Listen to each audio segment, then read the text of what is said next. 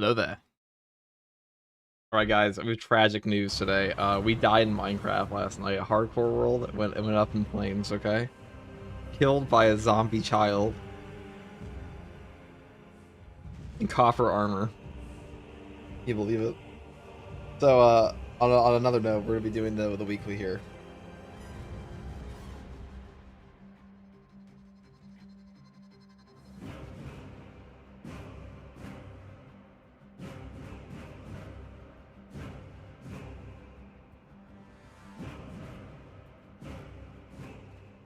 Alright, let's ping the boys.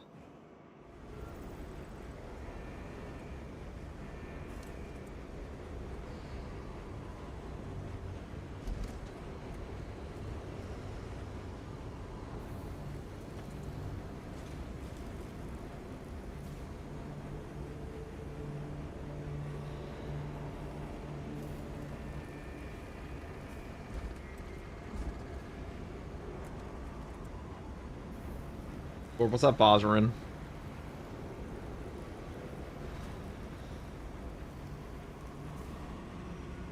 Alright, Osborne, we are officially giving you the sword. I don't know why I didn't do this earlier, but you should have been a mod earlier. There you go. Welcome, welcome.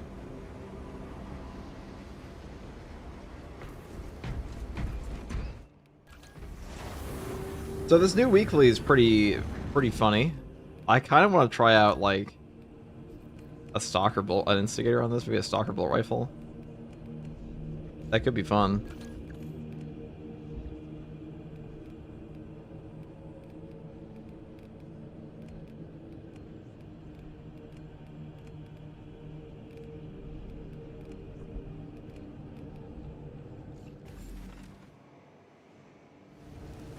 Let me grab my coffee 1 second. And then we're gonna go do the weekly.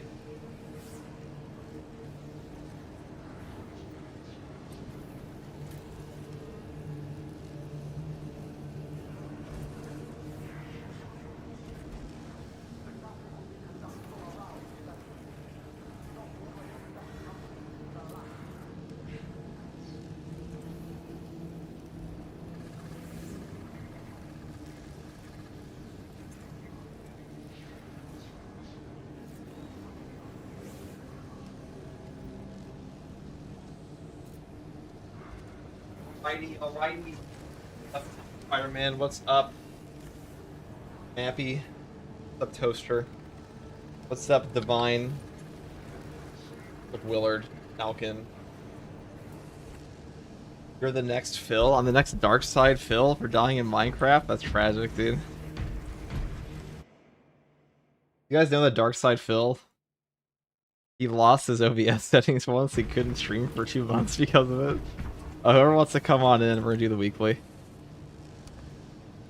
Whoever would like to come. I've been neck deep in Darktide since the Hive scum. Did you guys see the Darktide drama? Darktide's community might be the most drama-filled community of all time that I've seen. Like such a small game.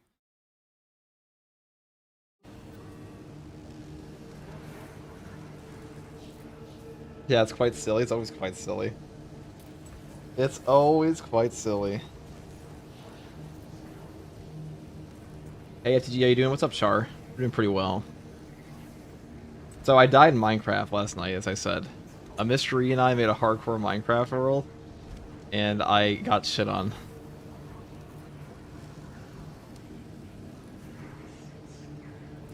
So we're starting another one later at some point. What killed you? A zombie child.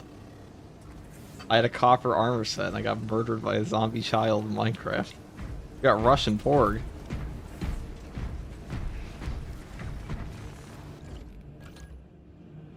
I'm excited for this, okay.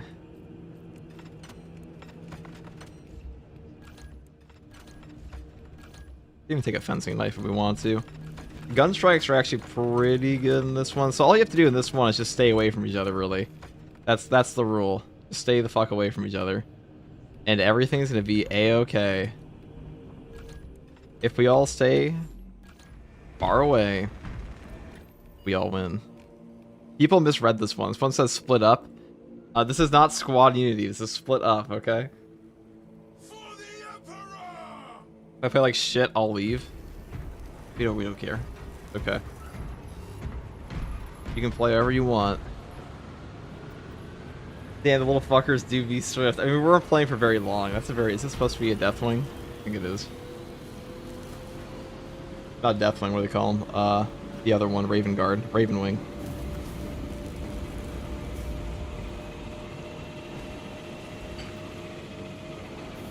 Why aren't you on the other side? I am. What are you talking about?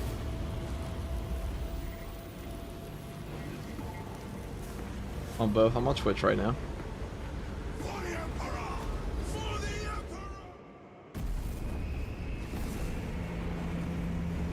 We are defo live. Unless it collapsed.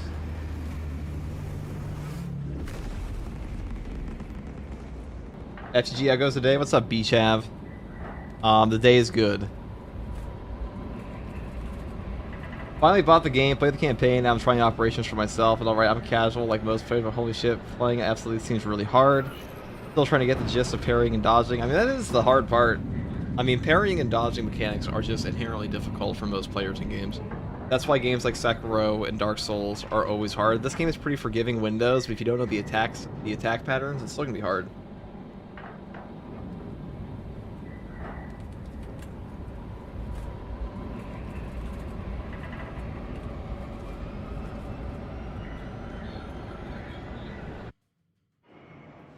It's annoying when I do the weekly and both my teammates spawn as both Bulwark and Assault. The two classes do not do well. Yeah, nobody reads the fucking modifiers for these things, it seems. Acadian platoon is taking up position near an abandoned Imperial fortress. Alright, let's just do this. So all we have to do is just not go near each other and we'll be okay. We will coordinate with the Acadian commander. The Acadians lack the weapons. For the 7 TV emotes, streamer, 1 emote per quarter. Listen, we'll release a new emote with every Darktide class. Thoughts on the heroic sniper post nerf? I mean, it's still a godly weapon versus Tyranid. It's just even worse versus Chaos. Even in solo, it's not that good versus Chaos. Where they stand still. Let's go do the... If we gain access to the fortress's cannons, we should be able to defeat the Hierophant. The front gate is inaccessible, so you must enter from below. The fortress schematics show a waste reclamation center. Travel beneath the tenement and up into the fortress. A solid course of action, Captain. Alright, so guys.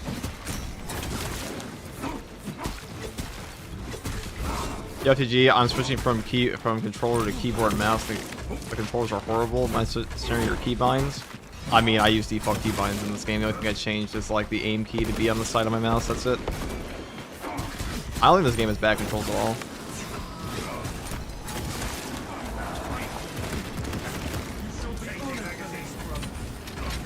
Right, where's the neuro throat? Where you at? There you are. Unseen, I stalk my target.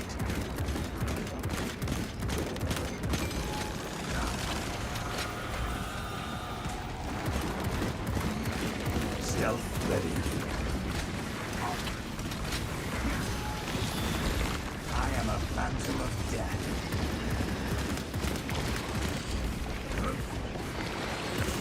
Watch out for ravenous tunnels.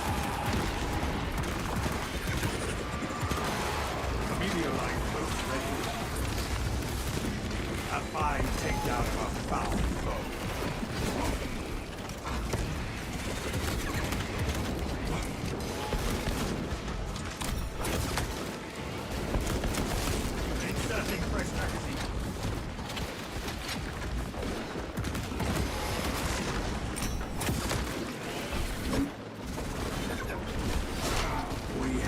I think you still felt that to some degree.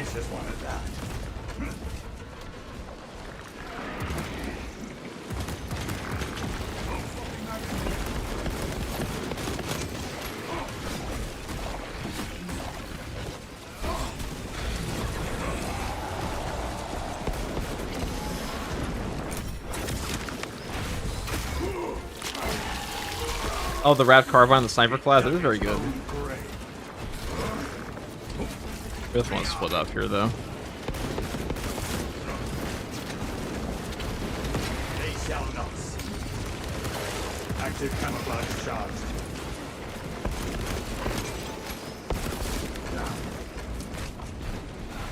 Aim aside mouse button, you say? I'll try that out. Thanks for answering. That's all I did. People ask me about my keybinds all the time. I don't really know why. Because, like, there's not really anything... Like, this game's keybinds I think are pretty good. Overall. Like, one I change. Learning a lot. Got my first class level Smash Prestige level now. Just 10 more levels to go on my tactical. Fuck yeah, dude. Alright, I guess I'll take that ammo over there. Why is there a bulwark in there? Because people don't read the modifiers, I guess. Italian Spider-Man didn't read the modifier. That's okay, though.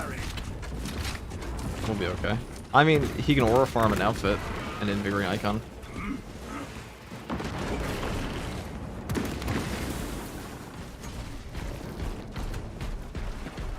"30 days of glorious content. Thank you, FTG. Beach have on the 30 stream watch streak. Fucking legend. On a weekly, I ran across the map trying to get away from teammates to pop a stim, only for them to follow me because I was low. They don't read.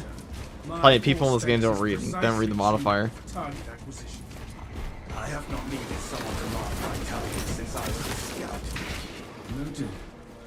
Wait, values. Can your device identify the weak points of today's foe? Yes. Very well. In the name of brotherhood, you shall guide my aim.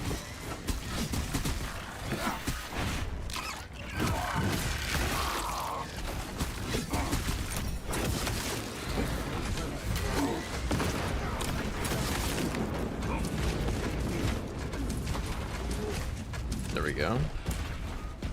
I played some other classes. The damn heavy melee stomp makes the barbed wire so easy to clear. It definitely does. It's one of the best melees in the game.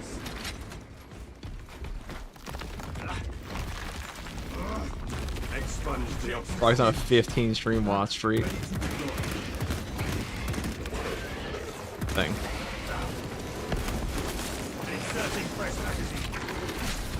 Oh, I'm gonna fucking volley this guy. Look at this loser. The nerd. Would bulk carbine be fine for tactical in this week, or should I level up stalker? I mean, you can definitely use the... Whatever's range. I mean, anything that's long range will do just fine. I mean, anything close range, really. Anything that's not melee. Put that way. Oh, aim? Aim? Back to aim labs, please.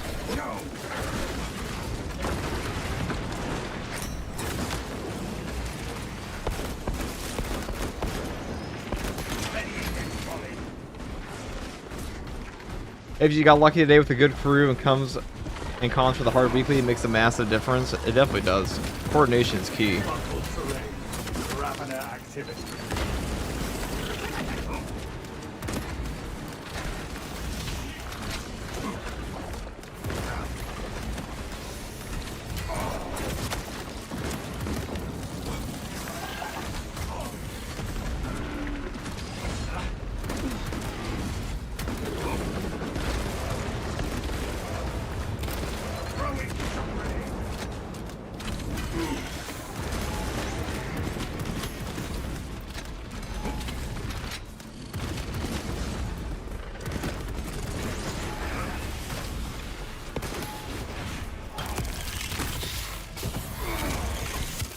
I actually don't mind this.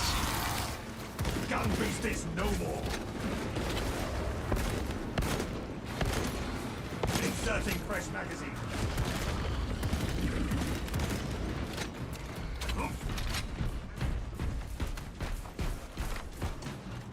I guess I'll take out this guy. Synaptic How about extra damage boost? AFG, how's the Xenos purging going? Pretty well. I mean, we're about to get the second boss down. I just want to go in the melee range of this with my teammates. Look at that. Look at that nade launcher damage. Is that nade launcher damage?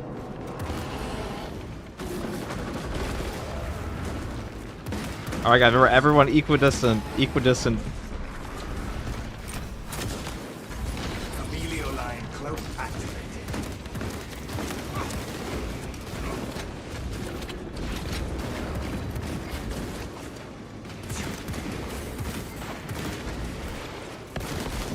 radio line cloak ready.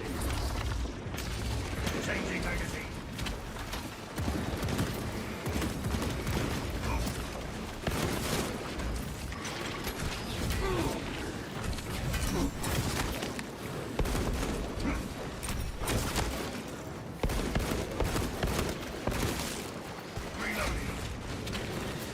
Your aim tries my patience. Oh, there we go. And that's it. That bulwark is the Pulsary Juggler for this one. It pretty much is. Does no damage, but super tanky. The heroic heavy bolt pistol actually is so insanely good. Being able to one-hit a Majoris is crazy. I mean, potentially, what they call is very good for that. Also really good for just making it run faster.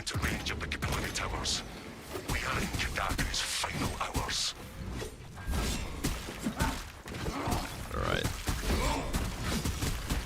Oh my god, you actually do no melee damage. That's so funny. This melee damage is pathetic. Inserting fresh magazine. The damage. I keep wondering why most weeklies are easier than dailies. I mean, it depends on the weekly. I also don't think most of the dailies are that hard either. The only like really difficult modifiers are like squad unity, just because of the way the game's set up, and the increased extremis ones in low HP. Or buffed enemies. Buffed enemies is pretty mean. Some of the new ones are actually pretty good, I think. I guess I'll grab this. Grabbing this gear. I'll take Precisely shotguns. what we needed.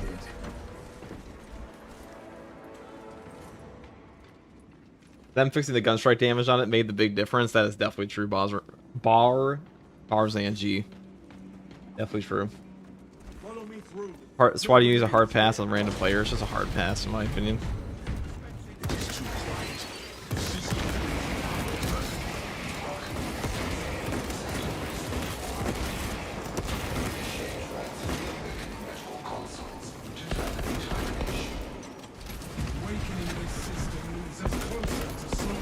Oh shit.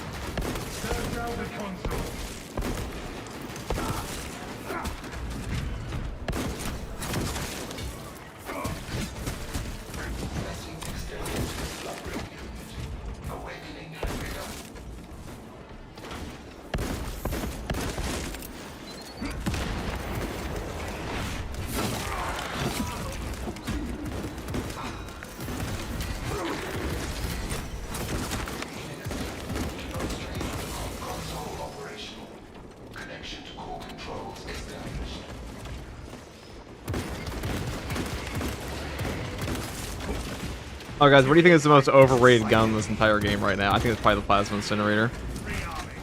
People still act like the standard Plasma attack is really, really powerful when, like, it's okay. I think the Plasma Pistol's better. I hate armor malfunction, that one's also pretty shit. Some of them are annoying. Some of them are definitely annoying. Let's go in. Enter the fortress until the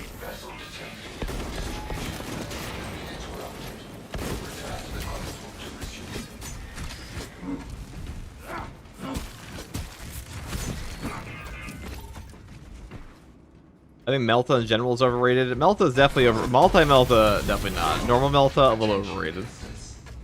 It's still very good though. Definitely a top tier, upper tier weapon.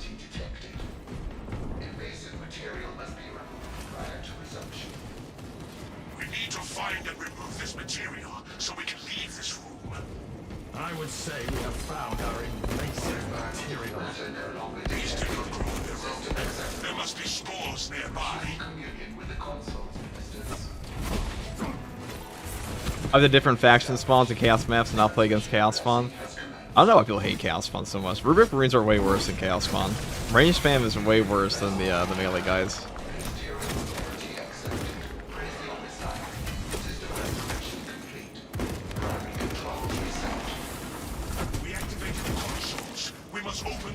Does this game have an end? I mean, as a campaign with a finishing cutscene, if that's what you mean. I guess I'll take this if you said.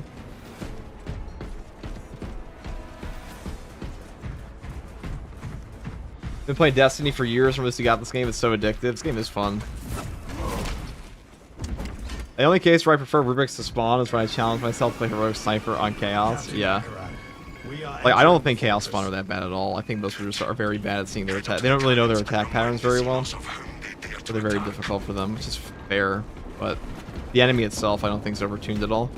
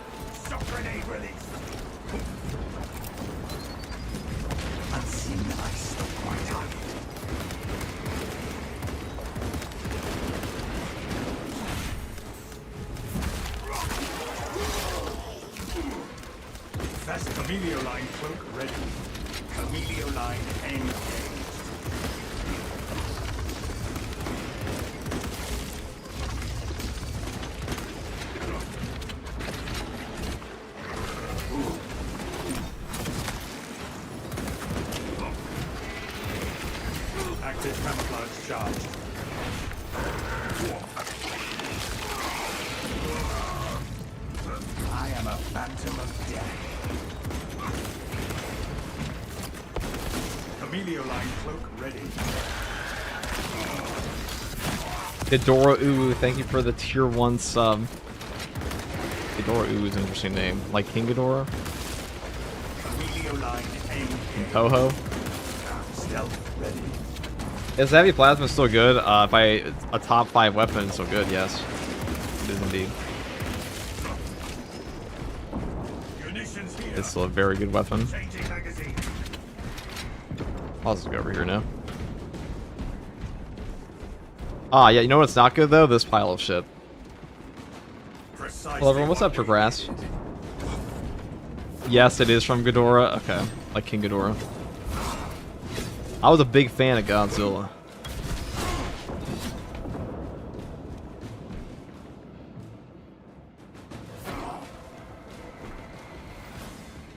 Your demeanor is unweaponized. Evening, brothers. What's up, Shonk, man? You honor me, but such a virtue fails. Gotta say, though, it's super satisfying to headshot a Chaos Spawn with a Rogue Sniper. Yeah, with whatever they call a head, you know. They really have more like a butt for a face. Then let us spread our shields and aid the mutants and their heralds.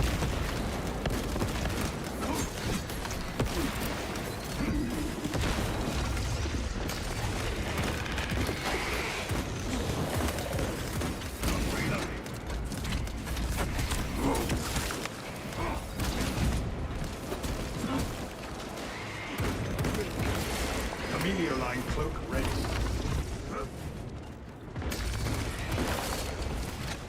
My teammates get away from me. That'd be nice. Alright. Let's go. I'm just gonna go up here. I mean, we don't have a boss spawn left, so life should be Active camouflage charge. pretty nice. They shall not see me. Tyrannies have no mind tactics. Shock grenade deployed. Rearming. Amelia line cloak ready.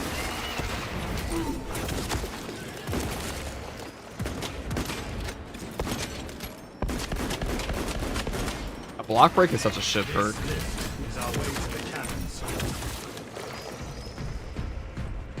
First time I managed to watch stream, really love the vids. I'm glad you like them, Ghidorah. I'm glad they can help. I'm gonna make some weapon guides soon here. That's the next plan. I have a lot of people ask me, like, what's the best combo of the Power Axe? What should I use for this? Blah, blah, blah. So we're gonna do that. Probably should have made those a year and a half ago, but better late than never. Oh yeah, the Unkillable Sword Warrior. Yeah, the fucking block break. The one where you have a 50% damage through block. Just not good. I feel like it doesn't take the multiplier into account for headshots at all, which just makes it like a body shot, which is pretty trash. Steel yourselves, brothers. They will not stop us from activating the cannons, Captain. Damn, heavy pyro cannon must be strong attack for the stratagem. Just strong attack in general. Strong gun.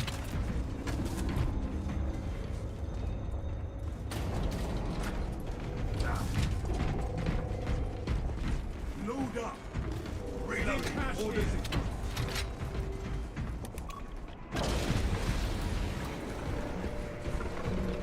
Be mindful of not just its size, but its weapons, brothers.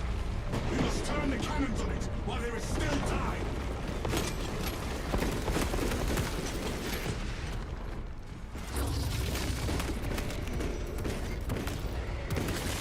Stealth ready. Changing magazine. Alright, I remember to be positive. We're always positive. Except for like the perk changes in this game. I think Saber's very bad at making perks. That's almost a tangent I want to go on today, is talking about how bad Saber is at like designing weapon perk trees in this game. Because there are just way too many obvious choices. I see the console you speak of.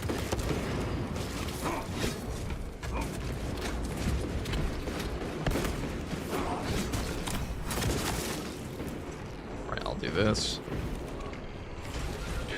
That's the Oculus? No, it's the Stalker Bolt rifle.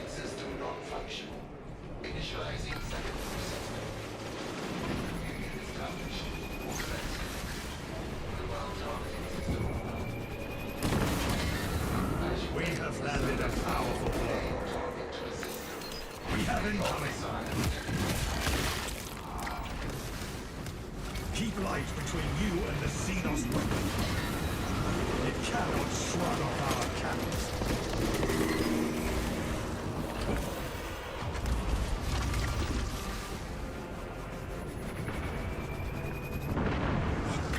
We have landed a powerful blow. The Titan.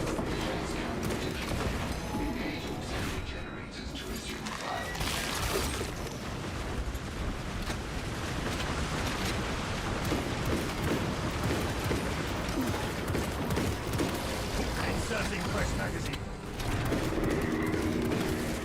Add so and throw has That Stalker Bolt rifle damage is always nuts.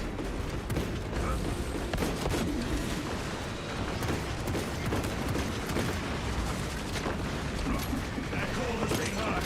Apply and Camellia line cloak ready. Alright, just get this stupid thing done with. Auxiliary generators and reawaken the cannons.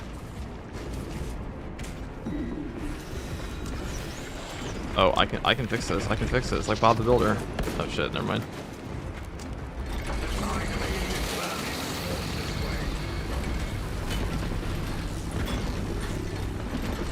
Do you have a sniper primary recommendation for Vortex V/Chaos in general? Probably Bolt Carbine or Last Fusel. Ready to fire. Precision weapons kind of like, they're not bad versus Chaos, they're just definitely harder to use, and Bolt Carbine CHP regen. I mean, Instigator Carbine Heroic is really good.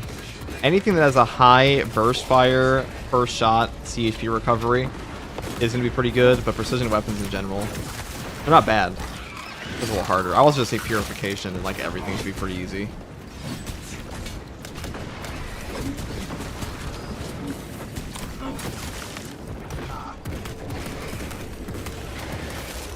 Their numbers are no match for our training. All specs ready. Aim with sidearm to complete attack.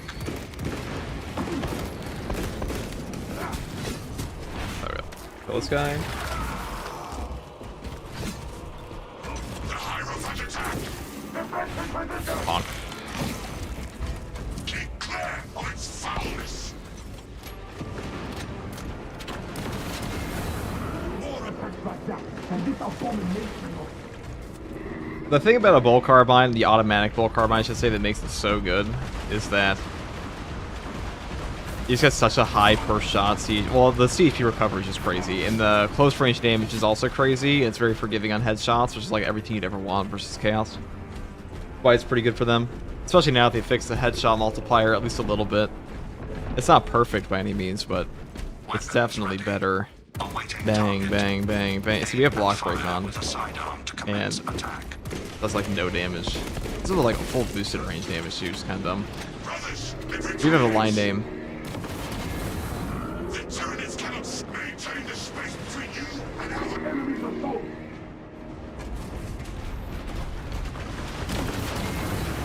More attacks like that, and this abomination will The auxiliary generators. I think I gotta practice some melee sniper build for those scenarios. So if you want a good melee sniper build, Power Gladius is pretty fucking nuts right now. It's also quite fun.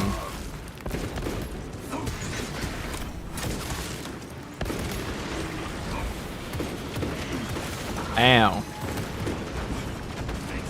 You little fucking guy. I mean, not so little, but you dude. Ow. Nice try, nerd.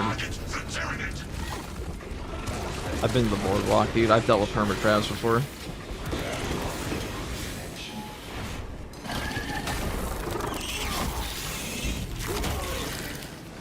This boss is so boring, you're not wrong. As an assault / bulwark main, what do you recommend to focus on leveling up for stratagem this week? Only that's Vanguard or range classes that are prestige. I would not touch. I would just not use assault on this. You'll do no melee damage. Time to end this battle. I really hate biovores. They are pretty fucking. They're probably the least well designed enemy in this game, I would say. At least they're the only thing I really don't like about them. I actually think they're that bad. The only thing I don't like is that they run you over and so counterplay. Dang. That was easy.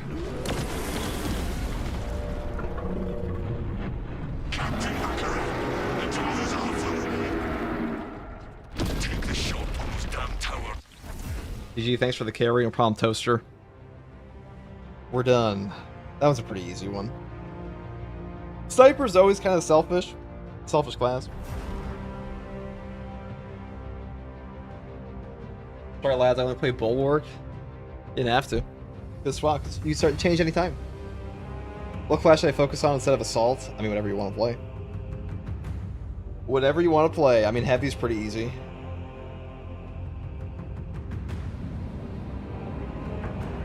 Their scurry shouldn't send me 15 feet back because it stepped on my toes. Yeah, there's no perfect dodge, there's no counterplay. If there's 3 of them, you just get knocked over like guaranteed. It's really dumb. It's a very, very dumb enemy.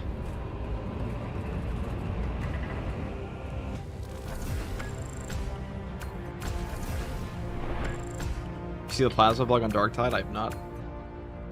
I have not. That's 200 accolades for the pile, guys.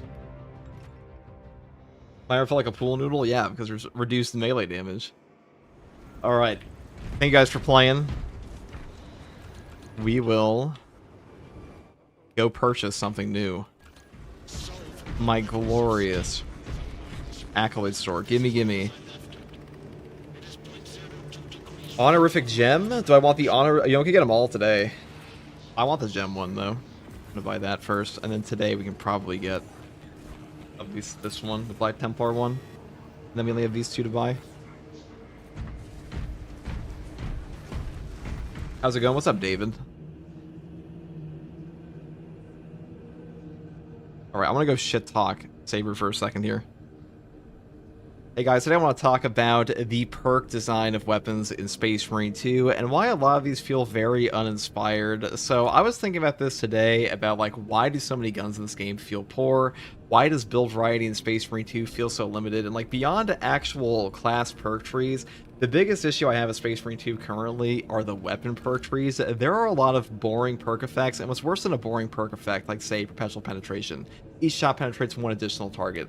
I would say this is a fairly boring perk effect, but even this one is like one that would change your gameplay more. The issue I have with perks in this game is that you have ones that are just non-decisions. Let's say, for example, if you're playing the auto bolt rifle, you will just take Elite Hunter. After you claim as a higher enemy, the melee weapon, headshots will deal 25% more damage for 10 seconds. To not take this perk is to drop your damage so much, like there is just no reason that you would ever build off of this perk ever, pretty much. Like who is ever taking an increased capacity over this one?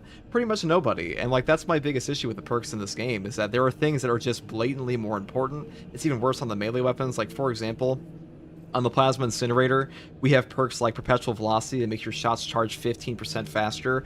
The more you play Space Marine 2, the more you realize that weapons like Plasma, they simply need to charge faster or you will not get stagger off, you will not get your CHP back as fast, they will do less damage overall. So perks like this, even on variants that are not rate of fire, simply become like nearly mandatory, or if they're not mandatory, they're so good that like you have no reason to ever not pick them up. Because like you look at a perk like this, Common Efficiency, common shots generate 20% less heat and shots charge 20% slower. This is a perk that makes your weapon actively worse. Like, I don't know who's coming up with these kind of perk designs, because Common Efficiency here, 20% less heat on a common shot is dog shit on its own. Losing your charge rate on your charge shots, that is literally built into your weapon perk tree here, or your core perk tree with Plasma Boost.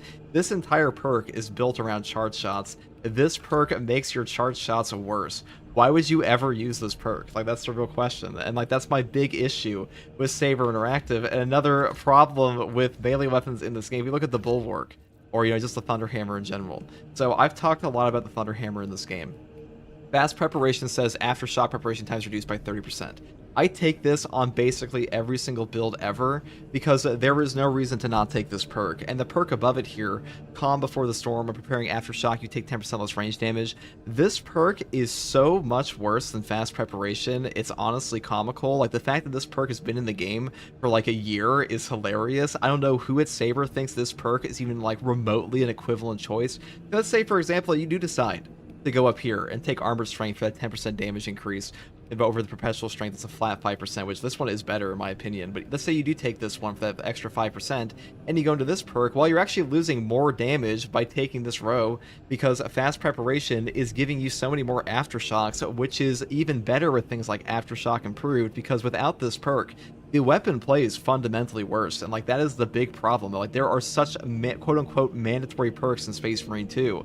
Like, you go to the Power Sword, you see a perk like Cutting Edge, Power Rake deals 50% more melee damage. The Power Sword's best attack in the entire game is the Power Rake. 50% more melee damage, even if it was additive, is still an incredible bonus. This one up here, Reeling Blow, enemies hit by Power Rake could deal 40% less damage for 8 seconds, and the cooldown is 15 seconds. Even if you made this perk have no cooldown at all, Power Rake on the Cutting Edge Power Rake bonus is still better. So it's very strange to me they decide like this is a good idea, like these are proper perk designs, because when you look at most builds in Space Marine 2, the perk changes are almost non-existent. Like, the only real choice on a Power Sword, in my opinion, if you're going for like a quote-unquote good build on it, is like, okay, am I taking Master of Offense in the top tree, or am I taking a Master of Defense down here, because all the other options are worse. Going down here for melee damage just makes sense. The perk up here, Skilled Restoration, where your health is below 30%, a power roll hit restores one armor segment, cooldown is 10 seconds. These perks are not horrific, but like a lot of the perks don't even function with a lot of the weapons in this game, because a perk like Momentum Gain, each consecutive light attack increases light attack melee damage by 3% up to 30% for 3 seconds. This perk on a block weapon, which is, you know, one of your 4 relic tier options, or even a Xenophase Blade, you're just not getting as many light attacks off. So like, your options for choice in weapon perk trees go down so dramatically the more you use the stronger variants of the weapon, because unfortunately in Space Marine 2, the best 2 variants of the Power Sword currently are just the block version and the Xenophase Blade, and they're both the slowest, so perks like Hard Target automatically fall off a little bit.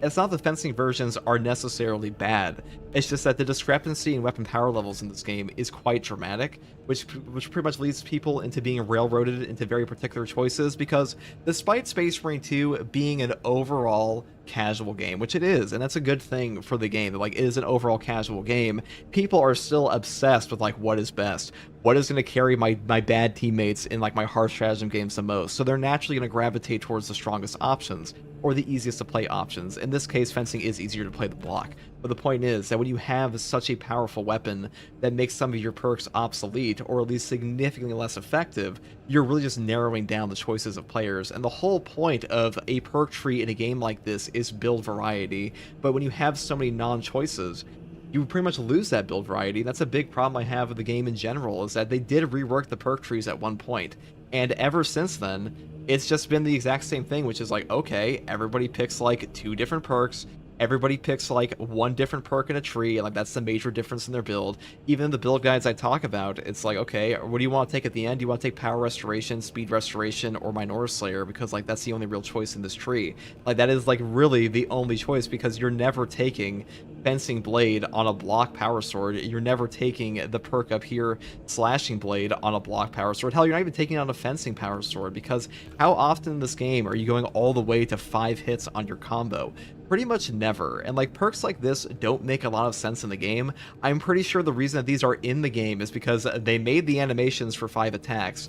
They want to leave it in the game, and removing these perks is basically removing dev work, which is pretty silly to me, but like I understand why they keep these perks in the game for that reason. But as far as like how the game is fundamentally set up, 5 attack strings rarely if ever happen, because the way that parrying mechanics work in Space Marine 2 is that you are forced to interact with certain things. Like you look at the Thunder Hammer, when you're charging up an Aftershock, you are forced to stop a lunging Minoris. If a Minoris decides to lunge at you and you are charging up an Aftershock, there is nothing you can do except get out of the way or grab them out of the air with like the automatic execution. To do either one of those things is to break your Aftershock charge, which is why a weapon like this feels so bad to so many players. And if there were perks that were like proper no knockback perks in the game, because this is another thing I want to talk about, is that no knockback, and I'm a little bit scatterbrained here, but no knockback perks on the actual weapons in this game are so much worse than the no knockback perks built into the actual core perk tree. So for example, once again, Tranquility. While in powerful stance, you don't lose control from heavy hits and you can't be knocked back. This perk isn't like fundamentally bad. It's that the perk over here that you are pretty much always taking, you're either going to be taking Armor Advance or you'll be taking Merciless Resolve on a Bulwark. And both of these give you no knockback flat out for everything for 10 seconds or when you have armor respectively. And these perk effects are so much stronger than anything built into your weapon perk tree for no knockback that like every single option for no knockback on these actual weapon perks becomes completely redundant. The only place that this is like properly done where they have no knockback built into the weapons, like for example, Kill Streak sucks. This perk is awful. It says after killing 7 enemies in rapid succession with a light combo, not a heavy combo, not just with your weapon, with a light combo, you get no knockback for 5 seconds with a 10-second cooldown.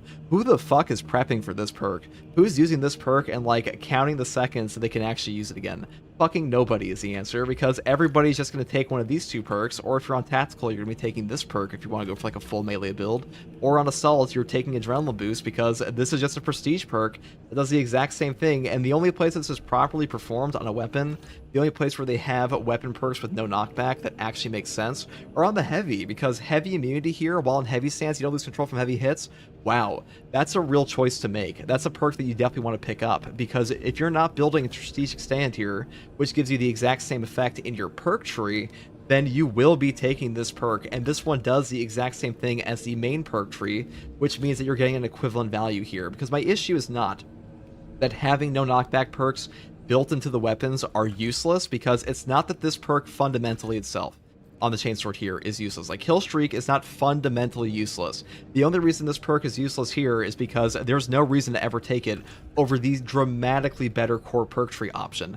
For the heavy, his weapon perk is really good on its own because it fundamentally replaces the core perk tree option, and the only thing you're losing out is this extra CHP regen, which is a real choice. You know, if you want more CHP regen, you could take this perk and be like, I'm going to give up my heavy immunity on my weapon and then take something else, which like that's actually a pretty interesting idea. Unfortunately, that is only true for the heavy class on its no knockback perks. And another issue I have in this game is that we have perk tree options like the Bulwark here, where if you have, not Bulwarks, excuse me, on the Sniper here, if you have a perk like Iron Grip, weapon spread and recoil reduced by 20%, and range damage against terminal level enemies is increased by 15% for both sniper rifles and stalker bolt rifles. This is just a perk that says, okay, when you're using a stalker bolt rifle, you pick me. When you're using a last fusel, you pick me. When you're using a bolt carbine, you pick this perk, because to not pick this perk makes no fucking sense for using those guns, because all the other ones do literally nothing for you. These should be built-in weapon perks. And Saber really well, I should say, it really feels like Saber just doesn't want to add new perks, because when we look at perk reworks in Space Marine 2, if you look at the perks that have actually been added to classes, like for example, Active Attrition now says enemies hit by damage from melee attacks executed while sprinting or dashing take 25% more damage for 5 seconds. Previously in patch 10, this was enemies hit by any melee attack at all take 15% more damage for 3 seconds.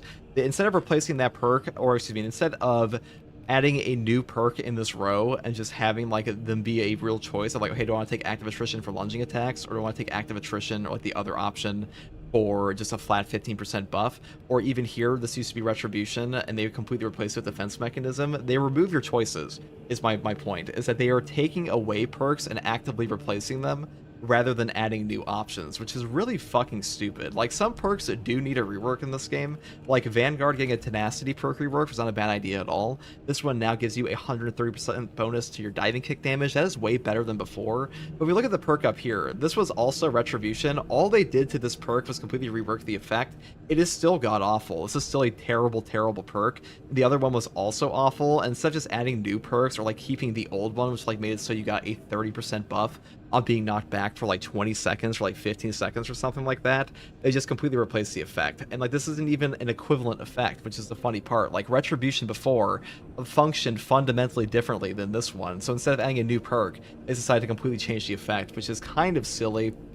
And it seems like Saber's afraid to buff up certain perks. Like, if you look at Tactical, Radiating Impact has been overperforming for like ever.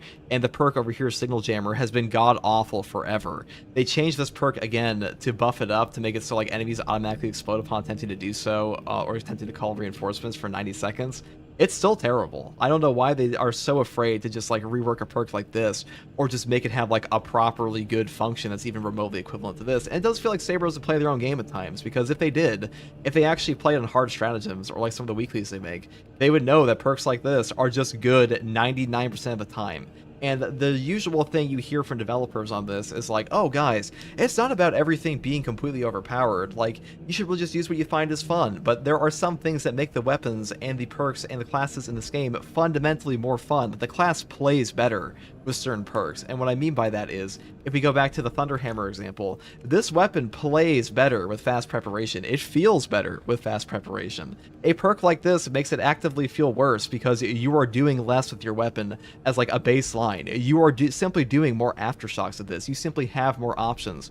There are opportunities in the game to use a double aftershock here that you simply could not do otherwise without this perk. That's a cool perk option. That's what a perk should do for your game, because the whole point of talent trees in a game like this is to open up opportunities for different playstyles, and I really don't feel like perks like Calm Before the Storm are opening up a different opportunity for my playstyle, where it says when preparing Aftershock you take 10% less range damage. Like, okay, I can tank like one extra Rubric Marine burst, maybe, with this perk active. Meanwhile, this one allows me to actually Aftershock a Carnifex, where otherwise it would be literally impossible. So like, just for that reason alone, a perk like this completely supersedes one like this, and they've been left in the game like that for eons. And like, leaving perks in a game is not exactly new to gaming. You know, Darktide will also do this, Fat Shark will do this, but in the case of Darktide, Darktide has like 6 classes in the game as well now, and all of their perk trees make more sense, and the interactions in that game between blessings are just ridiculously larger. Like, the potential combinations are so big in Darktide compared to a game like this, that the fact it takes them a month to come up with a hotfix, that makes sense. You know, it's still a little bit slow even in that game, but it still makes more sense because there is a lot to actually worry about. In Space Marine 2, fixing some of these perks should take like a week at most, and we know for a fact that Saber can update their game in a very short period of time when pressured. When Lethal Difficulty was initially released in this game, they basically updated the game within a week because people complained so much. Meanwhile, we have perks like Overcharge on the Assault that are broken for like 2 to 3 months almost, or like they were broken the entirety of patch 10. Patch 10 came out in like September 4th, and then after that, we didn't get another patch until like late November. That is how long we had to wait to fix a single perk in Space Marine 2. And there's really hard, it is hard to say it's not lazy. I'll be honest, it is just hard to say it's not lazy for the developers to wait so long to fix these perks. I know there's overhead at development studios, but like, I have a hard time believing that the overhead is so dramatic that getting a single perk fixed would actually take like 2 to 3 months. That's ridiculous to me, because there's no other game I can think of that does this. Even Fat Shark, that works at a snail's pace in a lot of people's opinions, they will still hotfix their game in a faster period of time for more perk changes. Like, when the Arbites was broken, the only time we ever had a perk in that game that was broken for an extended period of time was when Fat Shark literally went on vacation. Saber didn't go on vacation as far as we know. They were still working on the game. We got one hotfix this patch, and what they did was they fixed the heavy bolt pistol bug, and they fixed the heavy bolt rifle bug, and we haven't heard jack shit from them for like a week since then. And they also broke no help is coming. So like in fixing this weapon's hipfire, they broke this perk to no longer allow you to stop reinforcement calls by shooting in the body. How long will it take them to fix this perk? I have no fucking idea. Given their track record, it'll probably take another month plus, if not 2 weeks at the absolute earliest.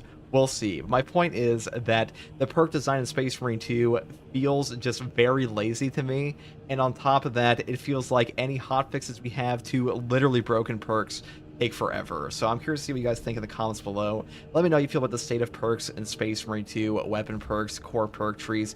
If you feel like Saber Interactive is just not really caring to update or create interesting perks, and if you want to see more perks in this game. And as always, guys, thank you for watching. Take it easy. Comment below if you like content like this. And as always, bye. I think we covered it. Jumping Minoris is really bad game design overall. It is Hypex. It absolutely is. Like, the jumping... If I want to talk about the fundamental flaw in Space Marine 2's gameplay loop, it's that in Space Marine 2, there are so many things that are what I would call forced interrupts. So a forced interrupt would be when a lunging Minoris goes after you, for example. That's the most obvious example, is why we keep bringing it up. When a lunging Minoris goes after you, you are forced to react to that enemy. There's nothing you can do except A, move out of the way, or B, do the execute. What that does is it interrupts every single melee combo in this game. And that's my big problem with Space Marine 2. That's why I like block weapons, because block weapons, the stagger of a block weapon is the only thing in this game, or like one of the only things in this game that properly allows you to perform an actual fucking weapon combo. Because that is a big problem in this game in general, is that you can't actually do the longer weapon combos. When I see an attack that's like 5-string, like a 5-string attack, who the fuck is doing that in this game? Like, who actually has time versus any enemy in this game to get off a 5-hit combo? The Vortex Beast literally will not allow you to do a combo like this. He moves too much. There are enemies in this game that simply do not allow for the combos in this game. And if we look at a game like Ninja Gaiden, or Devil May Cry, or even Darktide, you can do the full movesets of the items in those games because of the way they're set up.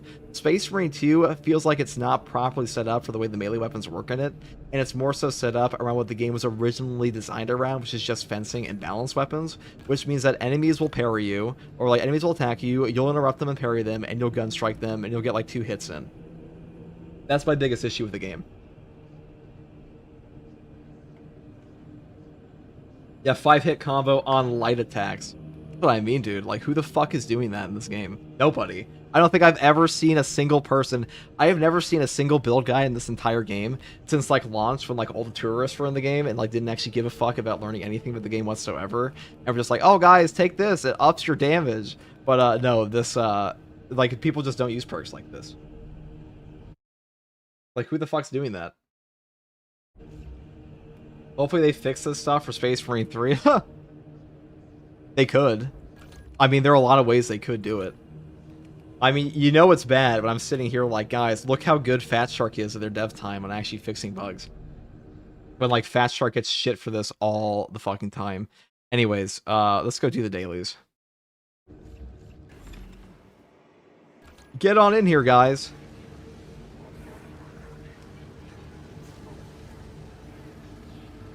FTG, I don't know if we, the community, are being heard now, even though we must try. I think it'd be better for you to try to contact someone to save Red Tail Director on Discord. I mean, I probably could. I don't think they give a fuck about my opinion, though. You know, this does remind me, though, this does remind me about another rant I want to make, is that Prestige perks are still shit. They came out Prestige perks, they changed them one time, and I have not seen a significant buff to any of these in like a year, in like almost a year now. It's fucking crazy.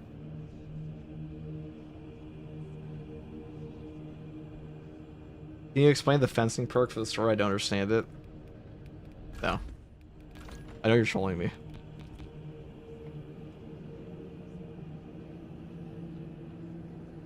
I messed with the game director once. He said one thing, but Saber action said another. Well, what they need is actual playtesters, and they don't need like the sycophantic playtesters of Darktide. We're like Darktide. Here's my hot take about Darktide. Darktide should dump out every single playtester it has currently and just get a fresh batch, because the playtesters they currently have are like at best okay and kind of chill, at worst actually fucking insane. So I would much prefer that we just like that they just completely replace the playtesters in Darktide. That's a different story entirely. Because have you guys seen recent Darktide drama? Holy shit, dude! These guys are like literally the most terminally online people of all time. It is staggering.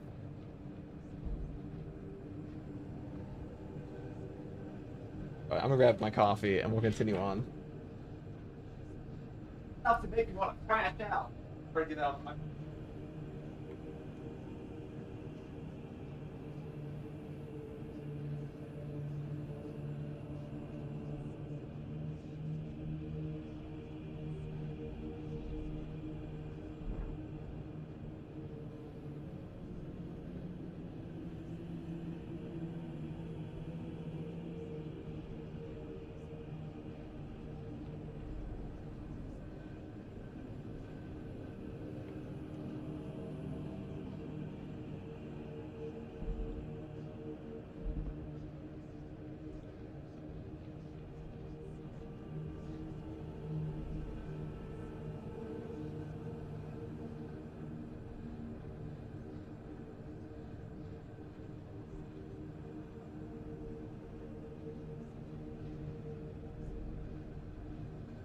I like it when you keep talking while walking away from the mic. Peak immersion. True. It's true, dude. The yap never stops. Doesn't matter what distance you are from your microphone. He'll start talking before he's back to you. See, start talking. I never stop. All right, guys. It's daily time. I didn't even read these. What are they? Exfiltration, suspicious behavior, tsunami, point blank. Handshake. We're about to get cooked. Don't shoot each other in the back. You hear me, guys? I know you're in the Discord. I don't know, not the Discord. I know you're in, like, the chat or something. Please, for the love of all that is holy, do not shoot me in the back. Thank you, Prize Cereal, for the Prime sub. If you don't shoot me in the back, you honor your whole house. Put it that way. When we make the Discord Minecraft server, we'll allow you to eat meat. Fucking nuke him. Mr. E and I were talking about starting a Minecraft server where like we just run things like a 40k society, and like only the chosen few get to actually eat meat from the pigs and the beef. Everyone else is forced to eat wheat and corpse starch.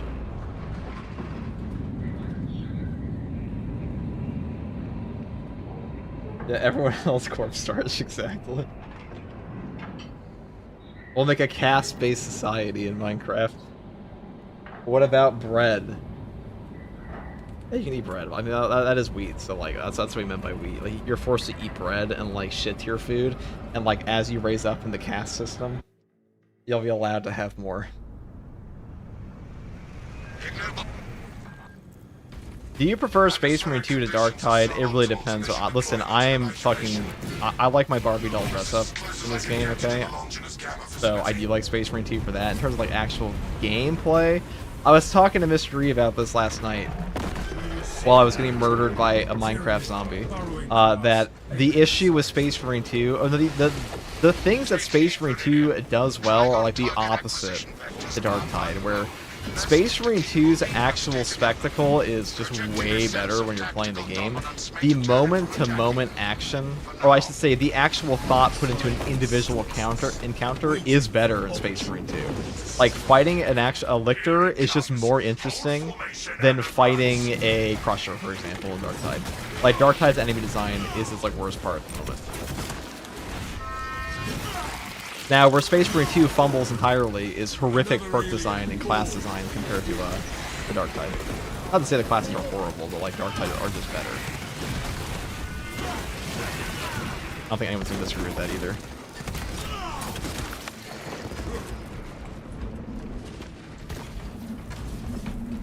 Oh, I could easily eat bread all day. You and many other humans on Earth, Hades.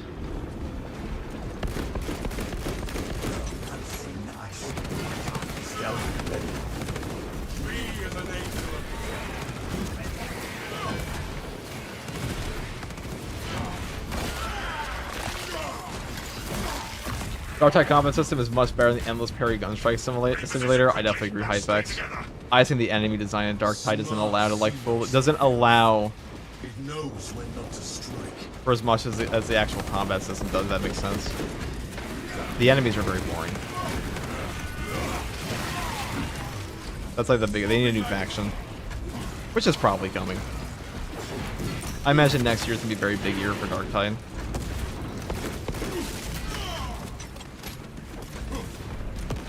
Use the default key bindings. If I'm curious to hear how yours are set up, I mean, I literally only changed my aim key to mouse 4 because the base key is really awkward and hurts my finger. But like clicking mouse wheel to zoom in is dumb. Alpha Legion, operative, shoot, FTG, hold on. Cap. Or the Angel, indeed, for Sanguinius, the Angel. You know, on the note of like Darktide versus Space Marine, okay, the player base is, first of all, Space Marine 2's player base is just like blatantly superior to Darktide's insane people. I don't think that's a hot take. I mean, you guys seen Darktide drama? They've seen how fucking nuts some of the Darktide people are? Listen, the more you dig into niche Darktide channels, the fucking crazier it gets. Also, Space Marine's a game far more for 40k fans than Darktide is, I feel. Like, you see that reflected in the player base a lot. It's like, a lot of people only play Darktide for the gameplay. A lot of people, like, you probably are not playing that much Space Marine if you don't like 40k at all. What does my Alt F4 do? It sends me to the promised land, dude. Considering the Trigon's presence is incidental to our objective, utilize the lift to reroute closer to Metrian's keep. Our gratitude, Naval Scout, for the expedited move.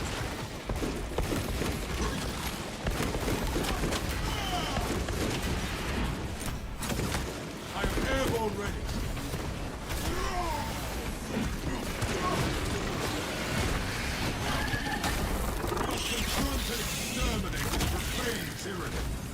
We have removed the Xenos threat.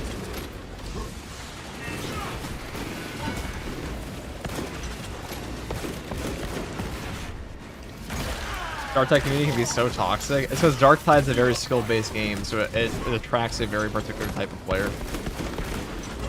Like the higher you set your difficulty in Darktide, the more the unemployment rate goes up. It's just the truth of that game. Jump pack review.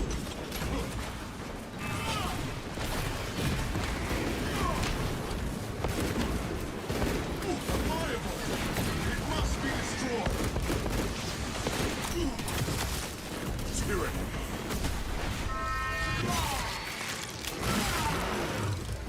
The Xenos infestation is stemmed. Releasing strike grenade.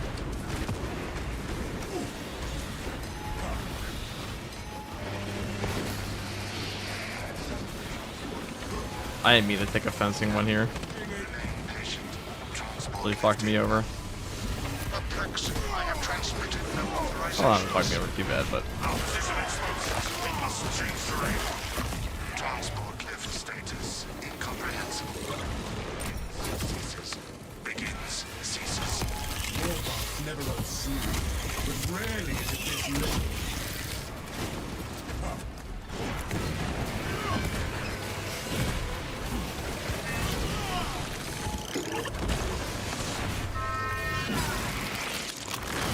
Is there a headshot multiplier for teammates with this modifier? I mean, a plasma shot one-shots you in the back, so I mean, it doesn't really matter. But no, not a plasma gets multiplier. I don't know if there is. I mean, I imagine if you shot me in the face, it would probably do more damage. That would make sense. Imagine exfiltration with a faction swap. It would just be the boss at the end. You'd still get the Hormagons out of the tunnels. Watching Havoc 40 gameplay gives me an aneurysm. Whoa, Havoc 40 is actually fun. I feel like Darktide's such a complicated game that the majority of Darktide's player base doesn't know what like some of the high level, like what is even difficult about some of the high level gameplay. It's a game that's like, it's honestly too complicated for it to sound good at times. Irritant signal silenced. Continue to discuss your fate amongst yourselves. It changes nothing. A morose servo skull is not our problem. A suggestion: abandon Gallio's misguided vendetta against the Makos biologists. Do you know what Gallio and Nutrien achieved together in the past? Ask about Project Zeta-6 if you ever speak to him again. Words of a reprogrammed servo skull, nothing more. There. Neo Volkite pops are diabolical with friendly fire, like a microwave. Have you guys ever played Resident Evil 5?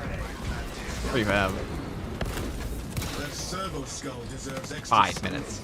No, actually, was it 7 minutes? 7 minutes is all I have to play with you. Once I heard a servo skull performing songs. Just Thought about Havoc 40. I think it's time to play some more today. Havoc 40 is fun. I like that Havoc 40 exists. Can you imagine if they made a mode as difficult as Havoc 40 in this game? I think his player base would crash out. I was worried you had fallen victim to Orc Maelstrom is fun, but Havoc 40 has too much going on with the UI. Havoc 40, it's just like, it is very, it becomes far more limiting in like build options. It's not like you can't play it with non-quote-unquote perfect meta builds, but the skill discrepancy becomes so dramatic. Like the amount of players who are actually doing that, it's just like maybe 1%, probably less. Case in point, she has enslaved that servo skull. Co-op Resident Evil 5 mystery anytime? You probably would. I messaged him last night, I'm like, yo bro, you wanna play Minecraft? He's like, dude, you played Minecraft? I knew I liked you, dog. Send me the pin meme from Smiling Friends. I'm not a Resident Evil person. I like Resident Evil, pretty good. I'm actually a bigger fan of the old ones than I am the new ones, though. That was the power of her having both the slightest witness.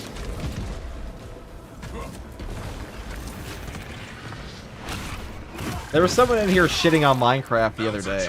Like, that seems a little diabolical. Who the hell hates on Minecraft? Place the melter in the hive tunnel. Hive tunnel destroyed. To turn your weapons on each other. We're glad you're alive. Perish. The Conan Exiles guy. Yeah, the Conan, the guy coming in like, Minecraft's for kids. I play Conan Exiles. Whatever you say, you fucking barbarian. Like, we don't really, you know, we like Minecraft here, okay? What can we say?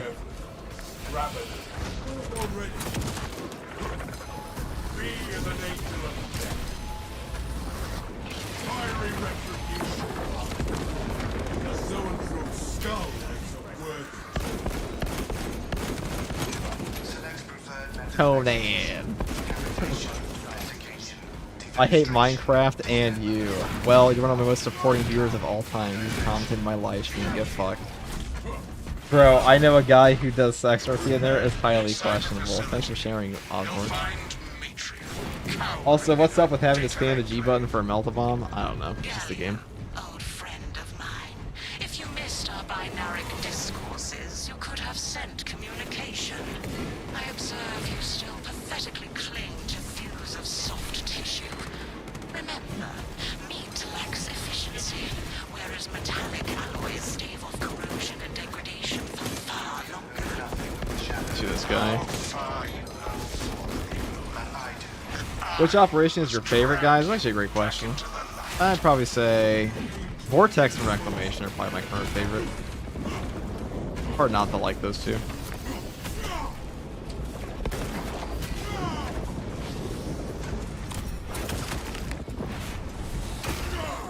Are you following any of the Helldivers 2 drama and devs wrong opinions about their own game? No, but I did want to mention Odo. I did want to message Odo. Honestly, I wanted to ask him if he wanted to talk about casual player bases in games.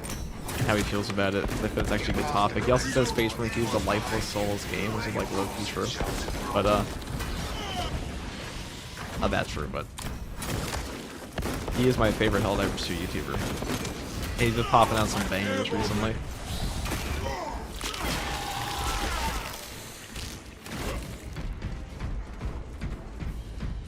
By the way, since we were speaking about Havoc-like gameplay, have you checked out the Shrek thing I sent to you? Can you create your own Havoc, I guess?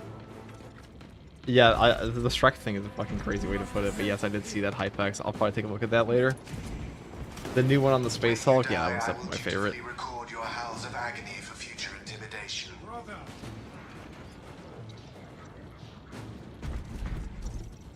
It is poor tactics to advance alone. Open it up.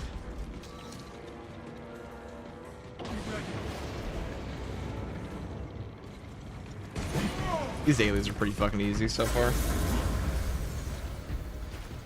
3 meat lackeys seems like overkill, Galio. You think Get hyped up, guys. these poor, inert variables shall perish here, devoured by the Tyranids. Anyone here played Deathwing? I have played Deathwing. I would like a Fat Shark Terminator game. I mean, can you imagine if Fat Shark made a Space Marine game?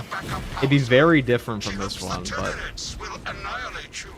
if they did like a first-person one, it would feel like the Astartes scenes. Yeah, in Helldivers 2, melee weapons have a tiny hitbox, and from stop the hitbox player is gigantic, and they compare what they want of the game with Tarkov, Armor 3, Milsons, and Soulgate. Wait, the Helldivers devs compared Helldivers with Tarkov? As my theorems predicted, your life vector has converged with renegade factors, and Zeta 6 But Arrowhead's like actually a was clown waste company. of computational resources and one perfectly good Grox. They ain't so, Surrender that's now, crazy. And perhaps leniency can be granted after the mind probes, of course. Instead of, you know, Darktide, Space Marine 2, Deep Rock Galactic, the games they're actually competing against. I don't know what it is about, like, horde shooter companies that just, like, have the dumbest fucking takes imaginable.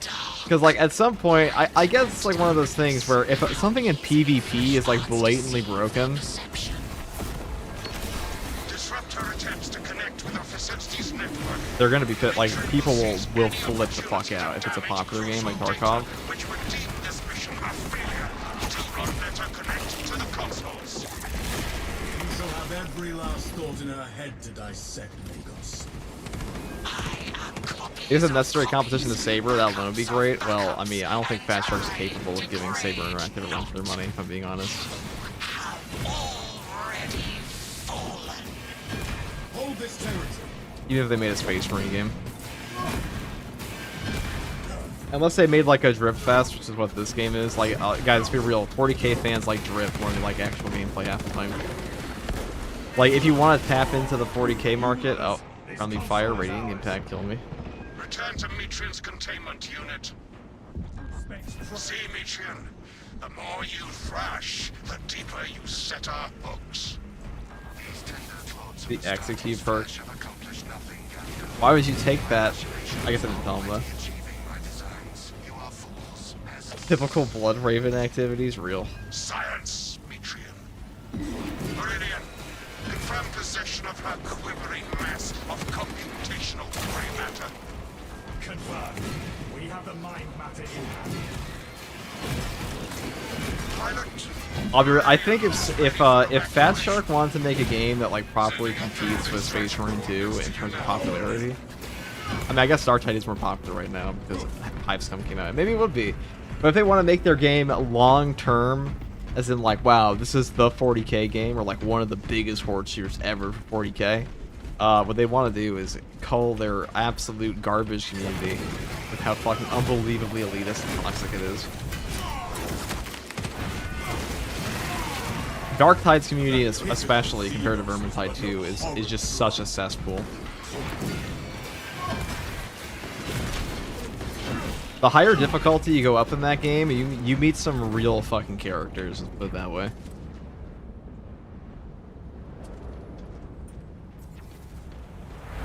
Helldivers 2 devs are complacent. They have the highest average players, but they could have triple or more if they stopped listening to Reddit glazing.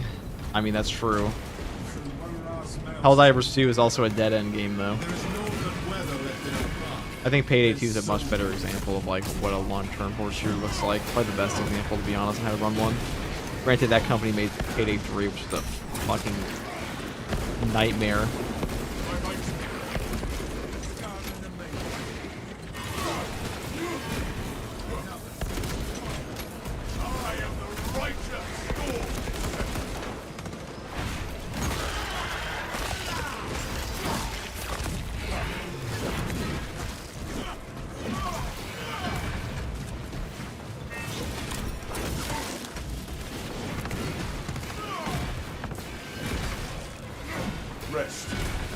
warrior of ultra. Jump pack refuel. Alright, let's get over here. Imperium's hammer rises the strong.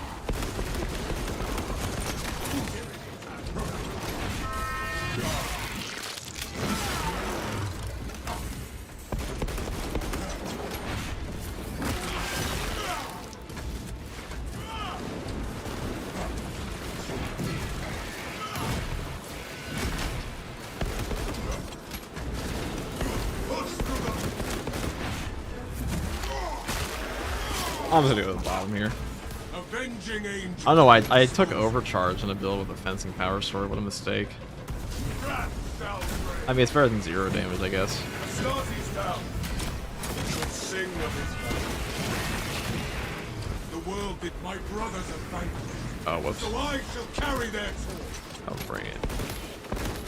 Finishing firepower. Lead us on.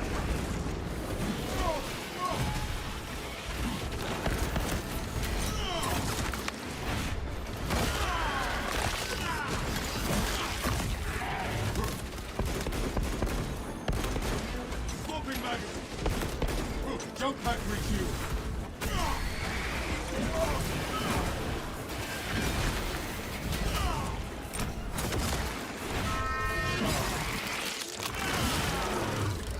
Xenos hunger is insatiable. The Imperium is indomitable.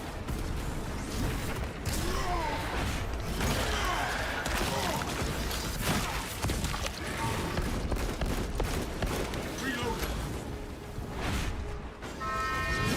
Now, Left 4 Dead 2 is the greatest horse shooter for longevity. I mean, kind of.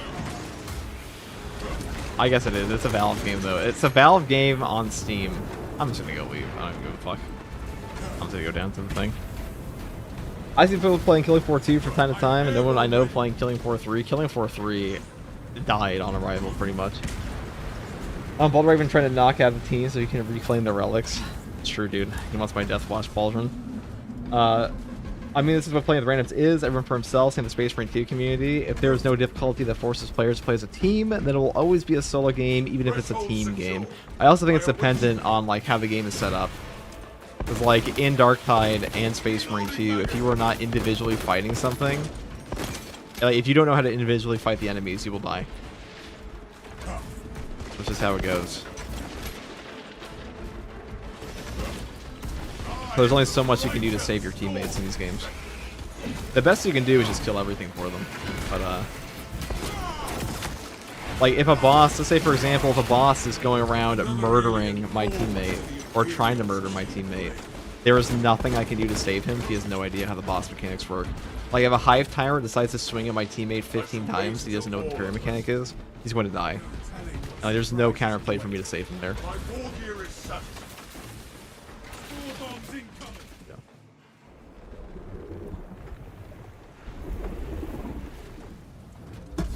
How the fuck can you play yourself in Darktide? Let's go straight ahead. Darktide does have solos. It's not Havoc though. Ow. That was fucked up.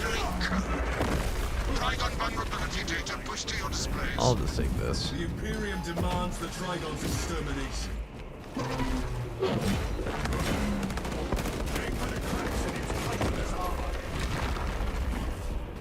I'm gonna be careful there.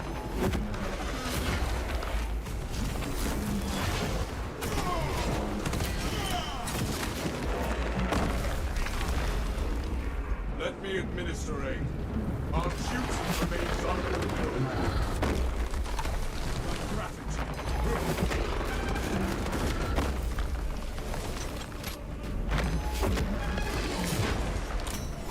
Avenging angel, your disposal. Be as an angel of death.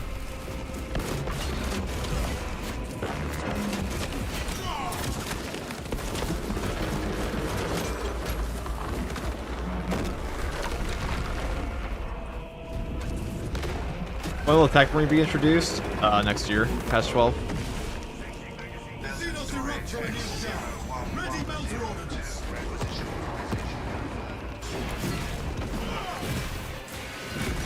Fear the hide burrow shut. Jump pack refuel.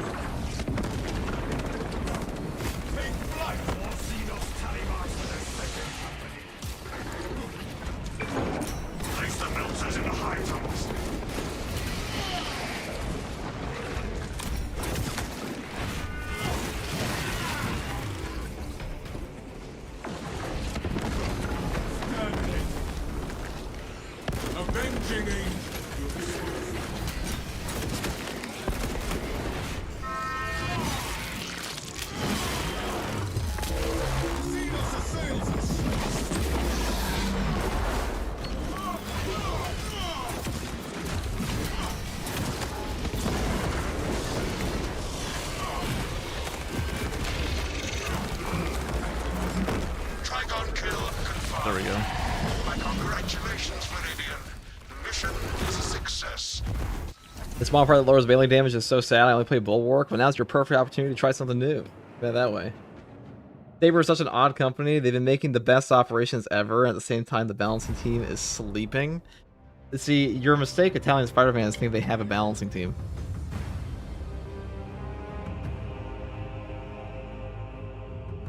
In Dawn of War 4, Blood Ravens are going to claim Lion's Shield. Oh, shield. I bet they're going to reveal that Blood Ravens are actually just the, that Blood Ravens are just the successor chapter of Dark Angels.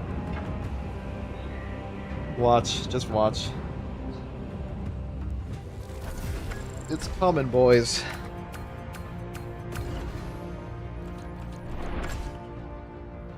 Oh, too bad. I don't think we got a boss one, did we? It makes sense. They both love relics. That they do. That they fucking do. Oh, that was pretty fun. Good job, team. High five, gang. We did it. What's up? I'm a little late, but I'm here. What's up, man? We're just doing some gaming. Thanks for playing, guys. But we're gonna get... So everyone wants to come in. We're gonna do the next daily here. The next one.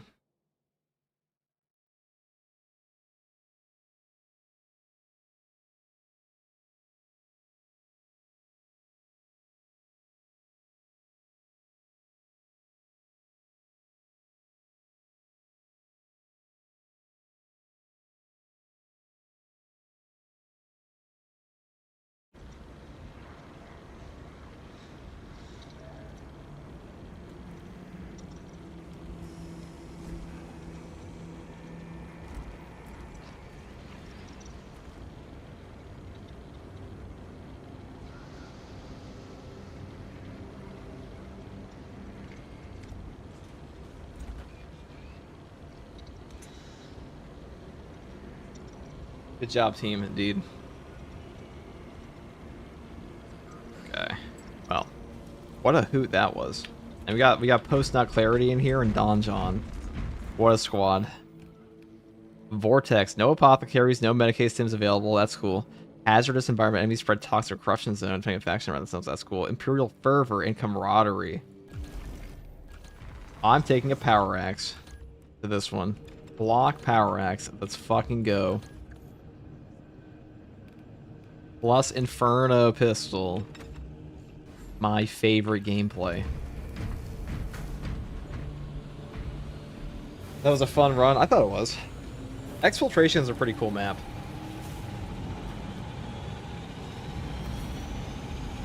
How much of an advantage do you think having an FOV slider in Space Marine 2, if any? I mean, it's just a straight... It is objectively just an advantage if you have an FOV slider. Is it the advantage that people who are struggling on consoles think it is? Probably not, but that's usually the case with anything.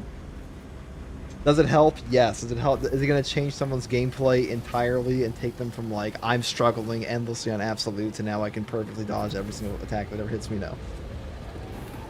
Because back in the day, there wasn't even an FOV modifier on it. For either console or PC. Am I crazy, or do you say block and then switch to fencing?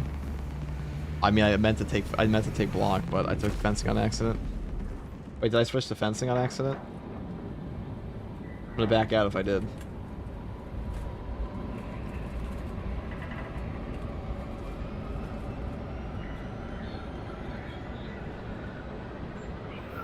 I've never felt handicapped by console FOV. I mean, I hear a lot of people complain about it. It should be in the game. Like, having an FOV slider for people should be in the game. We also hear a lot of people like, dude, the only thing that's keeping me from, like, going all the way to the top is because I have a no FOV slider. That's totally it. Excellent attitude. Hey man, just stopping by to say thank you for rating my channel. We could give some change to go during the patch 11 drop. Hope you're doing well. Wish you happy holidays. I rock space for 2 almost every night. Also down for Viewers+True anytime. If you ever want to message me around, thanks again. Have a great day, dude. Hey, thanks. No problem, Accent.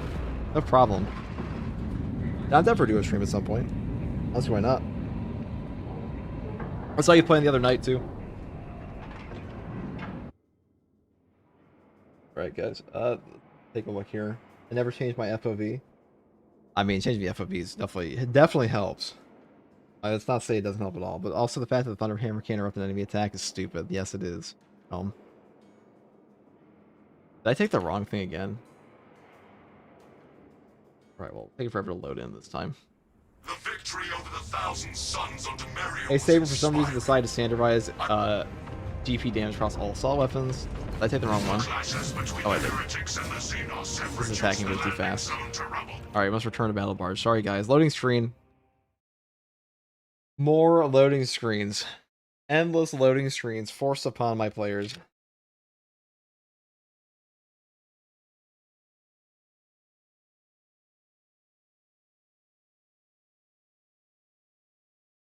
Okay.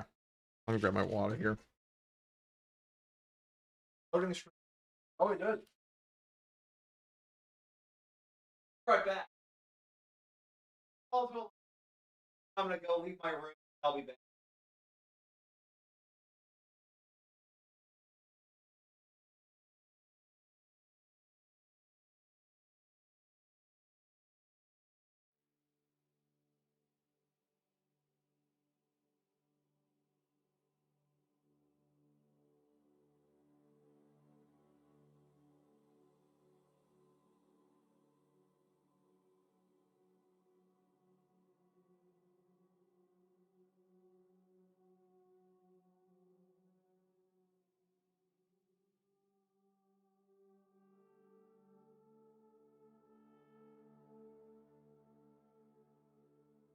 Okay.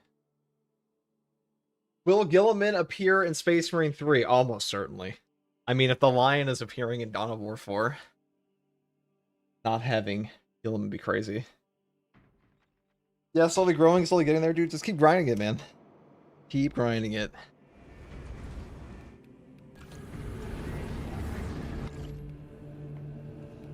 What's the, I definitely took fencing, didn't I? Yep. A fool's errand. Let's take precision strike too. Like embody the boss at the end.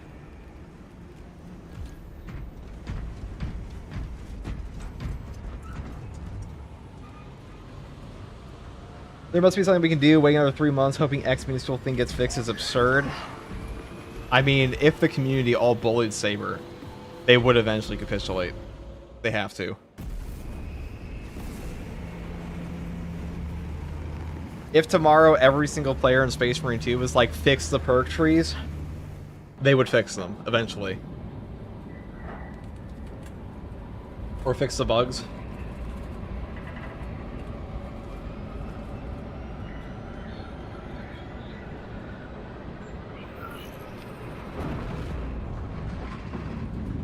Gilman sleeps with Xenos. That's slander, okay? Absolute slander.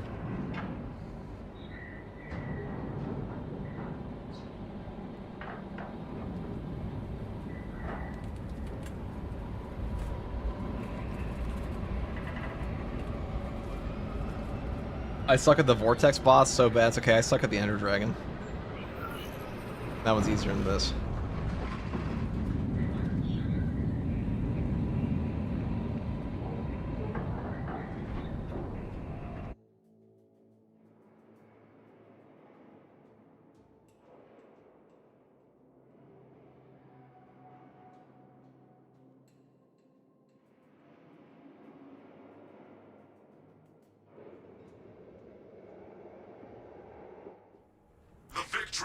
Thousand Suns on Demarium was inspiring.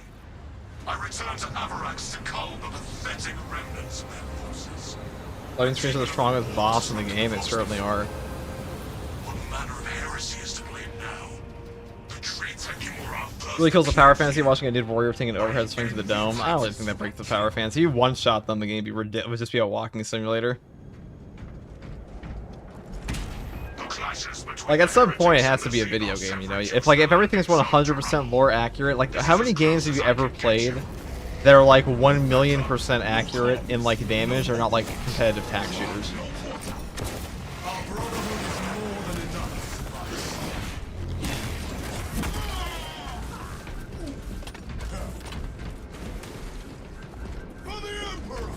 Oh, the Emperor.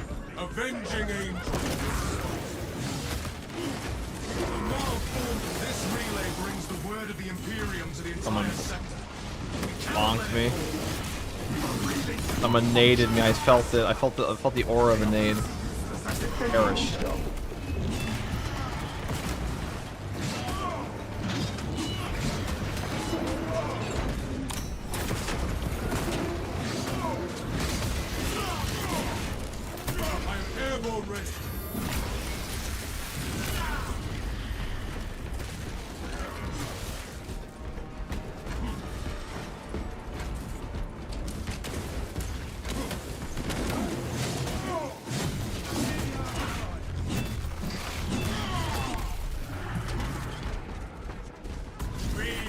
Bonk. Jump pack refueled.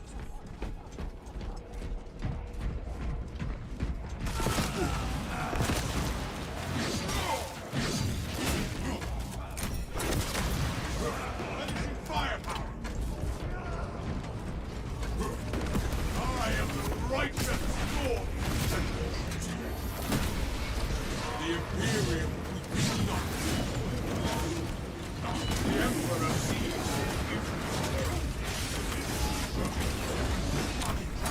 Avenging angel at your disposal. I'd say Devil May Cry games. What are you guys talking about? We made the community version of Space Marine 2 via mods. Yeah, it would be so niche. I would much prefer Saber Interactive actually fixes their flipping game. That's what I would prefer. Aren't the Game Awards tonight? I think so. I might stream that. I'm pretty, guys. Total War 40K coming tonight. Almost certainly.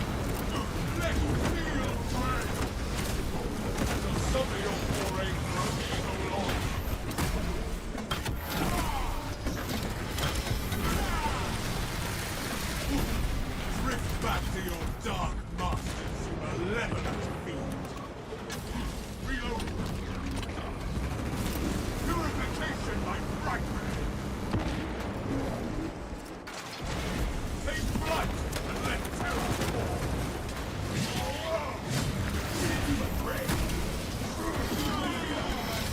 That's tomorrow? Okay. Total War 40K is definitely coming.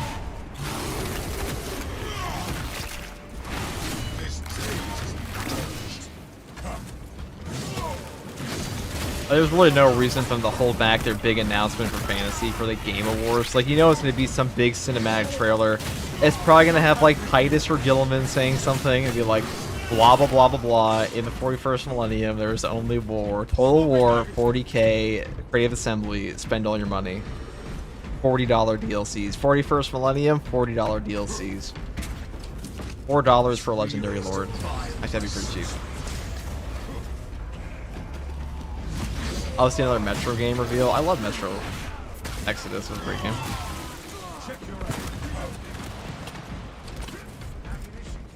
Do you take the Inferno pistol just for staggers? The damage is actually decent. The damage is not horrible. The CHP regen with defensive mechanism is quite good. This isn't really the damaging version, but like it's very ammo efficient for how much damage you can actually put out. It's more like consistent output though than burst.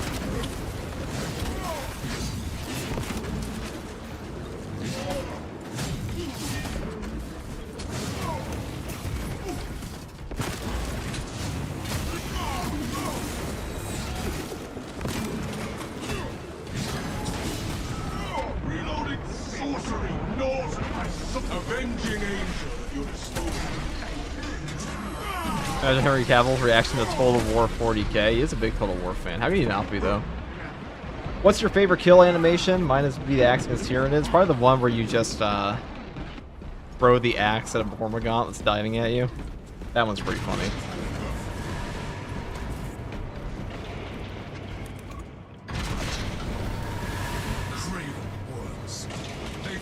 Shake hands.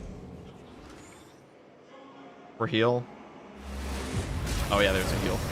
Forgot about that one. We've shifted to some aberrant realm. The traitors distort space and sanity.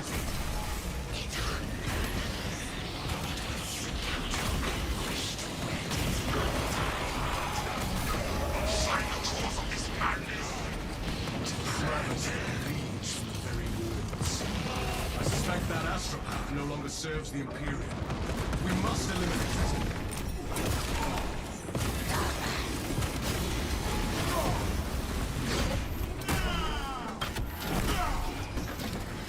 There we go.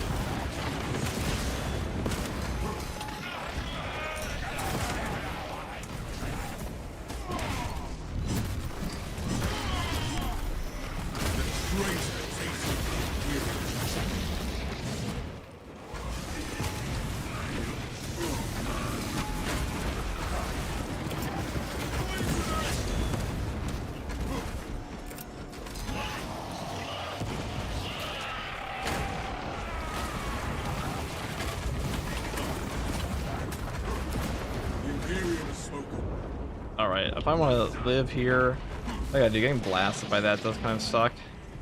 Alright, I'm gonna go kill the sorcerer then. That's all I can do here. I would like to get a handshake, that would be nice. A sorcerer is nothing more. Alright, we got rid of that though, that's not too bad. Alright, there's gonna be another boss spawn here.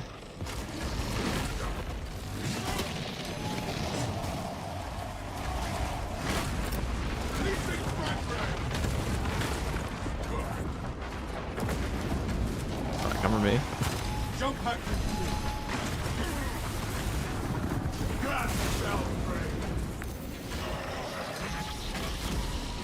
He's really focusing me here.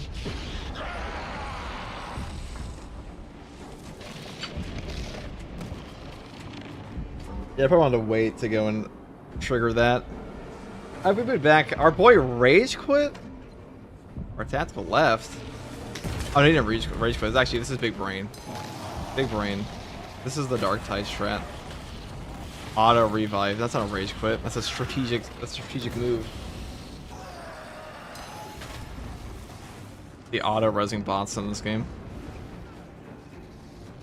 Why bots are so strong. That's okay.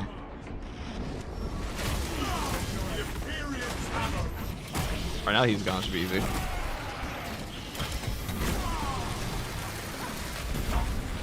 Saving the run maybe. It's definitely gonna save the run. I mean a bot in this game would be. They auto res you, that's pretty nuts.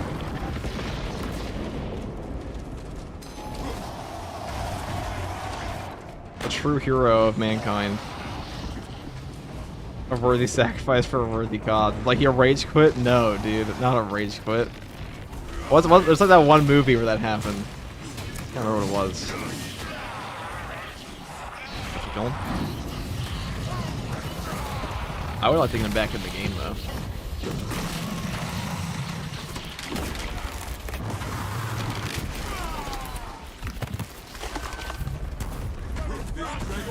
Saved by the bell. Fred saved by the bell, saved by the bot. Well, bots are actually good in this game. That's the crazy part. So, hold on. Oh yeah, do that. The handshake. Oh, there's no stims on this mission.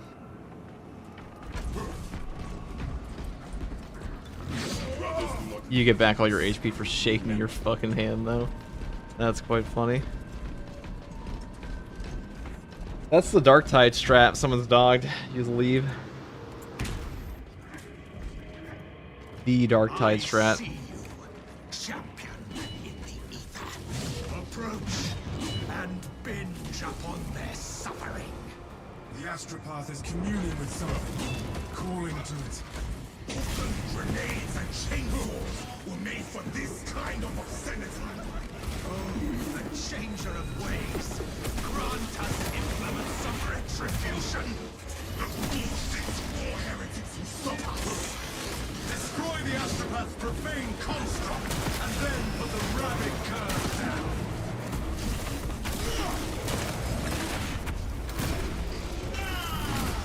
Jump pack refueled. Reloading. The old hand slap for real brothers. Take shelter.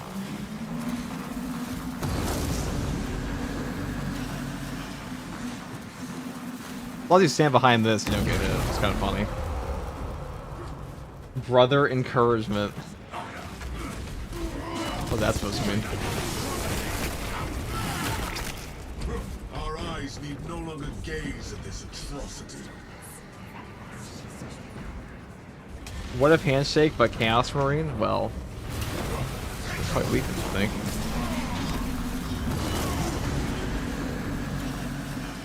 I can't remember the amount of times people left at the end of the mission, so I can finish this with my brother. Also, the strat where my brother leaves so the bot revives me and just joins back in the team for mission. Very useful. Yeah, I mean, that's usually what it's like in Darktide and this game, where if you leave the game, I mean, bots just provide so much value by getting you up guaranteed. That's like the only reason hard strats can be easier than your solos, because they do.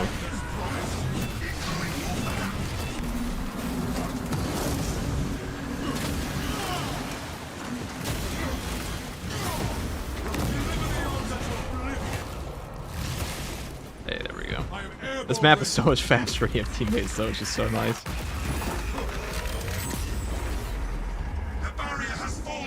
Yeah, I never knew the altar acted as cover. Oh, it certainly does.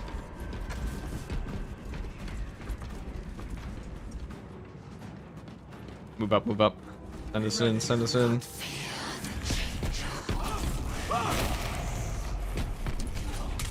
I love this mission. It does have some slog portion, though. Like, some of the portions of this mission, they are long. They take forever. Foul trace will not save you.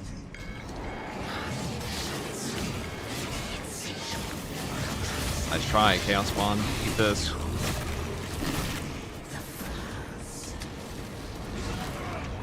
Malign heresy guides us toward our target.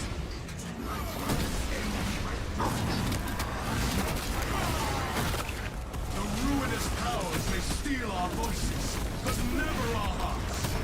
I know the truth, brothers.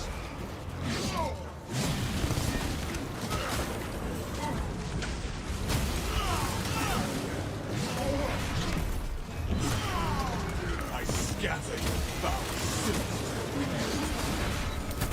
Avenging angel will dispose of you.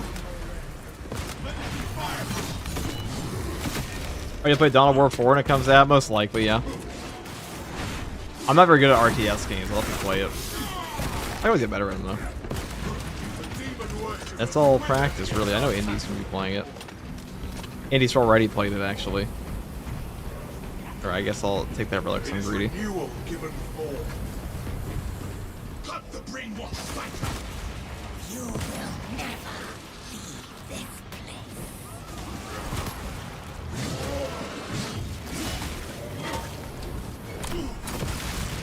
Emerge, discordant one, and remake this. Wow, Vortex just became 2% easier because of the Ultra cover. Ah, I mean, I thought it's a little easier than 2%. Oh, that's so annoying. Oh, never mind, he perished now.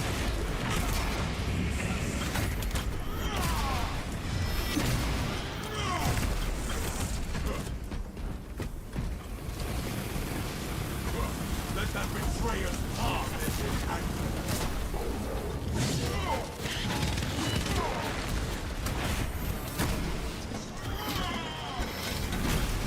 The scarab's wicked animus seek. Jump pack refuel. It'd be nice if we ever get video games in the times of the Horus Heresy. I feel like that one's hard to do. Who knows? Maybe Total War will do that. Never mind.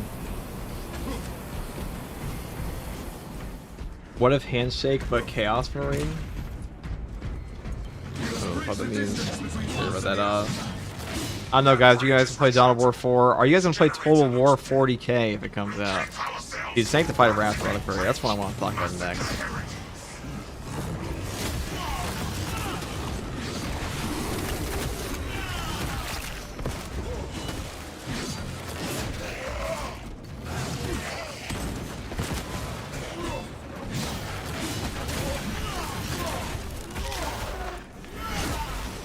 Extermination is coming. Locate a power cell and restore the generator, brothers. Oh, we go. Oh, nice try, loser. I saw you. See, that's the FOV buff. PC exclusive murder, dude.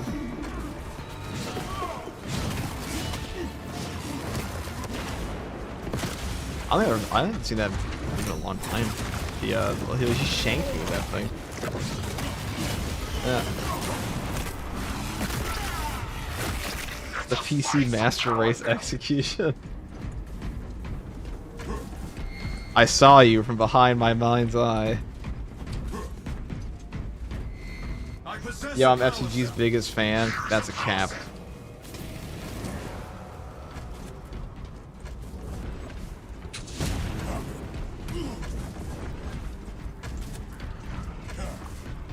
I will replace the power cell. This power cell should work. Replacing the power cell. At least this portion of the map's not too bad with your friends. We actually have team support for once in our life. Who would have thought? I will choke it. Our way forward is ready now, brothers. That's an FOV slider IRL, dude. It's just called shrooms. The corrupted astropath is defenseless. Time to end this. Nah, bro, I'm his biggest fan. First Twitch stuff. It's true, you're a founding member fan. Founding Twitch member. Granted, we haven't been Twitch streaming for that long, but Brothers, certainly a founding Twitch member.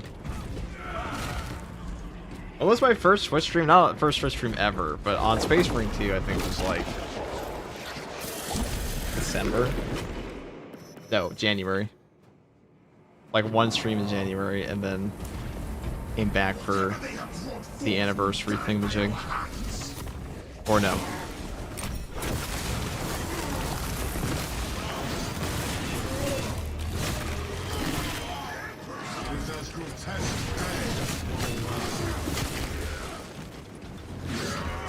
Pop a couple of Advils and do some stretches, and you have a real life FOV.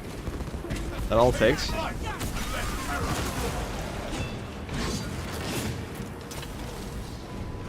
Guys, watch out!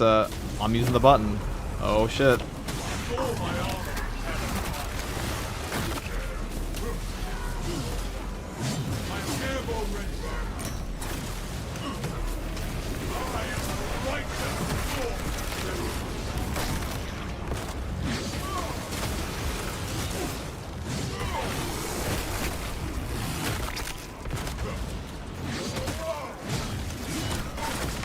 Like, I know we can just go to the boss right now, but where's the fun in that?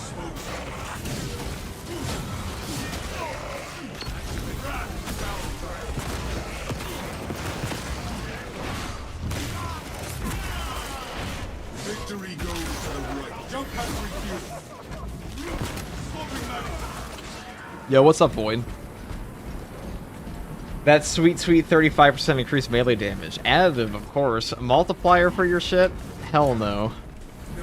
I'm gonna rant about that next.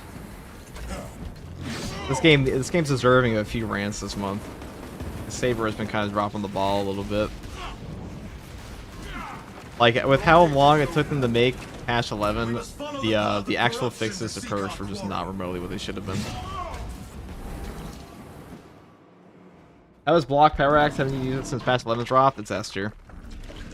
The only thing better than its power fist. The Emperor damn this unholy abomination.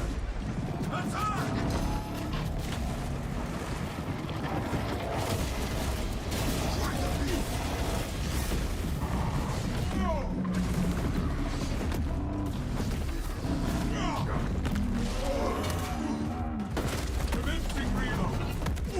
That one always parried bugs. It's pretty good. Me as an angel of death. Dang. Is the household withdrawing from the fight? It is false. Shame them on YouTube. Shame. I've shamed Saber quite a bit on YouTube. We'll rant about the Assault The next. Imperium's light has never. Because the only issue I have with Assault is that Assault is really good, but Assault is also like blatantly not as good as Bulwark is. And Bulwark's another melee class that pretty much has every... The only thing he's better at is Nova damage, which is good, but... I am free from that madness. That beast will know my wrath.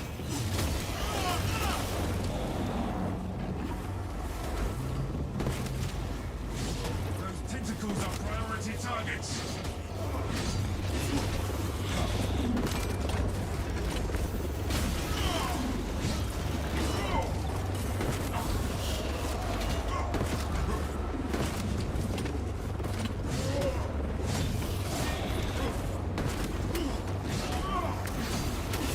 Flesh.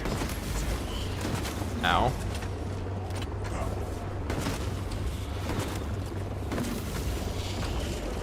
Firepower. Here, I'm gonna give him... a... Where's my handshake? Oh, he's leaving. Okay, well. That's okay, I guess. Watch out! Projectiles incoming! I'm glad those didn't shoot a meter in that one portion. Sunder your poor aim for only so long.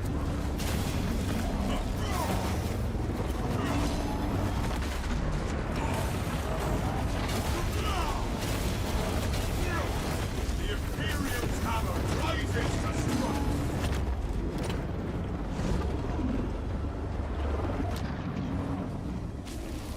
Pause, brothers! The demonic beast shrouds itself in arcane armor. Thousand Suns reinforcements inbound. Stop those vile traitors from reviving the demon! I mean, as long as I have double charges, I can just instantly nuke this guy. Which is fine. So, as long as you just give me the power. Alright, well, that was not it. Whatever. Perish. We have nullified this corrupted beast.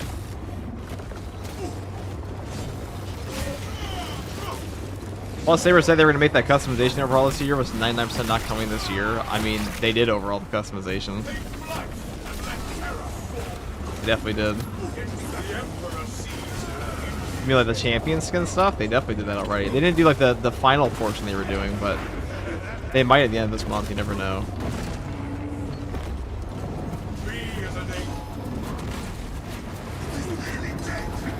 End its physical existence. Avenging angel with the smoke. That's that.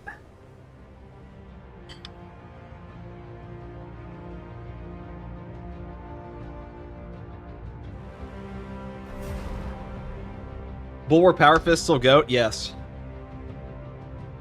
Yes, it is. It certainly is. Bulwark Power Fist is just fucking nuts.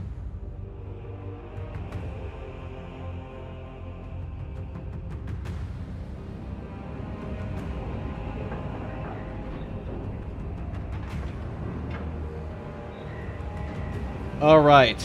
It's time to complain about the Assault class again. Something I've done before, and will surely do again. But I think we've gotten to the point in Space Marine 2 where I feel like it just makes sense to talk about this. Because the discrepancy between Bulwark and Assault is so great, and like the only place where Assault is like properly better is in Horde Clear and like pushing times. I would say, because of the way his Horde Clear works, he does have better Nova damage. Like that's the only thing he has better. But like in a practical operation, Bulwark just does more for your team. Better team perks, better animation cancels, stronger class in general.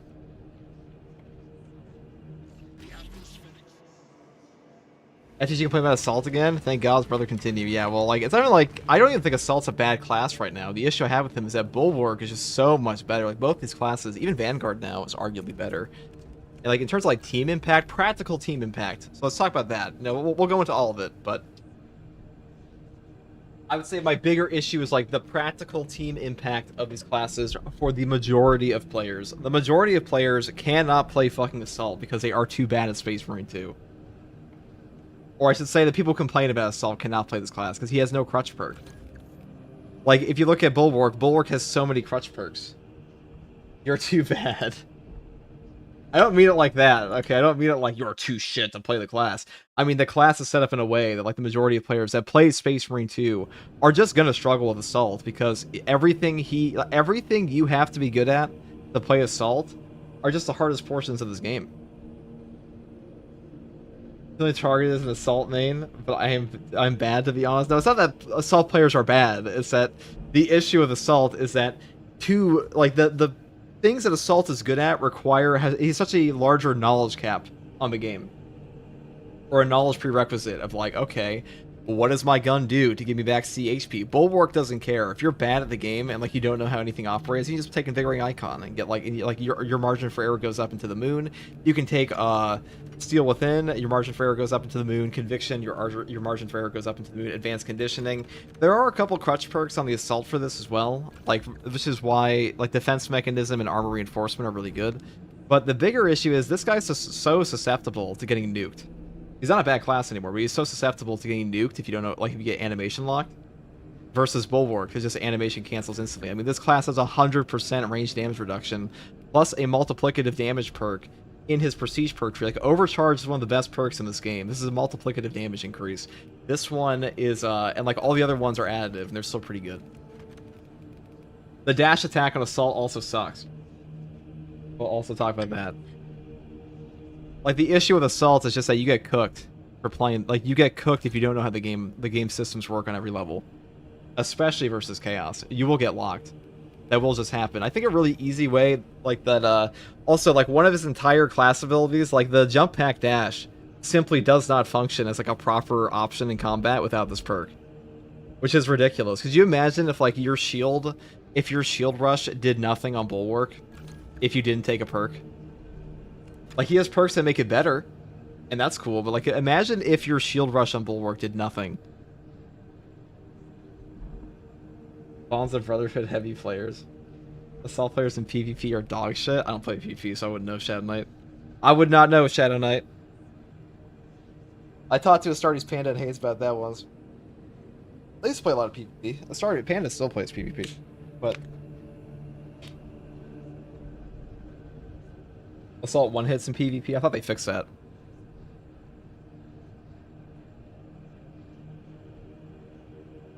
The biggest problem is that sometimes your skills work, otherwise he's really solid. My biggest problem with him is that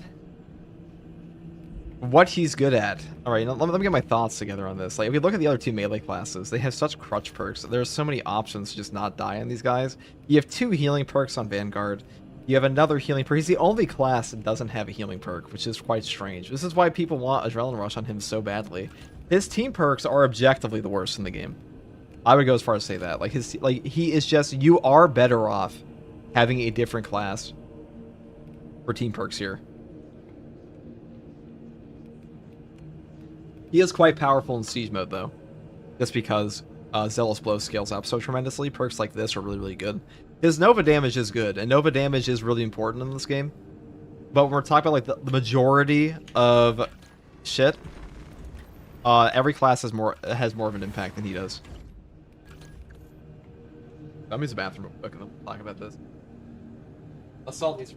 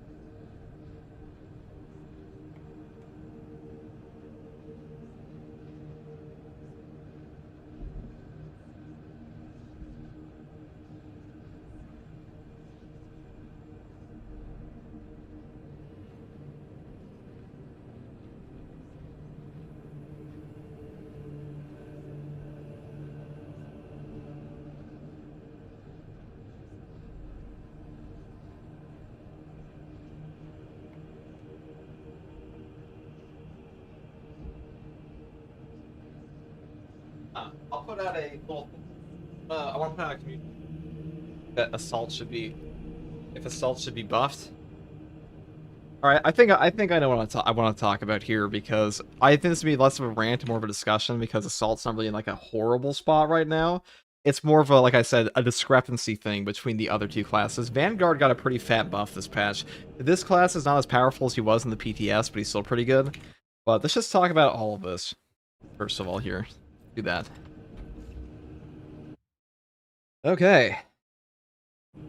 Hey guys, FTG here, and today I want to talk about and like have a bit of a discussion around the Assault class. This isn't really going to be a rant, it's going to be far more me just going over the general state of class balance, or at least melee class balance, because when we're talking about this game, okay, Assault's been maligned for a very long time. I think this class is unnecessarily maligned, if I'm being real. I don't think the Assault class is horrific.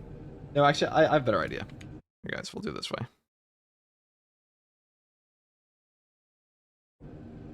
Hey guys, FTG here, and today I'm going to be talking about the Assault class. This won't really be a rant, I'm more so talking about the general balance of the melee classes in this game, where Assault is currently at, just like how I think he is to play for most people, or how they feel about him, because most people seem to think Assault is still in a very bad spot, and I think there's a pretty big reason for that, beyond just not having crutch perks. Like, if we look at...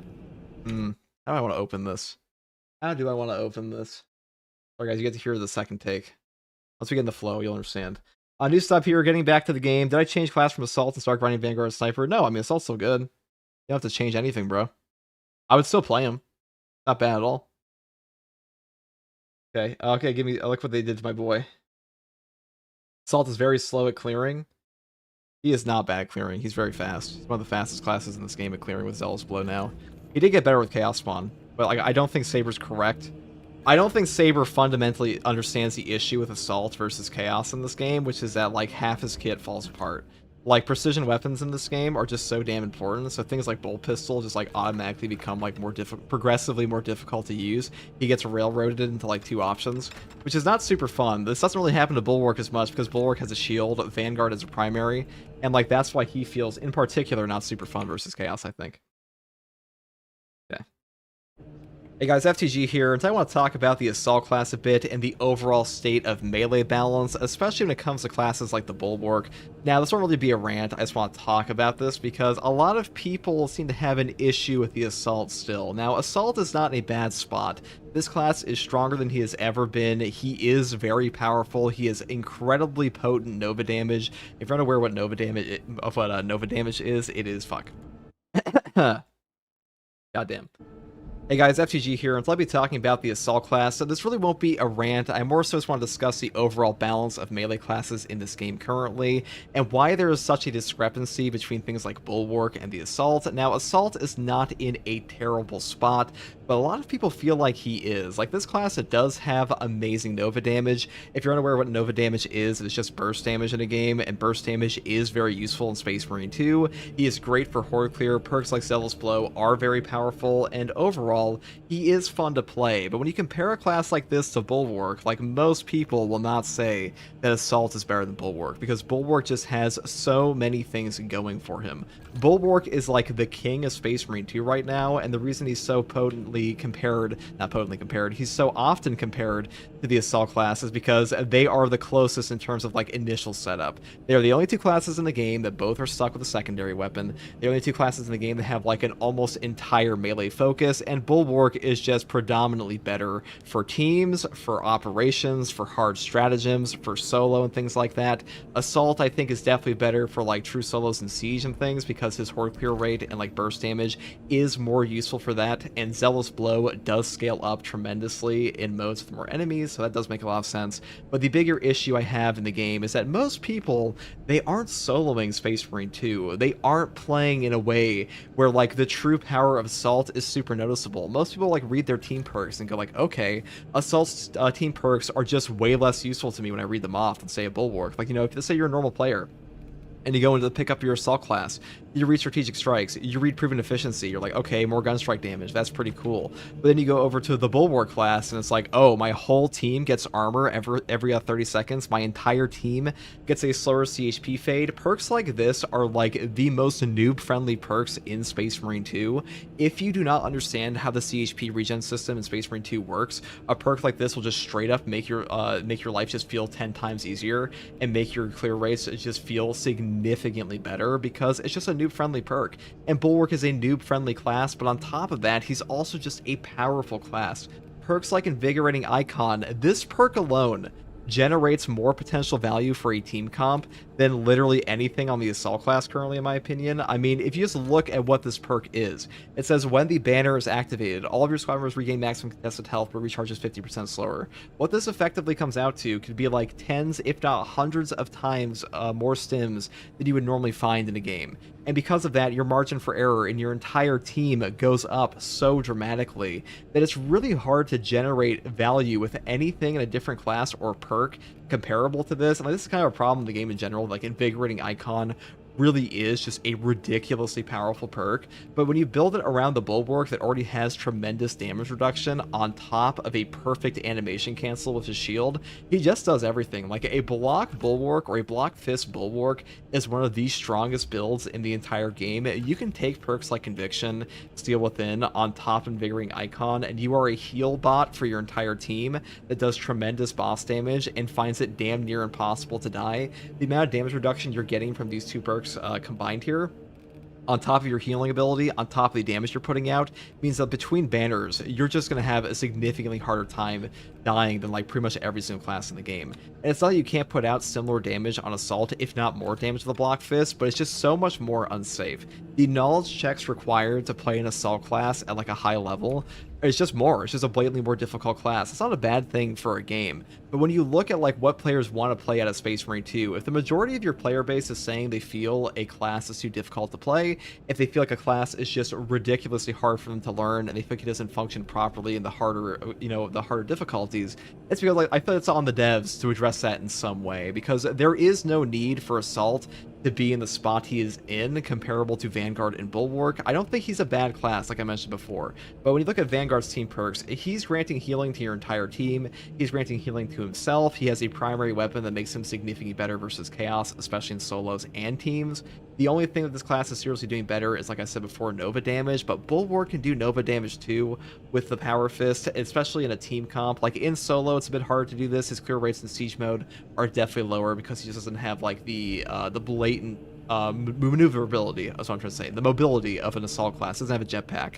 So like moving yourself from place to place and getting stun locked is a little bit more difficult on Bulwark in the siege mode, but in a normal operation, it's not really an issue, or like at all, because you have so many teammates helping you out.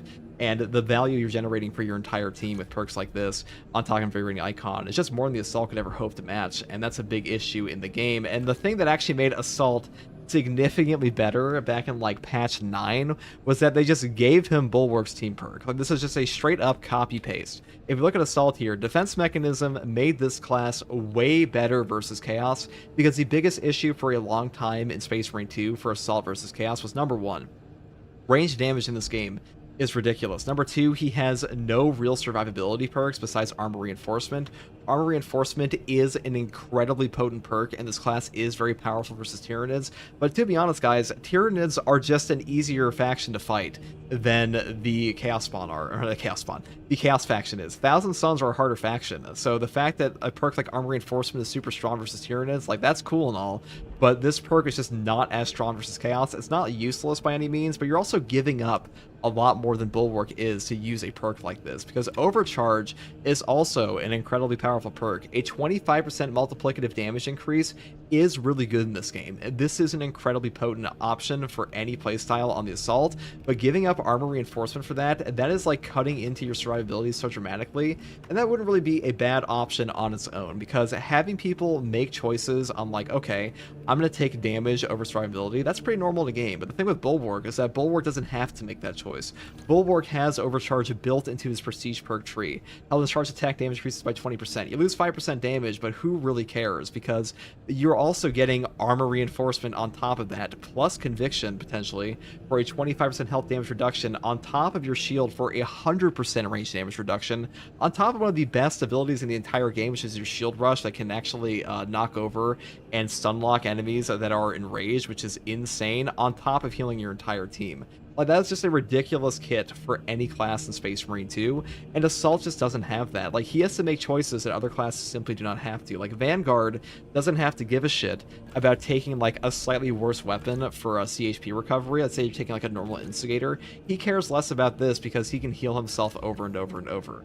And the reason so many players want healing on the Assault class, which I don't even necessarily agree with, but I understand why, is because every single other melee class has healing abilities built into them. Like, Vanguard has it, Bulwark has it, this is the only one that doesn't.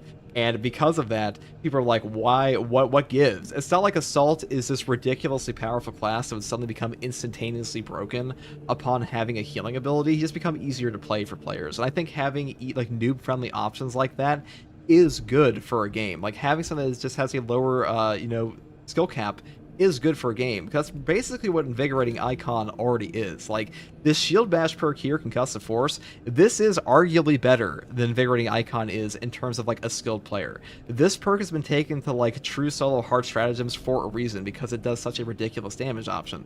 But the biggest thing about this perk here is that this is giving a skilled player an option to use for, like, animation cancels and stuff like that. And if you're just, like, a normal player who wants to have fun in your game, you can just take Invigorating Icon. And, like, nobody is losing in that scenario. Like, the player that doesn't know how to play the class that well, he gets to have fun, he gets to play around with healing, gets to heal his entire team. And the player that wants that skill cap option, that wants that more difficult experience, just play this. There are no real crutch perks on the Assault class. I think that is why people do not like this class in general, because if you do not understand the CHP system works in Space Marine 2, if you don't know the movesets of the enemies perfectly, you will get punished more on Assault than you will in Vanguard and the Bulwark, because these classes simply have a greater margin for error. And I think that's where the issue comes, and I think that's where Sabers kind of dropped the ball a little bit. I don't know why they are so dedicated to this idea that, like, we should just make the class fundamentally more difficult to play, and, like, giving him any type of healing option is a terrible idea.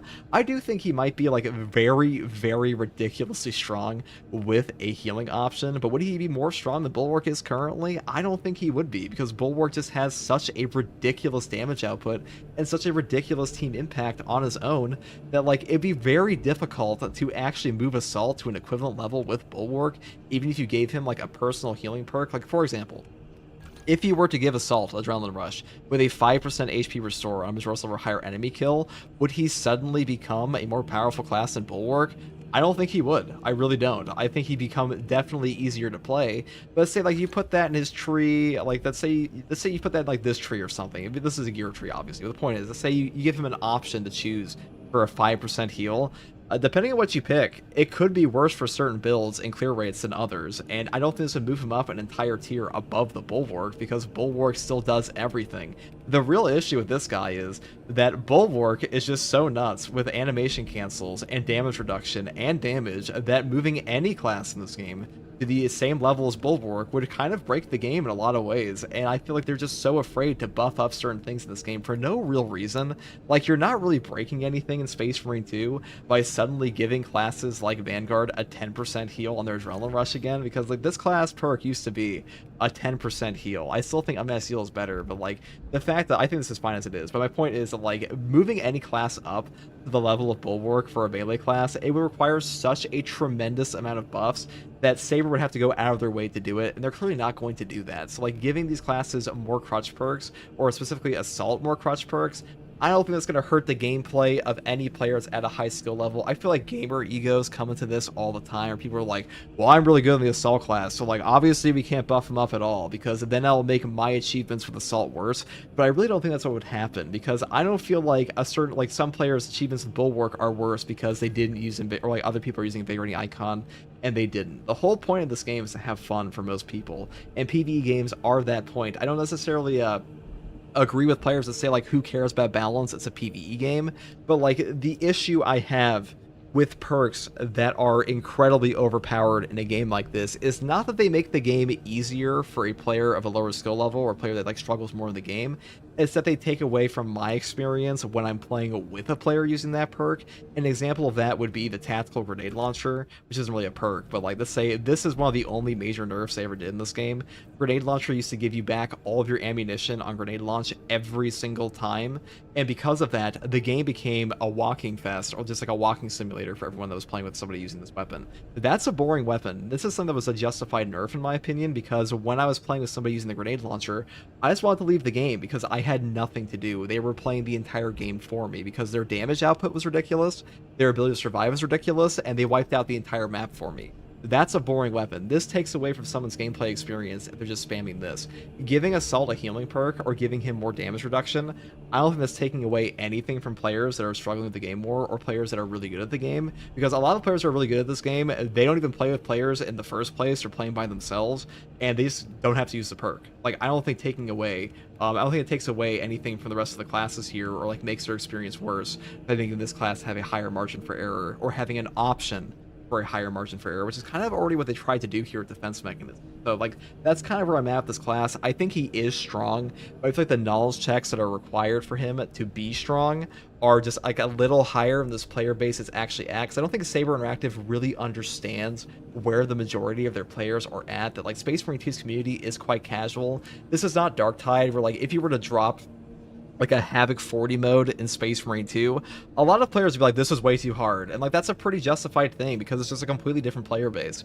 And you have to play around your player base to some extent. You do have to balance your game, but giving players a margin for error option when it already exists in the game is not a bad thing, is my point, because Bulwark's margin for error is already enormous. He's already an option for players to play in the game, and if the same player wants to go and play Assault, I don't feel they should feel punished by not having a margin for error option like the Bulwark would have, or like the Vanguard would have, and that's just my opinion on that. But let me know what you guys think in the comments below. That's just like a little bit of a talk I want to have about the Assault class. I know a lot of people may disagree with that and be like, oh, the Assault's actually really powerful. I definitely agree, he is very powerful. Like, in the right hands, he can do serious work, but we have to look at this from like a general perspective of where is the game's overall community at, because like at some point you have to make the game for your general community, and if the majority of the community is feeling like Assault is in like a mediocre spot or an underpowered spot, that's not a good thing. And like, that should tell you as a developer to some degree that like, okay, maybe we could give him some easier options for those players that are struggling and who want to punch up in these hard stratagems, because playing a hard stratagem with Assault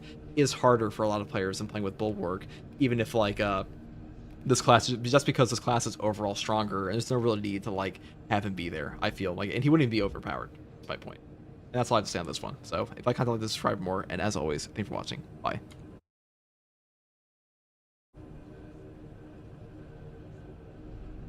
What do you guys think about that?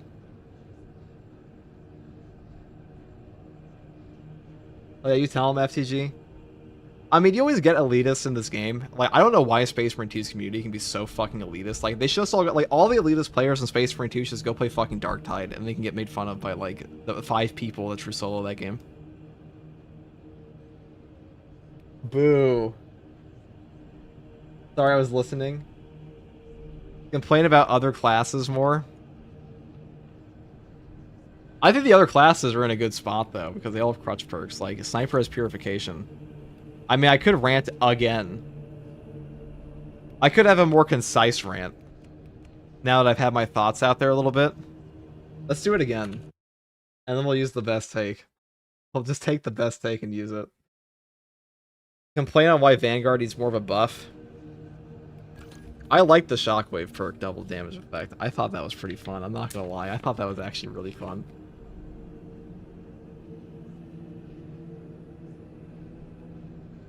So well articulated. I hope the devs watch it. I just feel like there's no need to make the class so difficult. Like that, like you want to have a class that has a skill cap, but you should make that skill cap optional for players. Like, you don't want to take away from a class's overall experience by like basically marginalizing it for players of a higher skill level. That's how I feel. Like, this isn't a competitive game. Like, this isn't like League of Legends where Yasuo is just too hard for like the majority of players to not feed with until they hit like their 20, like their O10 power spike. Like, that's the thing about the game. It's like, this is a PvE game. This isn't where you aren't basing the entire game. Best take guardsman, I like it. Yeah, the best take guardsman. I think that was a. I want to talk about that again. I want to talk about that again because I have some other thoughts. I think I make it more concise. Per rant why I can't use right pauldron armor on left pauldrons. Let me spacebar be true. Hey guys, SGG. Oh fuck. Hey guys, FTG here, and today I want to talk about the Assault class a bit. This really won't be a rant as much as it is a discussion about the class and its relation in respect to the other melee classes in the game in terms of balance. Actually, fuck, we'll retake that one. Hey guys, FTG here, and today I want to talk about the Assault class and more of a discussion rather than a rant. And I really want to just mention the overall fuck. We'll get it for sure. We'll get it for sure. What's up, Sen? Hey guys, FTG here, and I want to talk about the Assault class and its overall balance in the game currently for patch 11.1, and really its relation. Fuck. We'll get it for sure this time. Hey guys, FTG here, and I want to talk about the Assault class, and less so a rant, more of a discussion about the balance of this class in relation to things like Vanguard and Bulwark. So a lot of people still feel like the Assault class is very underpowered in this game. It's been like an issue in the game really since launch, where Assault really was dramatically underpowered. Now, personally, I don't feel like the Assault class is in a bad spot. I do feel, however, he is harder to play for like no reason in comparison to other melee classes, and a lot of players might think like, oh wait, what are we talking about? This class is super powerful. This guy just need to get good.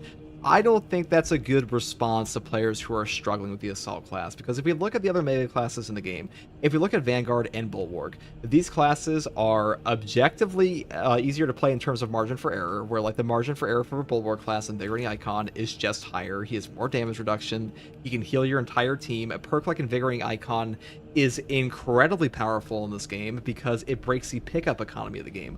What you're basically doing with this perk is printing HP for your entire team. You are giving them potentially tens, if not hundreds of times more stims throughout your game and like a really long match. So that is a really powerful perk, and it's really hard to generate anything of equivalent value on any other perk in the game compared to this one.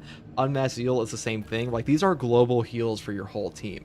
These don't just up the margin for error for you as an individual in these melee classes, they up the margin for error for your entire group, which is not necessarily a bad thing, because I don't feel like having a greater margin for error takes away from the gameplay experience of a better player. And like what I mean by that is, when we look at the historical nerf in Space Marine 2 of the grenade launcher, this isn't a perk, but like this weapon was OP. Emperor's Vengeance would give you back 10 grenades on every single trigger from a grenade launcher, and because of that, your tactical was able to walk through the entire map and body every single Tyranid or every single Chaos Spawn, or I mean, there were Chaos Spawn back then, but every single Chaos enemy that he possibly could, and just basically turn the entire game into a walking simulator for his teammates. That's why they nerfed this thing. That's why it was unfun to play with, because it was actively taking away from other people's experiences, or at least some people's experiences, because some people didn't care about this at all. They were like, oh, but like, it's just a strong weapon. It's a PvE game. We shouldn't be nerfing anything. I don't really agree with that. I think that having a nerf in a PvE game, or like a balance in a PvE game, is important, because otherwise every single experience will just be one person clearing the whole map if everything is like ridiculously overpowered. But the thing that's good to have for like crutch perks, as some people would put them, like Invigorating Icon, makes the game easier, but it doesn't make the game less fun for other players, because it's not taking away from their experience. They're still fighting the same enemies, they're still doing the same damage, they're still having the same gameplay experience, they just don't die as often. So like, if you don't want to play with this, you don't have to. Arguably, Concussive Force is a better perk anyways on the Bulwark, because the Shield Bash does so much damage. But if you are not a super good player and you just want to play something else like Invigorating Icon, you can definitely do that. That's a healthy game design. I think that's good for all players in the game, because like, I feel like a lot of the issues in these games is that they feel like, oh, well, this person went through with Invigorating Icon, so like my gameplay experience is taken away from. I don't think that's a good way to look at it. I think these perks are totally fine to have in a game. My issue with the Assault class is that he doesn't really have crutch perks. Like, this class doesn't have an ease of use option, so like, players will naturally gravitate away from Assault if they are struggling in this game, because classes like Bulwark and Vanguard are easier to play, even if they want to play the Assault class. So, and he is the only class in the game that has no healing perks whatsoever that is like a melee oriented class. And the reason people compare the Bulwark and Assault so often is because Bulwark is the only other class in Space Marine 2 that has a no primary option. That's why they're so similar to each other. This guy has way more Nova damage than the Bulwark does, and Nova damage, if you're unaware, is just burst damage in a video game. And burst damage is very powerful in Space Marine 2. Zealous Blow does scale up tremendously in modes like Siege mode. This class is strong, but to like play him at that level is simply a far more difficult task for most players. And most players, they're just trying to have fun. This is not a PvP game. This is not League of Legends where like your Yasuo is just way out of the skill cap of 99% of your player base, and that's okay because it's a competitive game. This is a PvE game where like every class should be equally accessible in my mind, and like having a blatant discrepancy between like skill caps for classes like this, where a player will just, who is struggling on Assault, will just move over to Bulwark and Vanguard instead because they're easier to play. I don't think that's healthy for a PvE game. I think it's good to have skill-capped builds in the game where, like, okay, you want to play Wings of Flame with, like, Commitment. This is harder to play than Zealous Blow is, so a player that wants to do that can definitely do that. But if there's no crutch option for these players, for both factions, which is, like, that's the real option here, is that Assault does not perform as well versus Chaos compared to, like, every other class in Space Marine 2. I mean, he can. Let's be clear. He definitely can, but perks like Armor Reinforcement are very strong versus Tyranids because they feed you gun strikes. But when you go and give a player that's not as good at the game this perk and send them into Chaos Spawn, they're just going to get shit on. And like that's the real thing. And like you have to give up your survivability on this class to take damage perks like Overcharge. In the case of Bulwark gets everything. He gets his cake and he eats it too. Because when you have Overcharge in this class, it's in your Prestige perk tree. So you're giving up like literally nothing for this. You get your full damage reduction with Conviction plus Steel Within, plus your advanced conditioning for a slower CHP fade, which the Assault has to give up his equipment recharge or secondary damage for, on top of giving up his armor reinforcement for to take Overcharge, and a Bulwark can take armor reinforcement or Steel Within or Conviction or Intimidating Aura and Steel Within. So he's getting damage reduction plus damage plus an easier CHP fade plus healing himself plus no knockback on Armor Advance, and then also gets the Overcharge perk to buff his damage up on Block Fist, all while also having 100% range damage reduction while blocking with the shield, all while also having a guaranteed stagger on enraged enemies, also having a guaranteed animation cancel to make his gameplay style more fluid, because unfortunately for Assault, Saber Interactive, I don't think most Assault players even disagree with this, that Saber Interactive has just not properly handled his jump pack dash. The fact that the jump pack dash, a fundamental portion of this class, does not really function as a proper ability at all without the Commitment perk, I think it's a fundamental game flaw, where like you should have this built as a passive into the game. If you are taking Commitment, or if you're not taking a Commitment I should say, your jump pack dash is like a direct detriment to your damage, because not getting your jump pack dash back, or like losing a jump pack ability charge off of your jump pack dash and not getting any option to have it be returned to you, you're just losing your Nova damage. And Nova damage is like the only thing this class is like godly at, on top of its horde clear with that Nova damage. So when you take that away from him, this perk becomes useless, or I should say the jump pack dash ability becomes useless, and that's why Commitment is such a mandatory perk for every Wings of Flame build. Just think, how many more jump pack dashes are you getting off a perk like this versus taking ample ammunition with Wings of Flame? You're getting like basically jack shit is the point. So that's kind of an unfortunate thing there. And giving up your damage for, or excuse me, giving up your survivability for damage here when other classes simply don't have to, that feels pretty bad for players as well. And I feel like at some point, Saber does have to recognize where their player base is at. That Saber Interactive needs to know that Space Marine 2 is a casual community. It is primarily 40k fans. It has a lot of older fans. This is not Darktide that is like trying to have a Havoc 40 mode that is just way out of the skill level of 99% of players. It is good to have higher difficulties for players that do want that, and hard stratagems and solo hard stratagems can definitely be that. When you're trying to have your game be accessible and also have a skill cap, having one class just have 0 crush options, I just don't feel like is the way to do it. And the fact that so many players still feel Assault is underpowered, I think that should be telling to you about where the general skill cap of your player base is. It's not to say that we should make the Assault OP, and that's the biggest thing I want to talk about here, is that to make the Assault equivalent to Bulwark would take a lot more than giving him a healing perk or a damage reduction perk. to make Assault as equivalent to Bulwark, you have to give him like an animation cancel, a perfect CDR, a class ability that generates as much value as Invigorating Icon, and like these things are just not going to happen in Space Marine 2. I don't know why Saber is so afraid to give this class like a proper crutch perk. One of the best buffs they ever actually did to this class was give him a perk from Bulwark where they just stole his team perk and gave it to him in his core tree. And this is one of the best columns in the entire game, where like Consecutive Execution, Defense Mechanism, and Auxiliary Arsenal. These are all amazing perks, and like this is a real choice here. And giving players the option to have a survivability perk over damage, that is good, but other classes don't have to do that. Bulwark doesn't have to do that. To buff up Assault to level of Bulwark would require like a fundamental rework of like 90% of his abilities, like a full perk tree rework. And when you're looking at what players want in Space Marine 2, when you're looking at what most players play, most players currently are playing operations and hard stratagems. Most players look at their team perks when they're floating into a game being like, oh man, I'm glad my teammate brought Inner Fire. I'm glad my teammate brought Unmask. I'm glad my teammate brought Advanced Conditioning or Focus Restoration or Invigorating Icon. There's nothing really like that for the Assault class. Like when a normal player goes into a game and they see their Assault load in, they're like, okay, my Assault brought in proven efficiency. Oh yeah, guys, my gun strikes are going through the moon now. Oh, we have strategic strikes. My melee damage is going through the moon. A perk like this does literally nothing for certain builds in this game. Like, say your teammate, like your tactical, is bringing a fencing weapon into the game. Okay, well, this melee damage buff does, like, nothing for him. It's only really useful for the Assault class. It's a pretty selfish perk tree, for being honest. Like, Proven Efficiency. This is a good perk, but guess what? Classes that are... This is one of the best perks, because having this does affect the gunstrike damage of every single class in the game. That's something that they all utilize, but not every single class utilizes melee damage. Strategic Strikes does nothing for heavy. Tactical's Aligned Aim does do something for the Assault class, because Assault still is a ranged weapon. So I just feel like his team perks could use a bit of a rework. That's what a lot of people want. And honestly, just like flat damage buff team perks are pretty boring in general, but I doubt Saber's ever going to change that.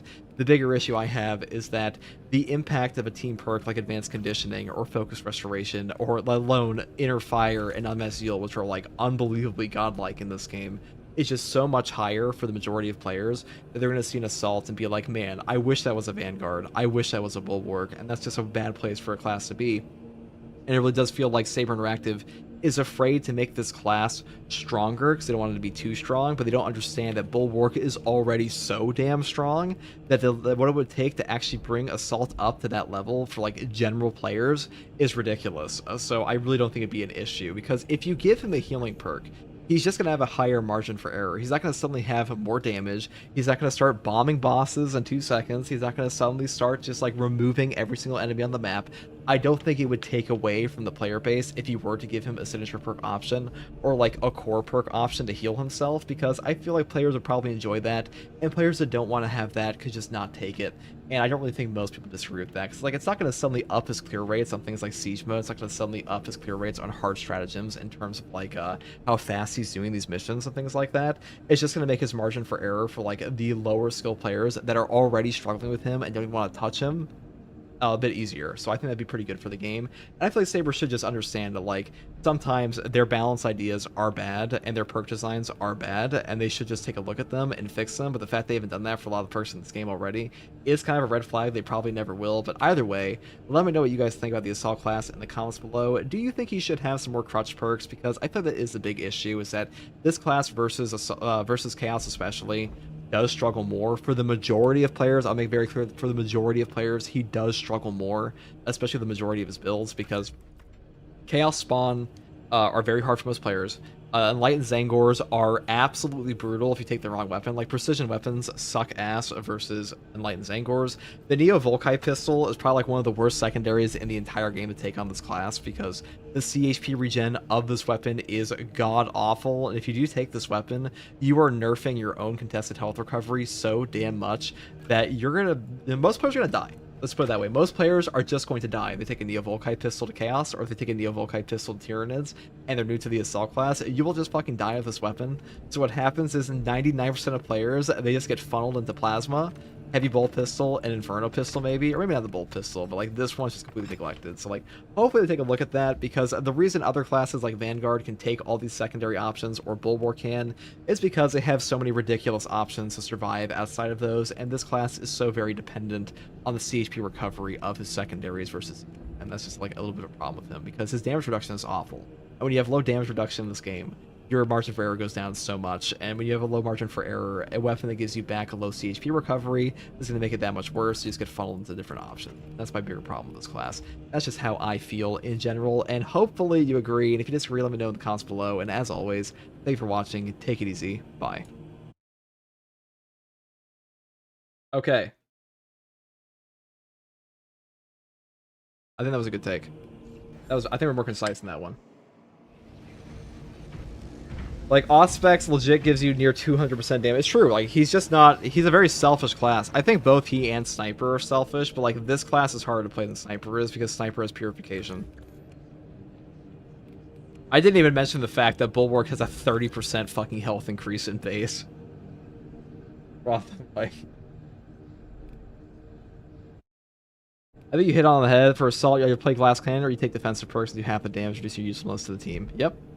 I think it is. I don't think he's bad. Like, you know, a good player, like, obviously good players have taken this class to, like, highways of Siege, but, like, to be honest, the reason this class is so good in Siege mode right now is because Block Axe is nuts, and Chaos Spawn exists, and Zealous Blow is just incredibly potent for Horde Clear. Hey, does anyone happen to know if frequent game crashes are a known issue and if there are any fixes for it? I've got an AMD graphics card. I'm starting to think that might be the problem. My game just crashes randomly from time to time. I'm not sure about this game with AMD. I'm not sure.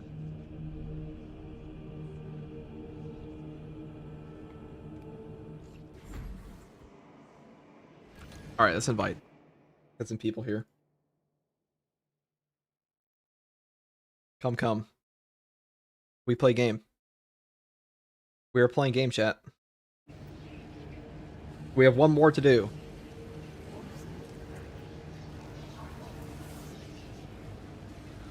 I think the Wings of Flame ability should be combined with Assault's Final Signature perk and in its place but Adrenaline Rush. Well, I mean, Adrenaline Rush wouldn't make sense for a gear perk. Like a core perk, maybe. Can we join? I mean, yeah, you can. You sure can. Oh, we got Shadow Knight in here. You certainly can. Oh, we have Yith and Shadow Knight. Two classic gamers.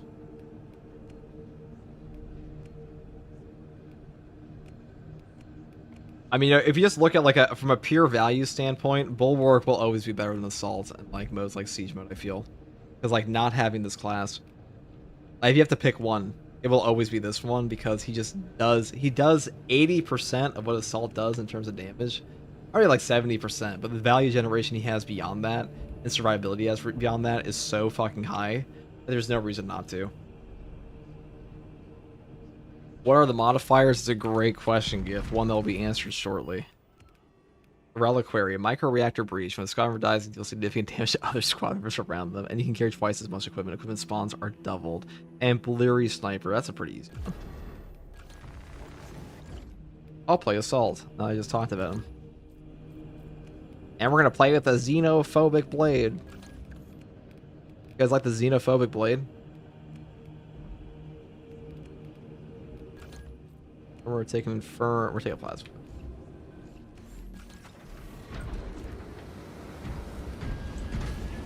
Oh, Gift wants to play Assault. I hate balance so much. We'll rant about balanced weapons at some other point in time, though. Like, having a 0-frame startup just kind of exacerbates the... or not a 0-frame startup, but having a negative frame startup just kind of exacerbates the problems in the game. Where, like, it just feels bad to players. It just does not feel good to use. This is unfortunate. You play PvP? I absolutely fucking do not. Play PvP at all? No, the answer is no.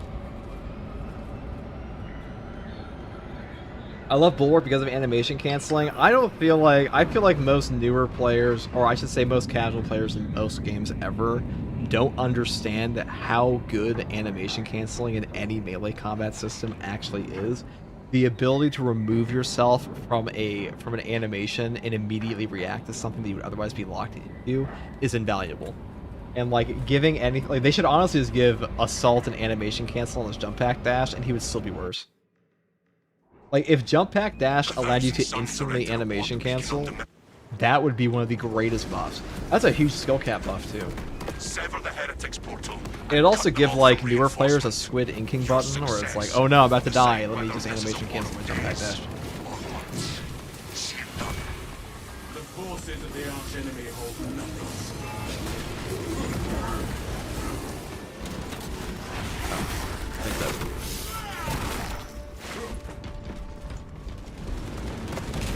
Does duels affect balanced weapons? It does not affect the startup time at all. It does affect their active period. Because the way a balanced weapon in this game works is that they have a 10 frame negative startup, and then it's like a what, 30 frame start active window, and all duels will affect is the active window, which means you're still stuck at that negative frame where you can't parry.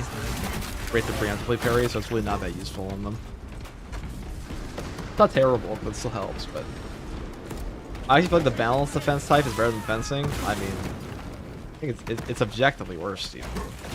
It's literally fencing the worst. Some of the stats might be better, but like as far as that fencing window goes, you will get stunlocked by things that do not work. That would otherwise not stunlock you. That's the bigger issue with it. Block gets 20 immediate frames, fencing gets 40, balance gets a negative 10 from the startup. Yep.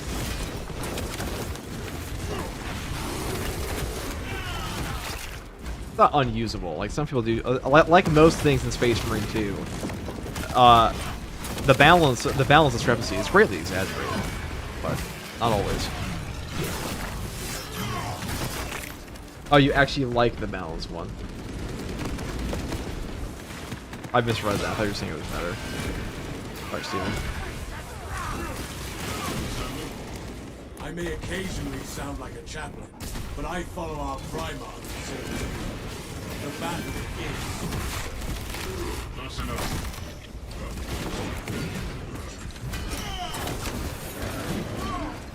After seeing what being an elitist did to Darktide's community, I'd rather just speak for casual players, to be honest, at this point.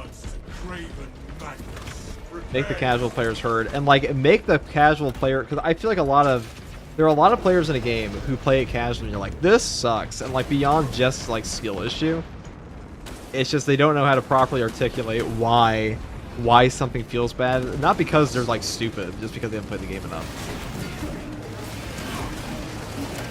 And what a developer should be doing is looking at like, okay, why are the casual players having so much trouble? Why are these players consistently complaining about this class for a year? And it's like, okay, instead of just ignoring them. 'Cause I feel like a lot of devs get in love with their own balance in the video game for no fucking reason.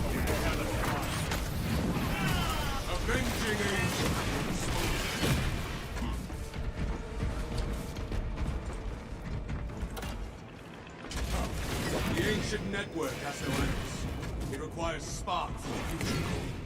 Perish. The Doom Servitors may have a replacement. Saber's a little high off their own supply, it feels like. Yeah, they do fucking suck their own dicks quite a bit, don't they?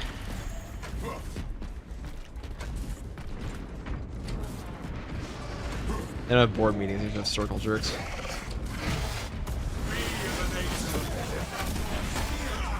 I think Saber does get too much shit, but like when they don't fix perks, it does feel pretty bad.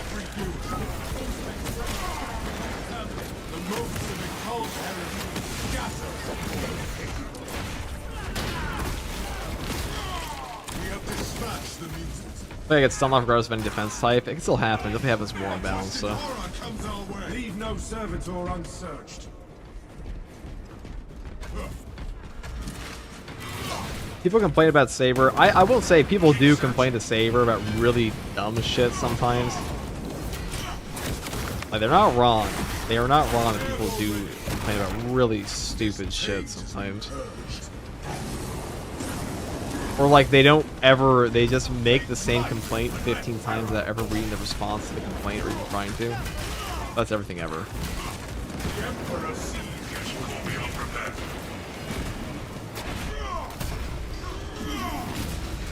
Which is more fun, the Power Axe or Power Sword? Probably Power Axe right now.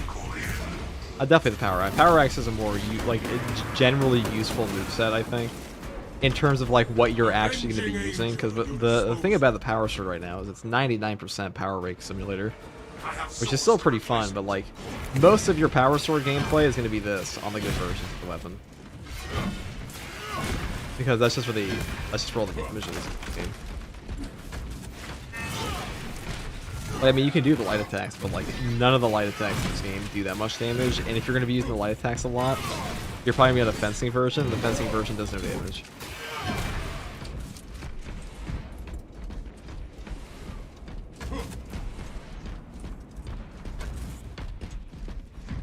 Class baseline, but I think build variety between Wings of Flame versus Ground Pound Slam against minors is good for the class. If both options still get access to minor self-healing.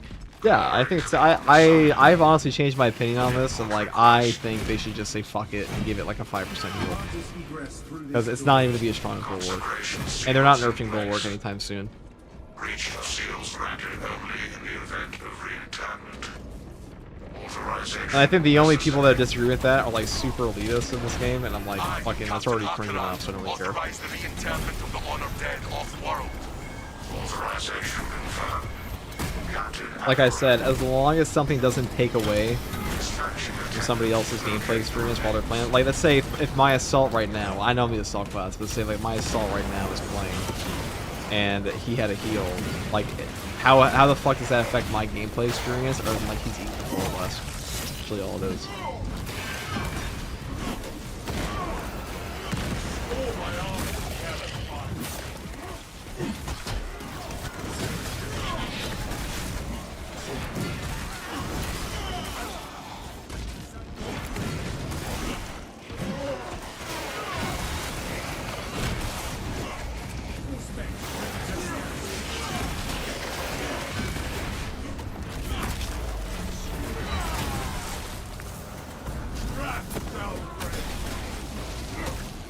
Wing. I do love this interface though, I'll say that. It is a jump pack refuel.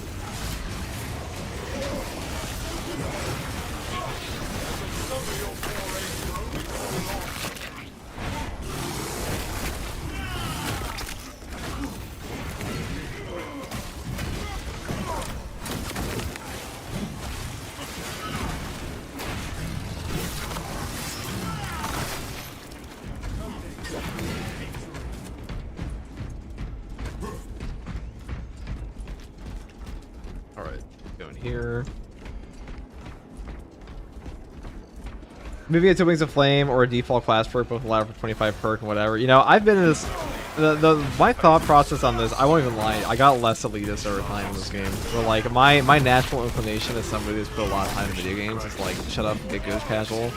But like, the longer I played this game, the more I'm like, honestly, it's very obvious where this game's player base is at. And like, whatever doesn't take away from somebody else's experience, I think is fine. I don't really care if a game's achievements are fundamentally easier for certain things. It doesn't really matter, especially in a PvE game. It's not a competitive game. I do not agree with players that say, I do not agree with players at all that say things such as like, oh, we should just have no balance whatsoever, because that's just a fucking stupid take. It's just retarded to say like, okay, we're gonna have a, we're gonna basically just change the game so that, like, what would it say? Like, what people say all the time? Oh, we should buff up everything to the block power fist. Like, yeah, get the fuck out of here. That's stupid. Very dumb thing. So I would not say, like, we wouldn't really want the, that for all players. Yeah, we should buff up every single thing to, like, an absurd power level. Because what happens then is the game becomes a walking simulator. And that does take away from people's experience. Because some players do want challenge.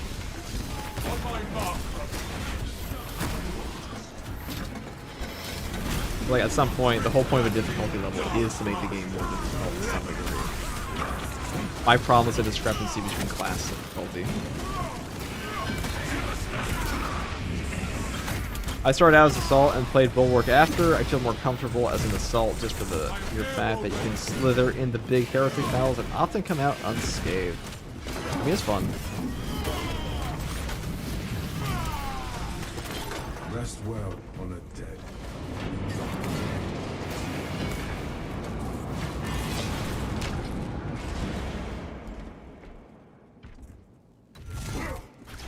Yeah, that was quick.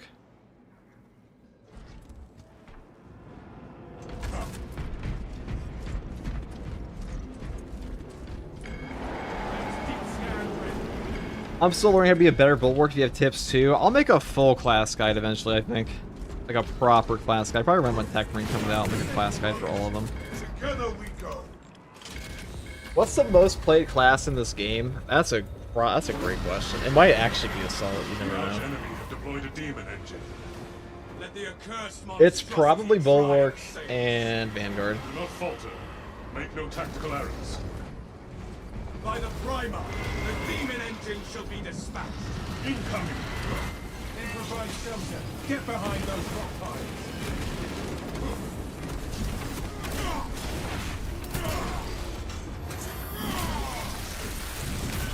The malformed abomination comes towards us.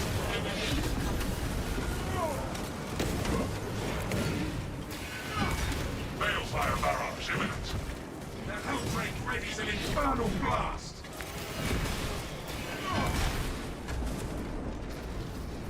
Stim injectors here. Also, I prefer some ammo coming with Assault over healing. That too, I almost forgot to mention. I mean, I think Assault. I mean, healing is definitely better. Would definitely be better for the class than ammo con would be real. Like in terms of a buff, Draconic beast swoops at us. that was a huge buff. Underway.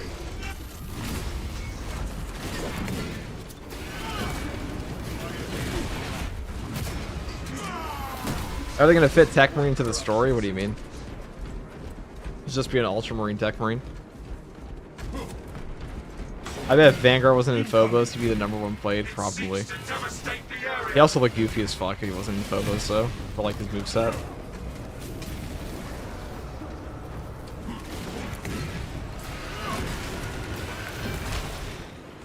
This is not for like a hard stratagem today. He is an angel of death. Avenging angel. Smokes to Trace the balefire. I want to have a choice of 3 abilities decided by a signature perk for each class. I just want Saber to have some creativity, because like that's really what they're missing here. Is that why are we?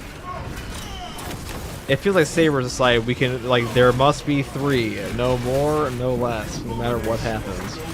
Like we physically cannot allow more than 3 perks in this column. The game will actually die if we do that. I think Prestige perks were a great update because Prestige perks changed how a lot of the classes play, but all they really had to do to make that a base in the game is just give more perk options.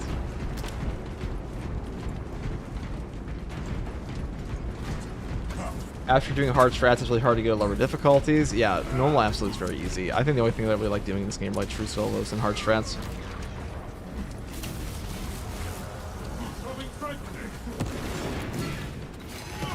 Oh shit.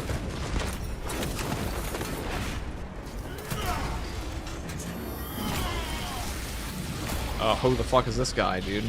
Hell nerd.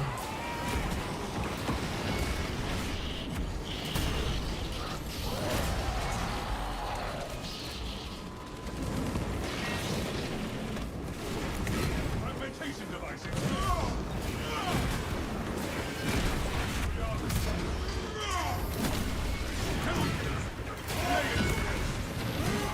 You know, given recent Darktide drama, I've been thinking a lot about like what do casual players want versus like what like elitist mentalities in games versus non-elitist or casual players.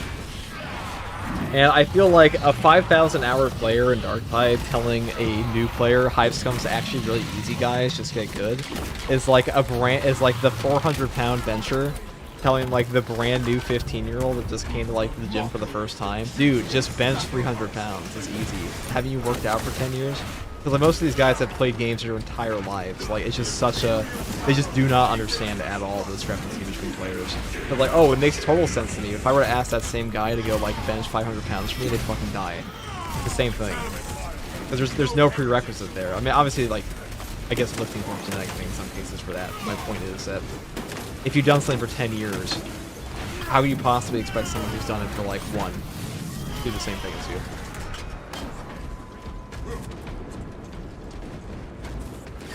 They were received to make an apothecary class, and a class up to 4 to play 3. Research a random group number when most groups are up to 4. I don't think they should do that. 4 would make the game a ridiculously easy experience. They're never gonna do that. Also make the game lag more. And consoles already struggle on this game.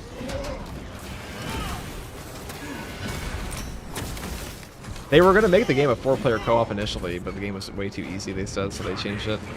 Which, like, considering how easy portions of the game are now at 3 players, it was a good choice.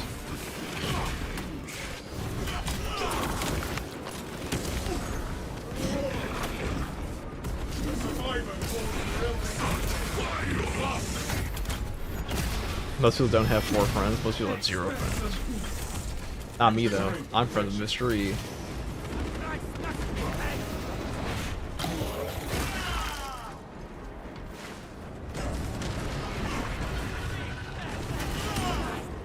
Take flight and let terror fall. Imminent inbound. Pyrogenic bombardment incoming. I think this 1PV game of more than 3 players would be cool though. I think they would do that, but the game, I don't know if the game can even handle it anymore. Because I'm pretty sure the spawns we're currently fighting in Space Marine 2 are way beyond the initial intention for spawns in game. But like, just look at early gameplay of this game compared to where it's at now. Bridges aflame. Employ evasive maneuvers.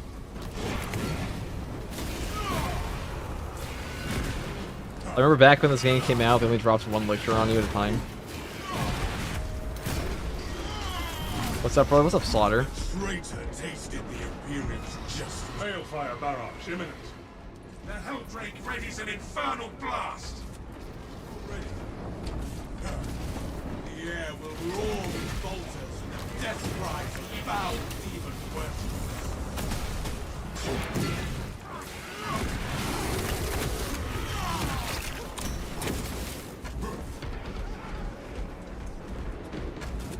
The Ecclesia must be churning with rage and their cathedral deep spoiled by that war. This sanctum is profaned by dark energies. Yeah, I mean, people just want to play the new stuff and enjoy it, especially if it's a $12 DLC. Yeah, well, Darktide's player base has actually become too elitist for his player base. I should say, Darktide's dedicated player base is so ingrained from like years and years and years ago. Guys, if people actually fully knew like the level of drama and like bullshittery and absolute fucking discrepancies between like favoritism by companies that goes on in the Tide games, they would lose their minds.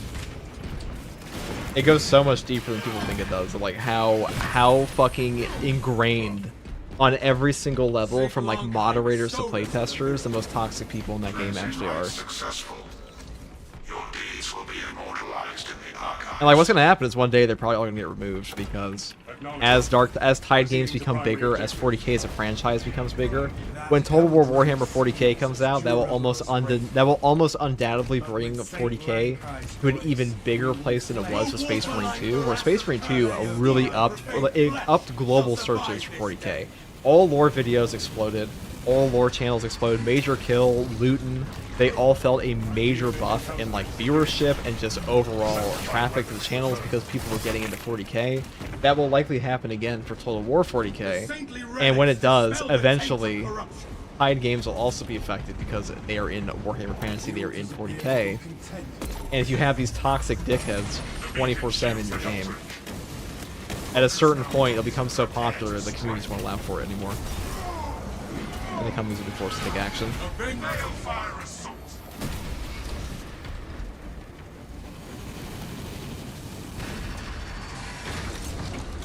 By the way, can you say what you're gonna do here to damage the Helldrake? You just open up. You just connect the symbols on the wall.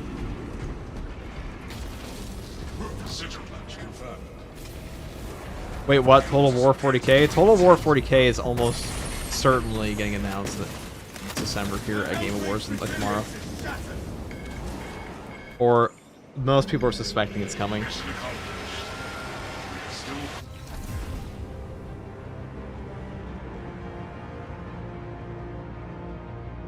Last year we were struggling in Ruthless. Yeah, the game's... I mean, to be fair, the game was a lot harder back then in a lot of other ways. Beyond enemy numbers, because everything did no fucking damage when the game came out. Mere rumor? I don't know, dude.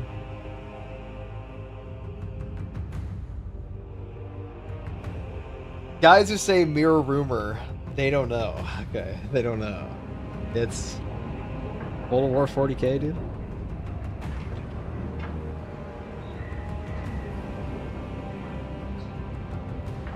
When Chapter Master Valrak starts talking about the Total War 40K, you should probably give him some credit, because say what you will about him, but he 100% has sources that would get fired at Games Workshop if it ever got out.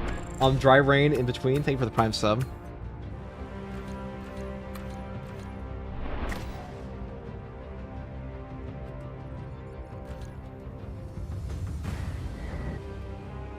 Valrak didn't even lie though. Valrak said it was coming. Like they were still announcing a fantasy game at Game Awards.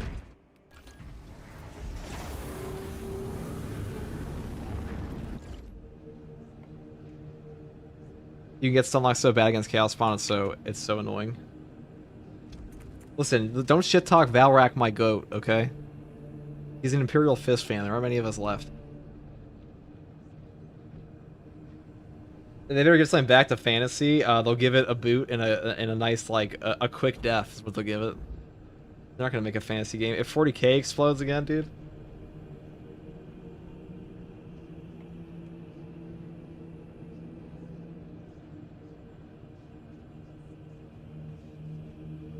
Okay.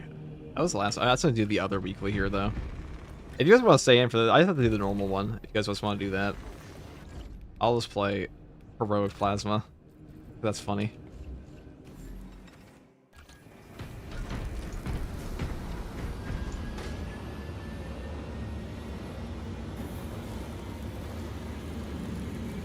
Oh, someone else can get in? Okay, sure. We got Hispawaians.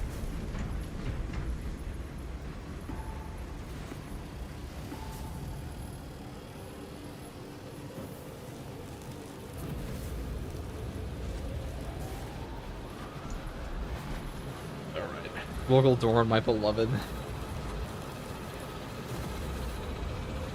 True plus Cavil's show. Can I join to get carry? Sure can.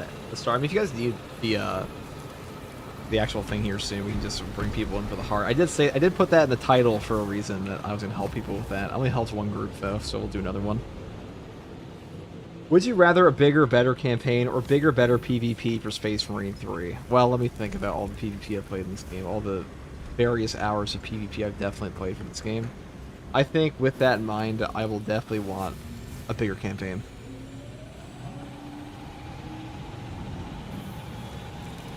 I've played so much PvP in this game in the past few years. I mean, it's staggering, really.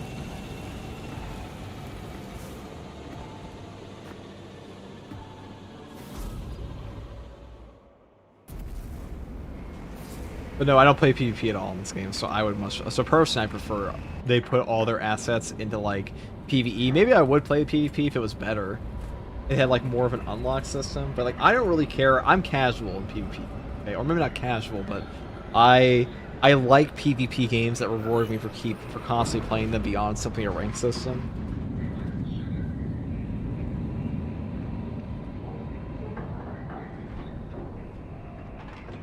Or like just like, oh guys, look, you're playing the game. Don't you love the PvP in this game? I just don't care for that, you know. If I was like in a competitive organization for it, maybe. I'm not, so. I like my Call of Duties where it's like, here, kill these guys and unlock this skin, unlock this gun, unlock this attachment for this, unlock this title and stuff. That's fun for me.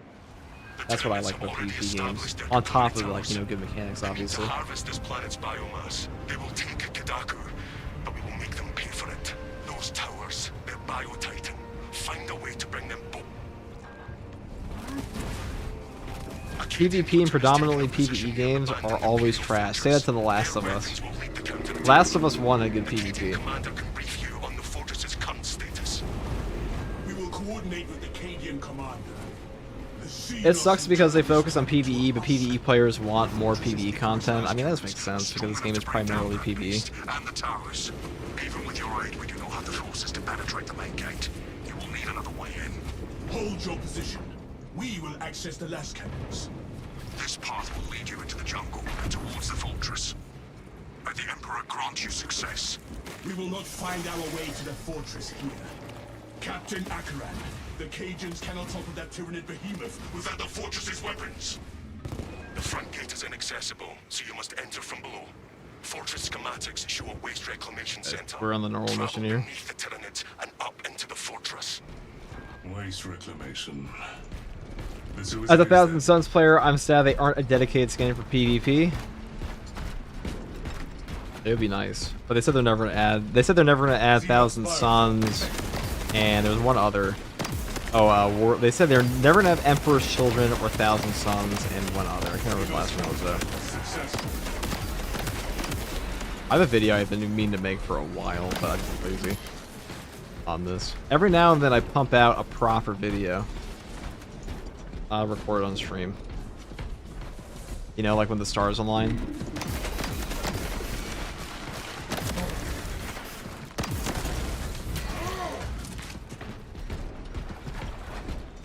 What FOV do you like? I usually play 1.25. I feel like that has the most cinematic look without making me feel like I'm playing the sweaty Apex player. Specialized bio neutralized. Iron Hammer online.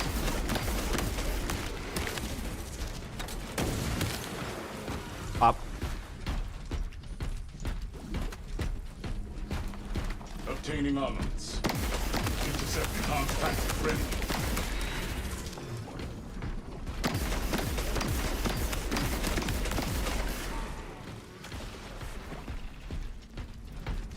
Iron Hammer ready. Why no Emperor's Children? Probably because most companies will look at Slaanesh and be like, the god of fucking... not in my game. Not my AAA game. Listen, it's really hard. Games Workshop has worked very hard to like move Slaanesh away from just being like the god of sex, but that's still what people view it as. Like, it's the god of excess, see guys? And they do one Google image search and they're like, we're not putting that in our game.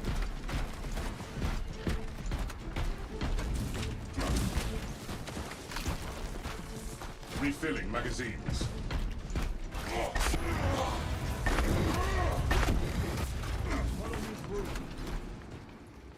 My delicate sensibility. but noise marines. Let's see, Can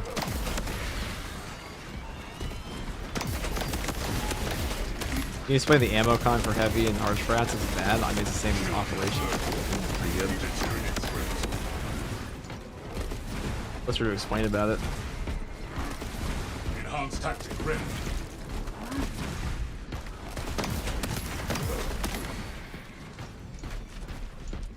So that's just saved for the Japanese waifu game studios for...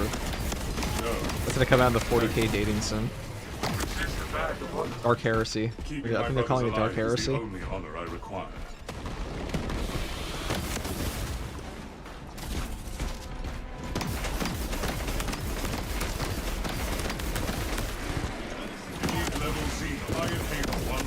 I still have to record my video with Revan too, talking about that. Normal or heroic plasma, they're both good.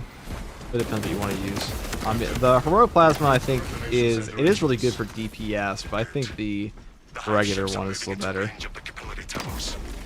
Only because you get so much AoE, but also more ammo efficient, it feels.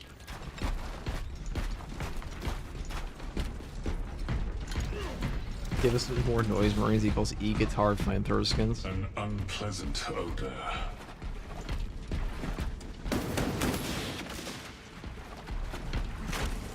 Thanks, no problemo.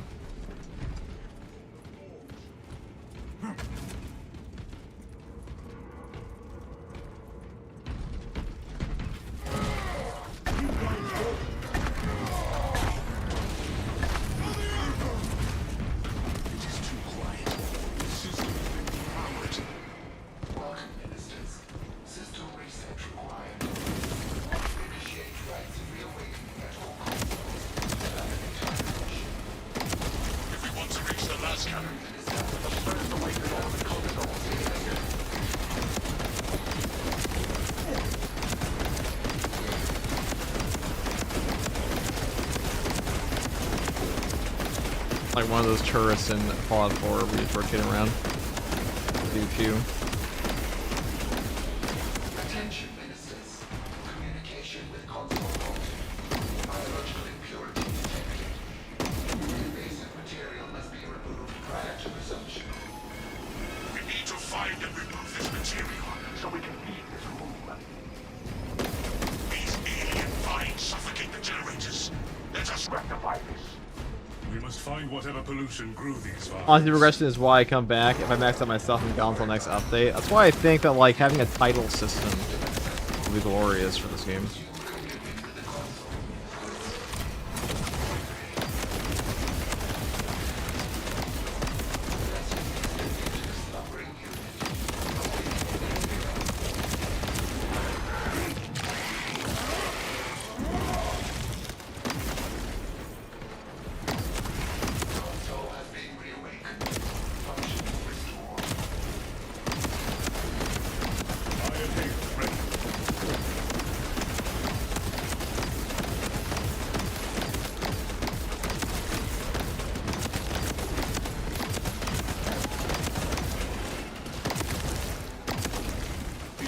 Perish, perish, perish.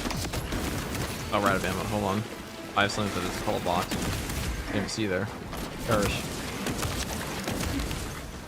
Oh. Thank you. Ammunition restocked. Tyranids swarm thin.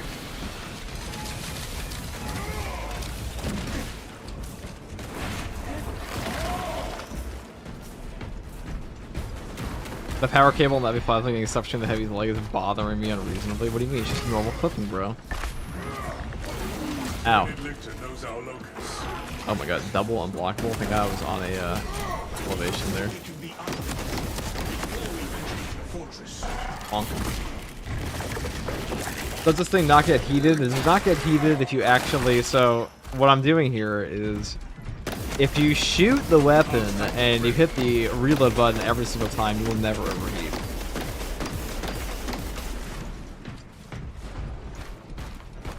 Just on this gun.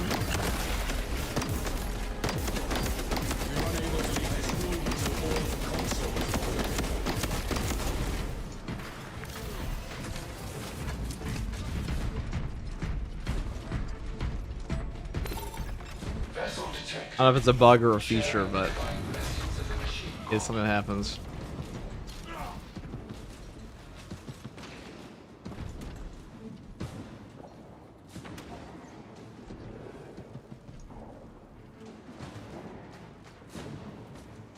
Now I need this gun. I make a build guide for it. I don't see why not. I would probably just take ammo on this thing. You'll run out pretty damn quick. It's like the only fucking gun I would just like not take encompassing aegis on potentially. I think they should buff additional supplies though. Additional supplies should affect your secondary because like encompassing aegis is so much better. Is the combi melta any good? It's definitely not terrible.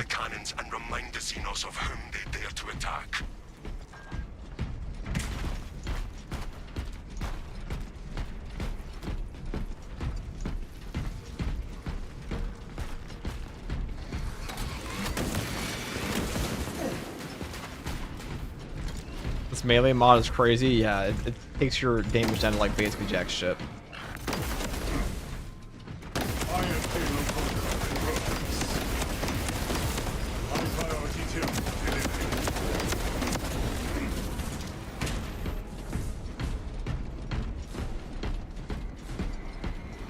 War gear required.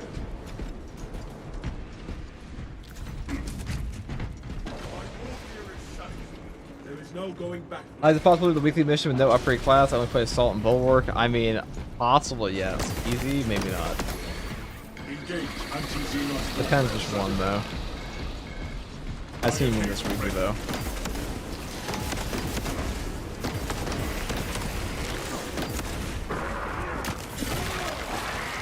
I thought it was a light melee nerf. No, we're on the normal mode, too, which makes it even crazier.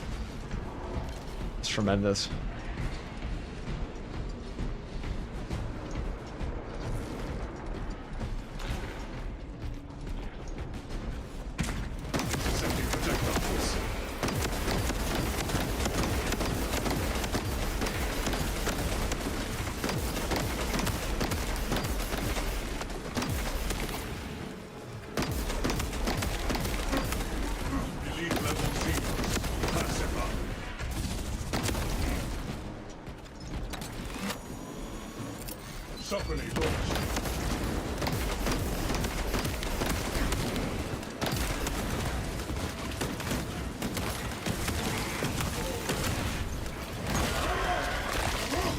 Is that the heroic plasma? Yes, it is. Ew. Ew.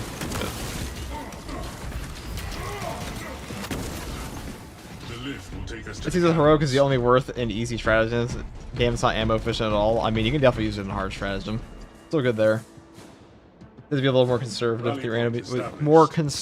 with your ammo, usage. It's definitely not ammo efficient at all. No, it's not. Mainly because most of the ammo efficiency perks on this weapon simply don't work with the heroic version. Most of the weapon perks in general. If we're being real. Let them gather. Iron Halo will only result in more losses for them.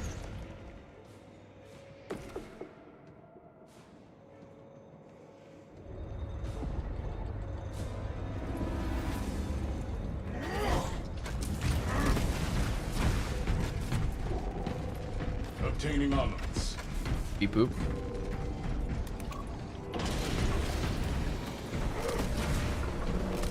Eyes on the Hierophant. With his fortress's defensive weapons. FTG, in your opinion, should my perks be focused on dealing more damage, reducing damage? I say we get 23 RC, but all out damage for all out damage perks are almost always better. Kill confirmed. In terms of like pushing, I mean, if you're pushing waves, definitely better. Definitely better. I mean, just think, if you're trying to push something, trying to speed run something, of course you're gonna want damage. And usually damage will save you. This is true for a lot of games of like damage just better than defense. In this game though, damage reduction is actually very valuable, but most of the damage reduction perks in this game are not important. Also, siege mode is pretty forgiving in terms of like you can pretty much buy yourself like 10 extra lives if you really wanted to. You can die like 4 times in that mode. The damage reduction can matter even less at times, unless you're going to like wave 40 plus.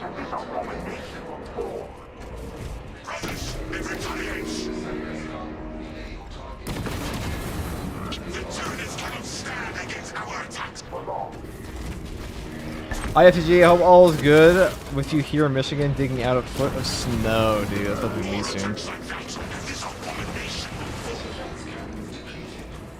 I need to rework all the plans perks again. Yes, I do.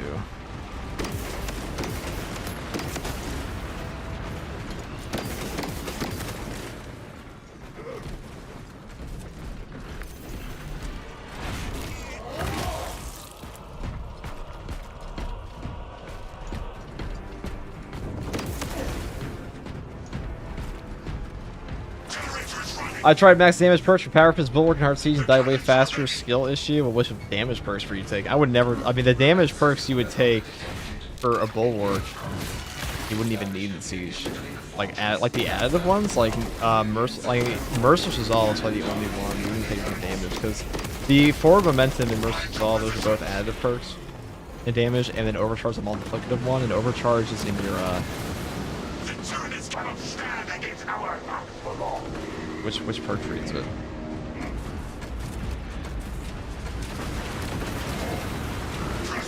Overcharge is in the one perk tree. I mean, it's in the Prestige perk tree for Bulwark. God.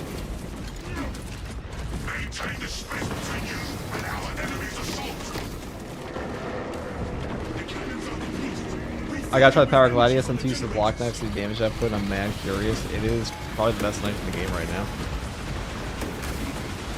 Hard to use in block, I think, but definitely good. I mean, I wouldn't in hard siege. I would just take full damage reduction or like intimidating aura at the most. Well, I definitely take steel within. You should do a video on which damage perks are added, which ones are multiplicative. I should do a lot.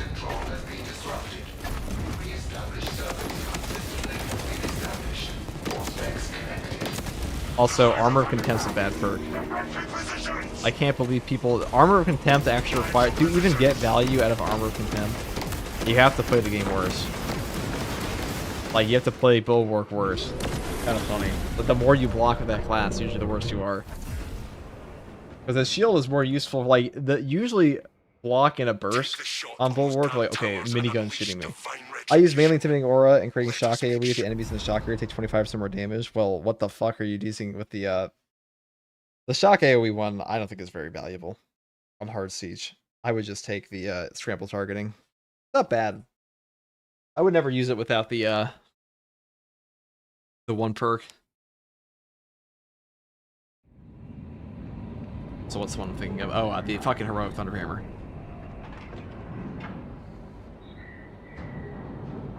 FTG, where can you find the exact percentages of these modifiers? I can ask somebody. Give them to you. I'll probably just make a video on it eventually. There's no easy way to find it.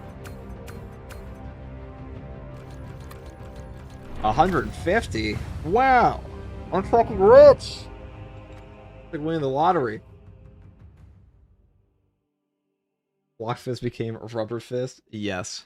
It does on that strategy. That's why I told people don't take melee classes to this. I said if you want to take Bulwark on this one, You'll basically just be aura farming with your outfit and being a heal bot. You pick this outfit and you aura farm and you become a heal bot.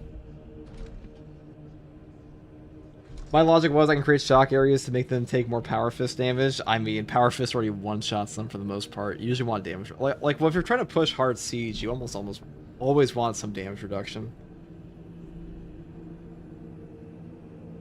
I did not hear it. Yeah, you just take this outfit and you aura farm. That's all you do. Okay. That is enough of the stratagem for me. Hold on, let me go and do this one next. The chapter master will know this. Artifice Realm.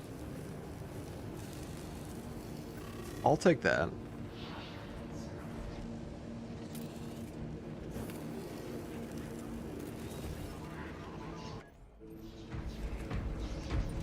Ultramarines aren't my favorite, but I stick with it because of lore.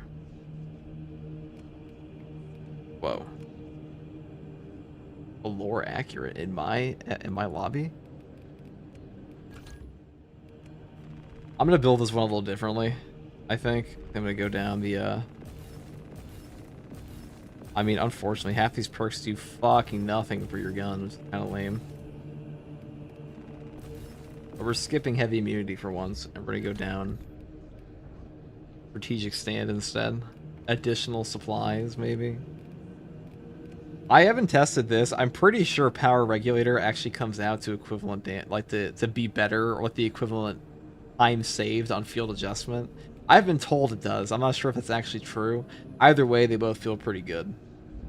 That's purely anecdotal. I've been taking this one more. Okay. The fourth row. People hating the Ultramarines. They're the ones they're gonna expand the fan base. It's true. I mean, most people only know Ultramarines.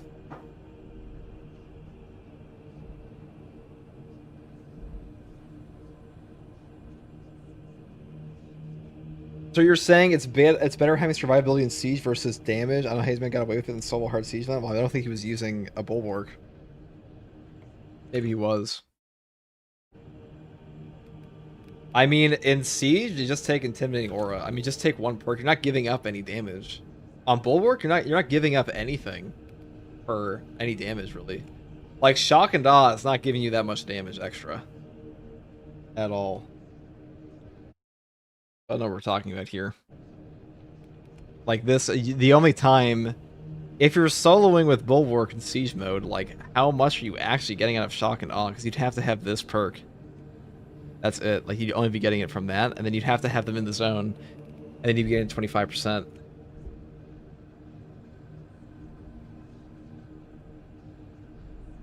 I mean, in solo, I was just taking too many aura, because why not? Because, like, you're not, like, the damage of the enemies, every single class of this game will get timed out before they get to ridiculous, before they cap out in damage. They use Assault, so if we're talking about Bulwark, then, well, Bulwark doesn't have to give up. If we're talking about Assault, Overcharge can definitely be better. That's true.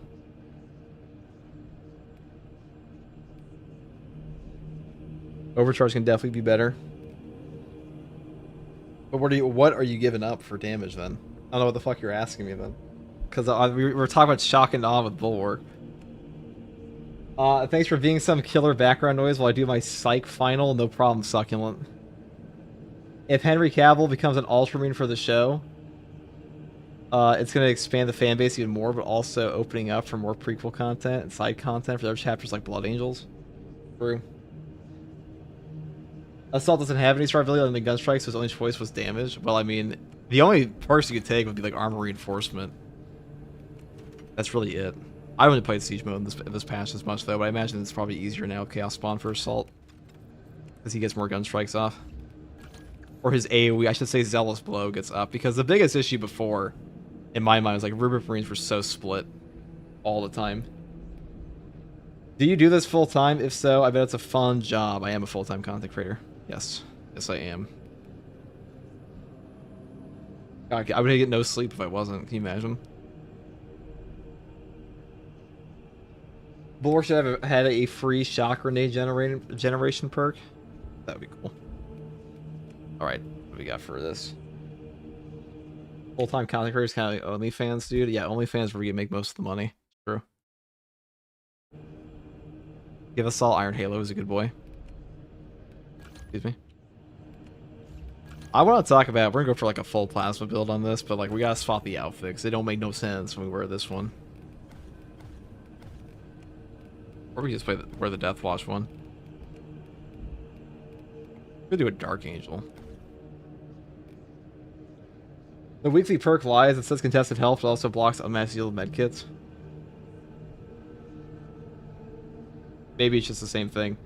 I was thinking I could imitate the damage focus assault build, picking all the perks that deal damage to make enemies more vulnerable to damage.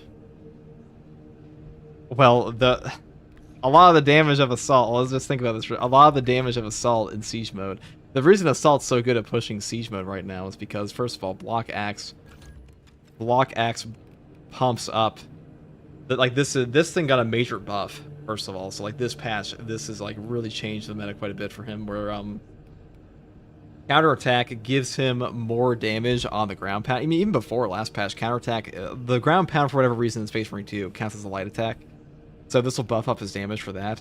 And on top of that, you have Zealous Blow to like endlessly go into hordes, and like this is a fundamentally what do they call it? This perk will fundamentally scale upwards in a mode with more enemies because you're just landing on more shit. When they all spawn, and now you have Chaos Spawn, like it says patch 10, they're more clumped than ever. Because the big issue before of why so many classes were getting timed out is because Rubric Marines just take forever to kill. Like, Rubric Marines are just split up all the fucking time. Like, if you look back at, like, patch 9, or, like, prior to patch 10, the reason, like, every single class is getting locked out besides Tactical and, like, Heavy is because no other class could, like, easily wipe out the super spread out enemies. That was a big issue, but now Chaos Spawn stuff, he made that easier, because, like, they clump up a lot more, so Zealous Flow gets more triggers, which means you can land on more things. I think Bulwark still struggles, though, because Bulwark doesn't have... This is the issue of Bulwark, is that Bulwark doesn't have the Horde clear that Assault does in Siege mode. He has more survivability, he has more of a team impact. Like, if you're trying to push a wave 40+, you're just going to be using this class in Siege, because you'd be stupid not to. Because he does everything. Like, Invading Icon saves you so many points, and saving points means more stuff later, but it means more Guardian Relics, which means more potential damage, which means you can go further and further. That's the thing, but I don't even know if you can push this high anymore, because Multi-Melta got nerfed, and this is what they used. That's why the one we did way back when, on like patch 9, we used the Plasma, because Multi-Melta didn't have that double shot mechanic yet. But that was pretty busted. I definitely sent this one up. That was like from patch 10 onwards, where they nerfed that in this patch. Anyways, speaking of Plasma, we're gonna talk about Heavy Plasma. Oh joy. Let's talk about like Heavy Plasma. Does that mean the new Heroic Power Fist does 200% damage on ground pound? It's actually a great fucking question. I don't think it works that way, though. I don't think it applies to the ground pound. Maybe it does. Good question. Ground pound has a lot of light attack, right? Yeah, it should. I know counterattack works for it. I tested this myself. I don't know if this one. That's actually a great question. It might. It very well might. This weapon's actually pretty good, though. I actually like this one a lot. Yeah, before the biggest issue, the thing that sucked ass about Siege mode always and forever was that Rubric Marines just spread out like 15 miles. So they'll spread out 15 miles, and if you have more Rubric Marines to fight, that means you're having more revived by Sorcerers. If there's one Sorcerer on the screen, that'd be flying around. Thank you for explaining that. Seems like Bulwark is a survivability character, so it makes sense to learn the class of strengths like Haven did with Assault. I mean, Bulwark's not just a survivability character. Bulwark's never been good at pushing Siege in any patch. I mean, he's not bad. He just doesn't have, like... He's not an AoE character. He never has been. He's just OP. He's OP in Operate. He's still the overall best class in the game just because of what he does.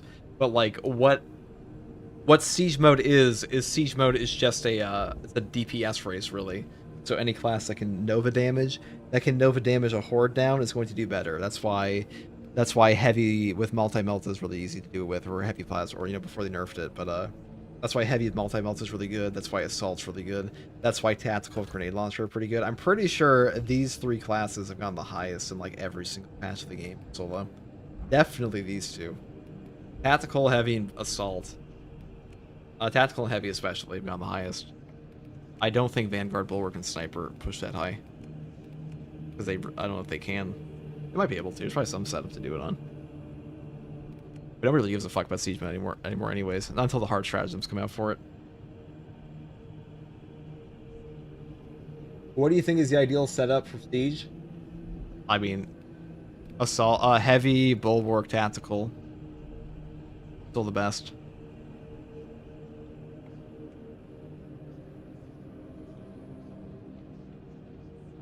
Bulwark can do great damage, but he isn't able to squash waves. Exactly. That's the only problem. Is like his damage is sustained damage. This is burst, and burst is better in a horde. Like AOE burst is just going to be better at pushing away. Like I should say AOE burst that is instantaneously refunded is going to be generally better than a sustained damage in a DPS race.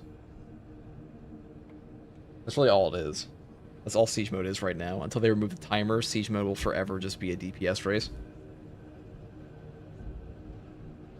I use hard mode Siege to learn how to use the block weapons since console players don't have that like cool shit PC players have. True. I mean, Siege mode's pretty fun. Alright, anyways, what the fuck was I doing? I was doing this. Wouldn't you take Tactical Bulwark and Vanguard due to CD reduction allow more spam? No. Because heavy the damage of heavy is just too good to give up. You won't push this high. Vanguard doesn't do like dick all damage. That's the big problem with this guy, is that Vanguard just doesn't do enough damage to push that high. The reason Tac, Bulwark, and Heavy have always gone the highest in Siege is because on like literally every patch of the game, is because they just have the best options to do it. I mean, so first of all, secure stockpile. This grants they fill in each other's gaps instantly. So Heavy gives you less range attack damage for your entire team, which prevents your squishy little tactical from getting instant bopped and nuked. Bulwark can give armor to your entire team, which prevents your squishy little tactical from getting nuked. And tactical allows your team to nuclear bomb with secure stockpile. And the thing that actually kills you in Siege mode 99% of the time, before you get to like the super high waves, is like some fuck off like tragic event with a triple hellbrute. So precise calibration plus concentrated fire plus grenade launcher with steady aim. It means you just delete the boss in like 2 seconds. And Vanguard can't do any of that. Like Vanguard's CDR is good. He could probably go pretty high. I don't think he's ever going as high as these guys though. They just fill the gaps too well. Like Bulwark just has ridiculous damage. Plus, he's saving you points on this because his healing is way better than the Vanguard's is. In a coordinated team. You had to work way harder to create space, not get swarmed so fast in Siege, especially against Chaos faction. Yeah, Chaos has always been annoying in Siege because some classes just scale down. It's definitely easier now than it used to be, just because of the Chaos spawn clumping. That's why he's a lot better in it now, I think. I mean, I have to take it in. That's my observatory opinion. I haven't taken him personally at this patch. Maybe my opinion will change on that. Anyways, time to talk about the heavy plasma.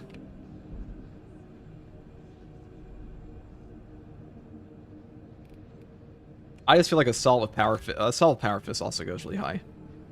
But I mean, like, oh, go figure. The 2 S tier weapons in this game go really high. Who would have thought? I mean, being able to punch through triple bosses at once is pretty good in this game. Who would have ever thought that?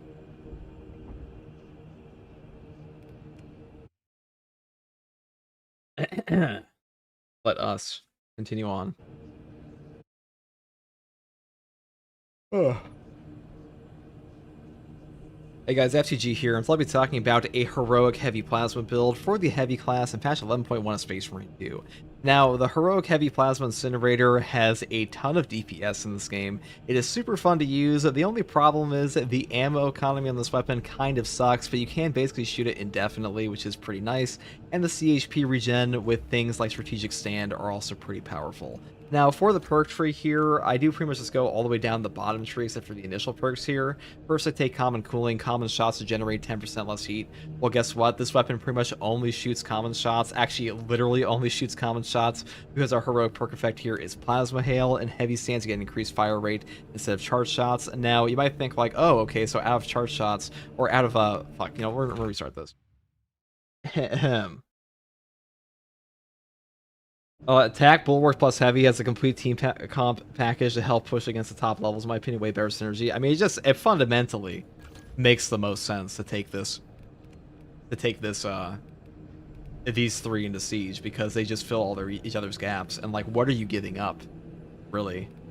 Like, Bulwark's damage is not so far below Assault's damage that it's worth taking him over Bulwark, and he's definitely not out damaging a Heavy. Well, actually, Assault might be able, but they're gonna get pretty close to him.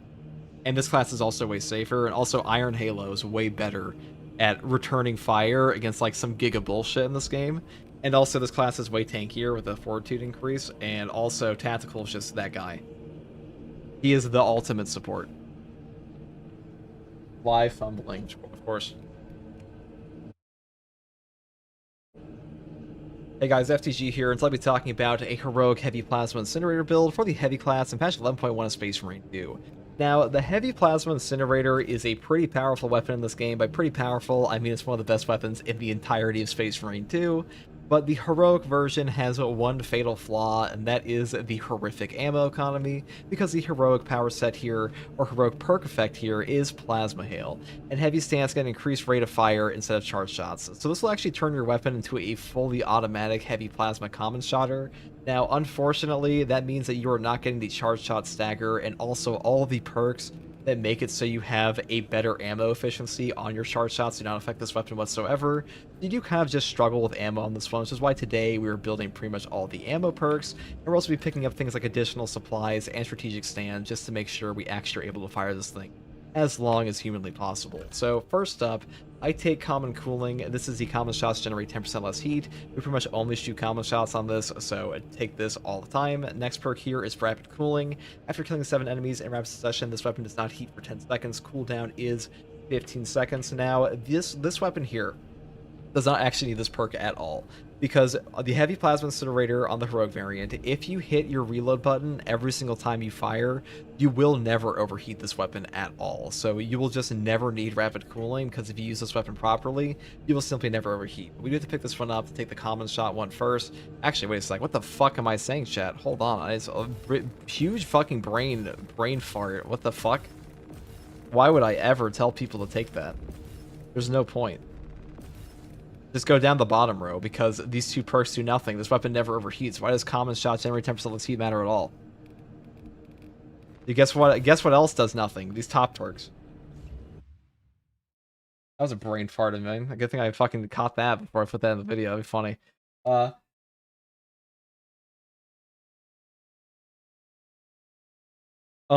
Yeah, that's the biggest problem, especially with the block fist. You have to intercept the attack or use your banner to be able to do it. Well, I mean, with the block fist on Bulwark, you just animation cancel constantly, and Bulwark is just super good at farming banners.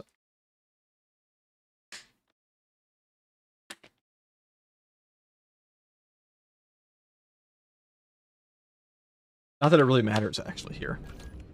Okay. I want to talk about a heroic plasma build, goddammit. How hard is that to do?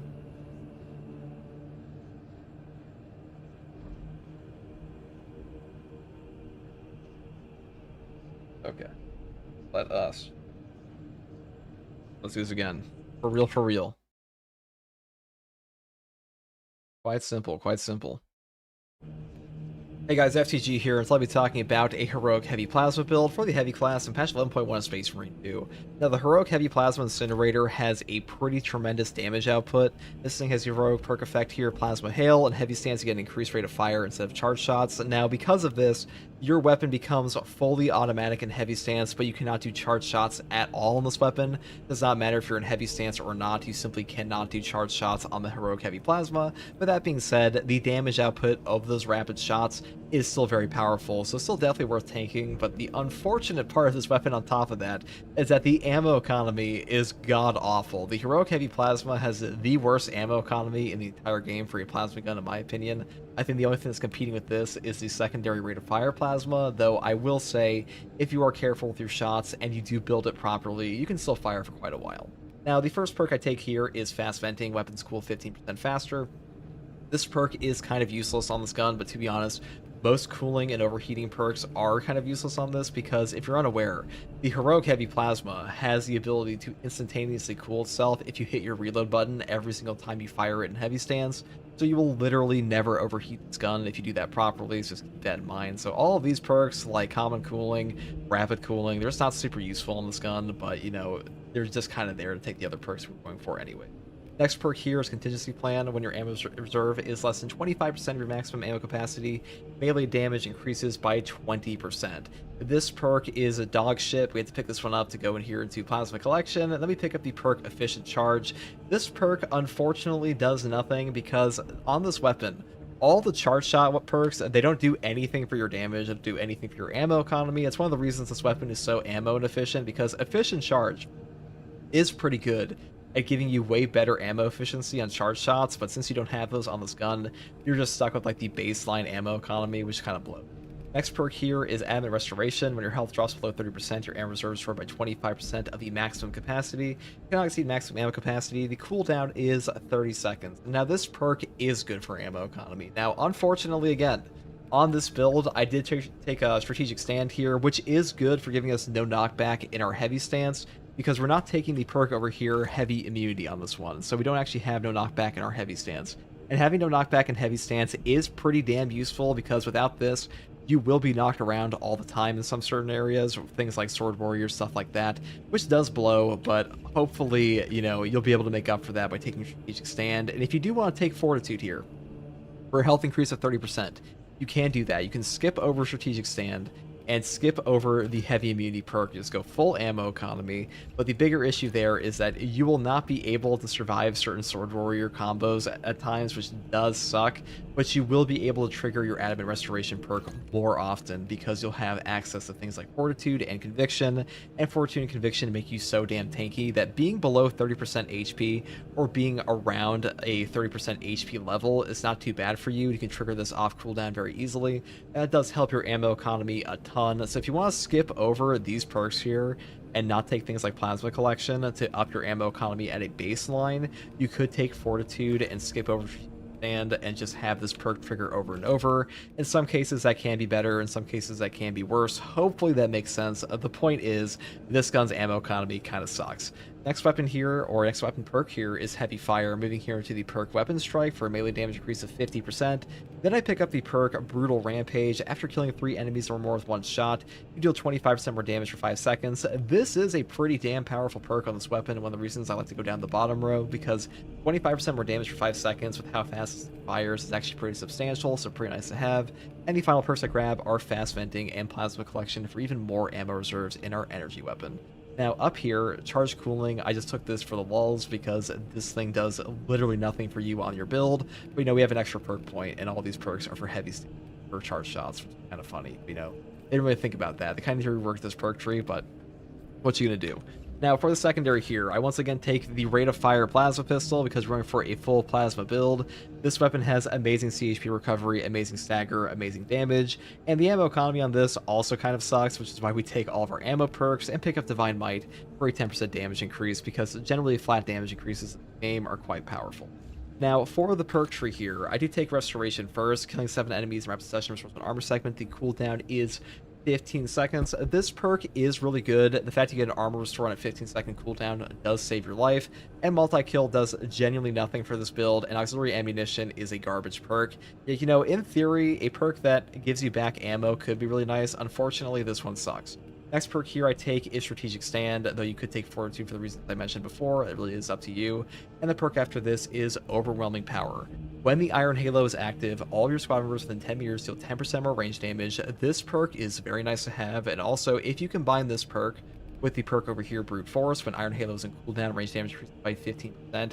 You can actually get both of these perks off simultaneously. They will trigger when you have your Iron Halo active, because your Iron Halo will go active, and it'll instantaneously go in cooldown, or it will count as on cooldown. So you get the 15% buff from this, and the 10% buff from this for like a 25% range damage buff, which is pretty nice to have. Next perk here is additional supplies. Ammo capacity for Ultra Squad members' primary weapons increases by 25%. I just take this because more ammo is pretty nice on this gun. If you want to take Encompassing Aegis, it is definitely better.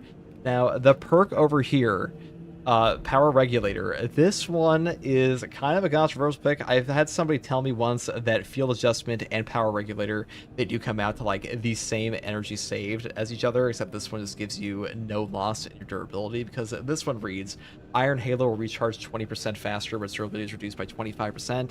It does feel like that statement is true. I have not personally tested whether or not Power Regulator saves you as much as Field Adjustment does, but I think it does feel overall better anyway, so I do pick this one up. Now, Consecutive Execution is the other perk I take here, because a 90-second Melt-A-Bomb, Crack Grenade, Shock Grenade, and Frag, that's just a really useful thing to have in this game. Melt-A-Bomb save your runs all the time, so Consecutive Execution is a great perk. And the final perk here is Brute Force, for the reasons I mentioned before. And the final perk is our good old offensive capability. When active, Iron Halo will deal damage over time to all enemies within 5 meters. This one overperforms all the time. It will pick you up free executes on Majoris, Extremis, and even bosses at times. Free damage is free damage. This one is very nice. I am playing like with a team, but still, even in teams, this one's pretty good. Though I will say, if you want to take Conversion Field instead for an ability charge at 50% faster for all of your teammates, this one's also very good. So definitely pick this one up if you want, but I do like offensive capability a little bit more. Now, for the Prestige perk tree, I do take Auxiliary Reload first, because this one just gives you more ammo for every Extremis kill, and like I said before, and will say many times again, this weapon's ammo economy sucks, so definitely pick this one up, and to be honest, pick this one up for like basically any heavy stance gun in the entire game. Now, next weapon perk here, or Prestige perk, is Reverberating Impact, and then I pick up our good old Indomitable Spirit, and I pick up Duelist, not Duel. I pick up Conviction, because I think that these four are overall the best. But if you want to pick up Duelist instead of Reverberating Impact, you definitely could. That is up to you, but these are the ones I chose today, because damage reduction is godly, ammo economy is godly, no knockback on gun strikes will save your life, and we don't really have a lot of no knockback on this build anyways, unless we take Strategic Stand. So if you are taking Fortitude, definitely take Indomitable Spirit every time, and to be honest, take it every time anyways, because this perk is just that good. And that's pretty much all I have to say about this build, guys. The heavy class is pretty damn powerful, as always. It did nerf the multi-melta double shot in patch 11.0, but to be honest, it was a little bit broken anyway, so I'm not surprised they did that. But the Heavy Plasma Incinerator, pretty damn fun. I don't think the heroic version is the best version in the entire game, but it is pretty good for some stuff. The rate of fire, I think, is still a bit stronger, or the ammo economy version, just because getting those charge shots off and stagger versus chaos can save your life way more, but having this insane DPS output is pretty funny, and hopefully this build guide helped. And if you like content like this, subscribe for more, and as always, thank you for watching. Take it easy. Bye.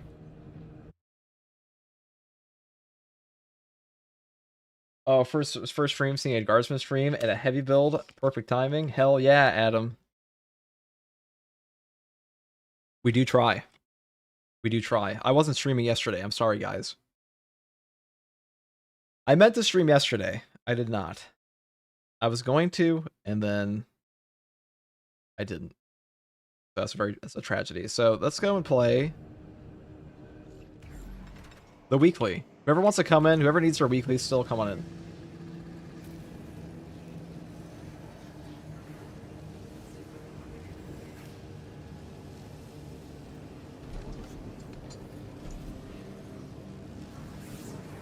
He lied to us, true. I actually use your builds and use all the ones that benefit both my team and myself. I'm glad they can help, Adam. I'm glad they can help. I wish that Space Marine 2's build diversity was better, because unfortunately, like, if you play Space Marine 2 for an extended period of time, I don't think there's like a serious player in this game that needs any build guide, because you just look at the perks and you're like, oh, like, this is going to be... Anybody who ever uploads a heavy build will just pick something like this. Or like this. Like, this is just the build setup. Like, there are like 3 choices. You're either taking this, or you pick one of these perks, or you pick this. Or this. Like, that's it. But like 90% of these perks are the same anyways. which is kind of unfortunate. Yeah, this game is essentially a rhythm game. It really is. Not like Darktide. Not like Darktide. I should open up the lobby more. Alright guys, get in here for your weekly. Come. Heavy needs a punching light attack combo. That'd be cool.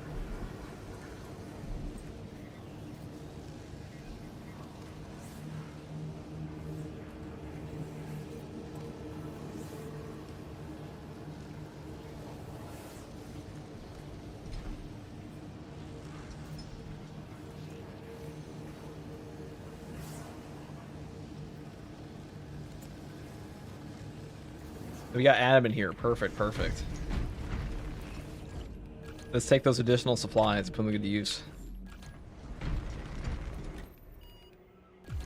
I don't think this hard weekly was too bad. It can't be a little bad. But I want that last. So next one I'm going to get is this. And I don't think I've ever actually used a Chameleon Line Shroud because this one looks so fucking bad in like 90% of classes. And this one's just way better looking. You know, it's crazy. All they have to do in this game to make the drip look better is just have the Chameleon Line Shroud be replaced with like a different texture. Just give us like a color option so it would look way better. Hip fire SMG, here we go. True.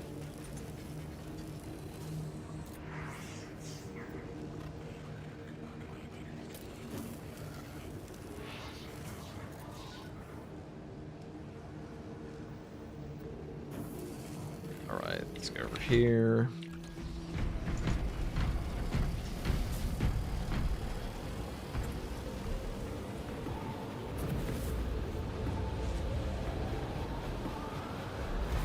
Alright, indeed.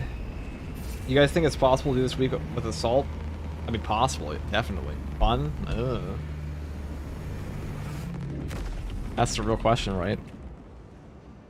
Not whether or not it's possible, whether or not it's fucking fun.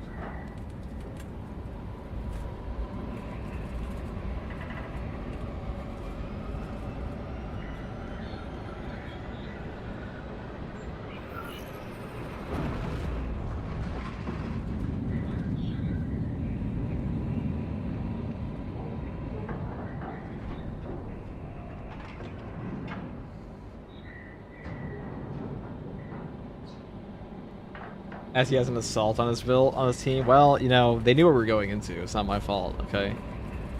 Reading's hard, guys. The Tyranids have already established their capillary towers. They mean to harvest this planet's biomass. They will take Kadaku, but we will make them pay for it. Those towers, they're bio-titan. Find a way to bring them both down. Trap them in their own filth. This guy thinks we have a alert command. What kind of stream do you think this is? This is an open stream where we just chill. 91 ammo, dude.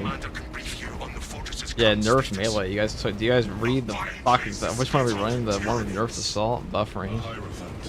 It's the weekly, guys. All right, hold on. So you guys both joined. We can back out. You guys can swap your classes, but let's just think about this for a second. You guys both joined after I said let's get the weekly done.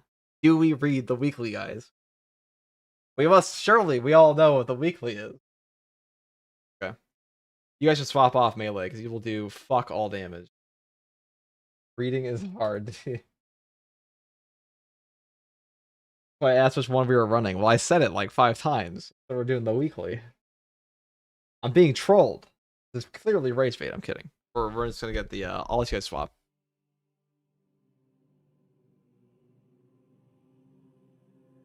You've said a lot of things today, I know. I always do. I'm a yapper. Including videos, that's true. That's okay, you guys can swap. I'm gonna use the bathroom real quick, and then we'll go do that. A little, like, chaos.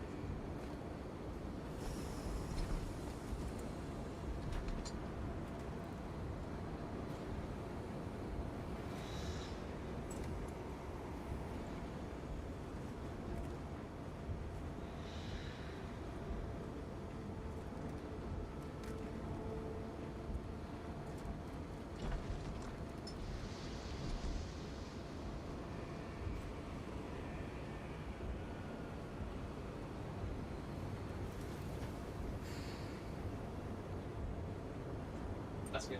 Yeah. Let's go gambling. My phone was ringing by some scam caller in the middle of my video. Can you guys believe that? How shameful of these fucking people, dude, to do that to me. How dare they? All right.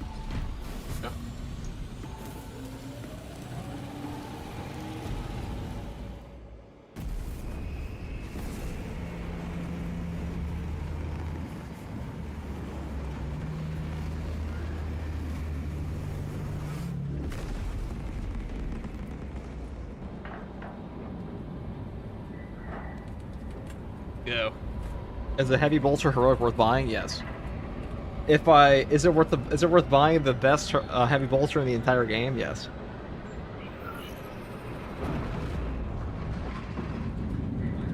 Alright, back to lurking to help focus on the mission. Exclamation point lurk. Is that a baseline Twitch command? Because there are no commands in this chat. This is not Command and Conquer. This is a Twitch stream.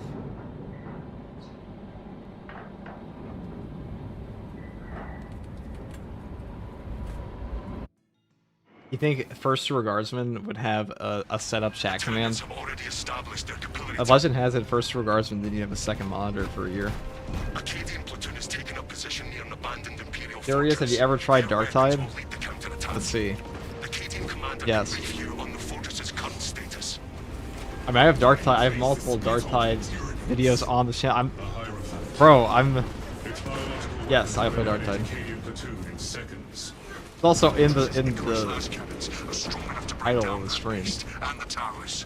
Even with your aid, we do not have the forces to penetrate the main gate. You will need another way in. We will get those cannons roaring. This path will lead you into Let's the see. jungle. Do I have 3,000 hours in Darktide almost? Yes. The answer is yes. We cannot waste time when there is a battle that I have a recent one. The Tyranid forces are strong here, Captain. We must gain access to the fortress's weapons. Well, forever, yes. I mentioned Darktide. Go first through aggro. I'm friends with more Darktide creators than Space Marine 2 creators, which is funny. But it's honestly an adjacent player base.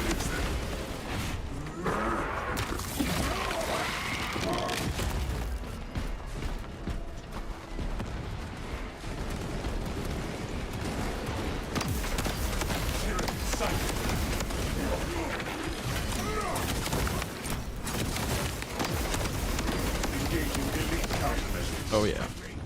This is it, boys.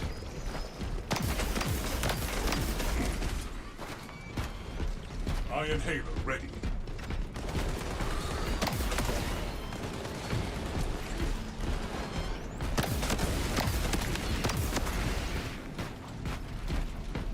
After having 40 last season, I haven't touched this season. Have you played it?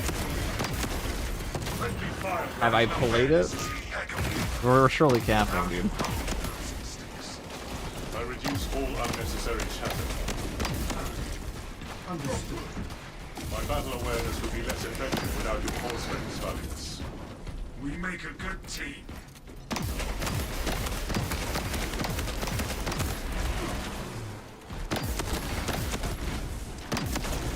Refilling my iron. I've never played it. You good?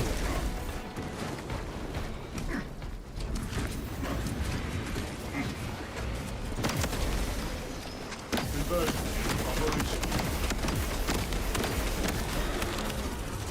Reload, cancel, OP, yeah. It sure is.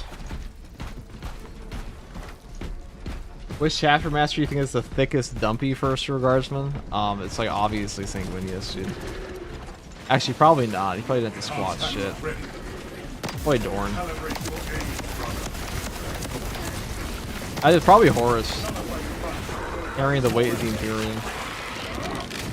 War Master.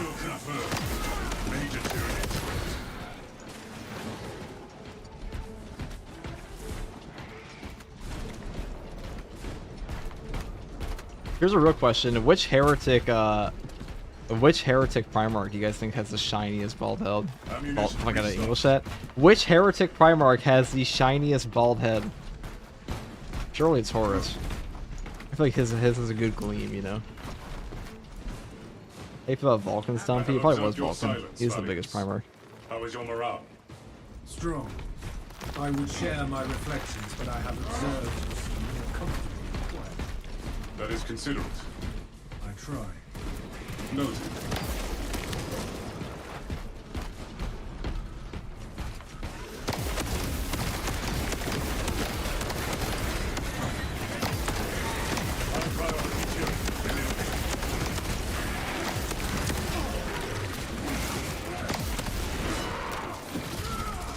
I must have stepped into my teammate's zone here.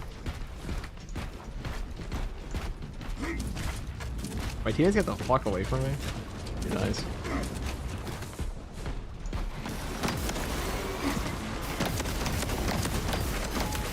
Oh.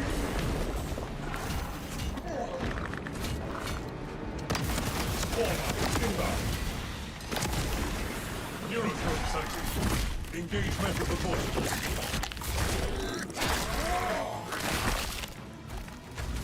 Predatory class turret eliminated. I am Haven ready. This is why I hate lunging my doors, because it interrupts your whole gameplay. They interrupt the whole gameplay loop of the game. Super fun.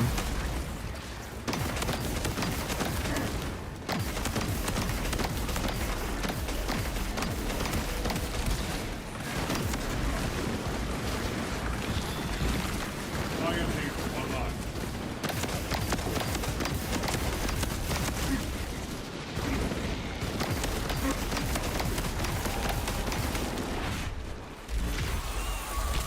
There we go.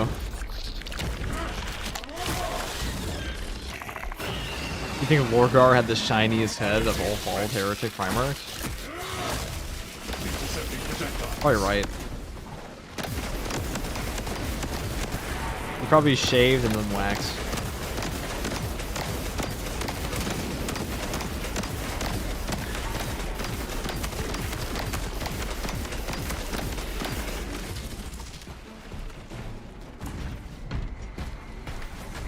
Your movement is erratic. It is horde evasion. Evade away from my firing lanes. I will do my best.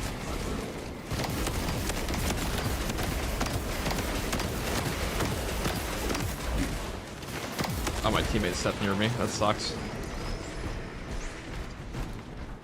Finally, our journey ends, Captain. Sucks.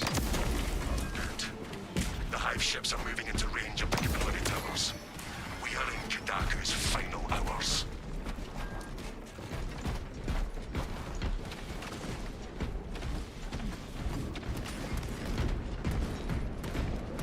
An unpleasant odor.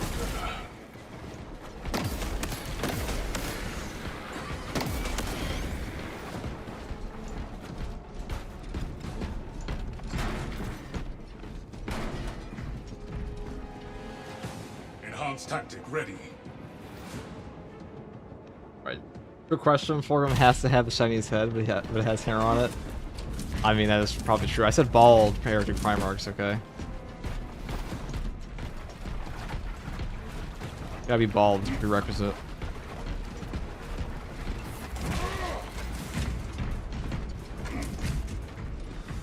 The Norse interrupts on Shield Rush are worse. They are definitely bad. They're quite awful.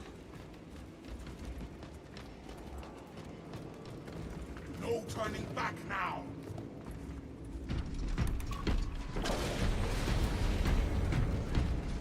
Quieter than I expected.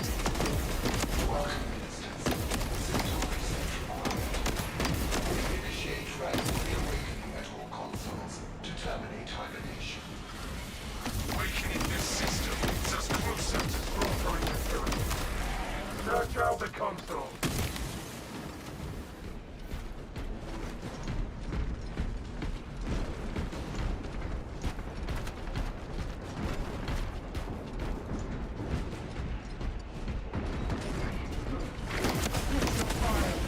Very disciplinary report. I am Haven ready. We cannot leave this place without awakening the consoles.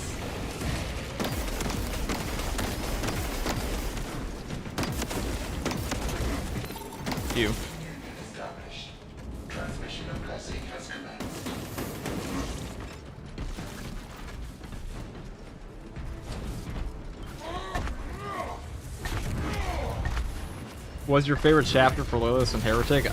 Loyalist, Blood Angels, and then Heretic, Night Lords.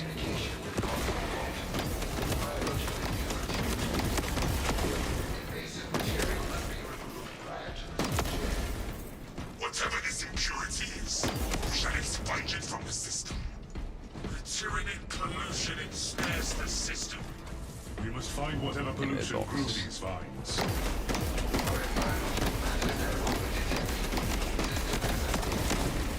Resume blessings extended to the slumbering unit.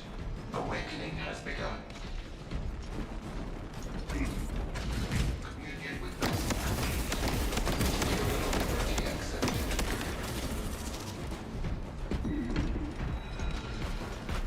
It's hard not to like Blood Angels, right, guys? I mean, who doesn't? Alright, where are the horrors in this one? Vessel detected. Sharing the divine blessings of the machine god.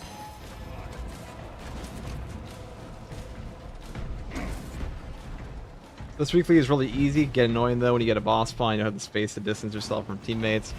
Yeah, which I know exactly what you're talking about. It's probably the next portion here with the spiral staircase.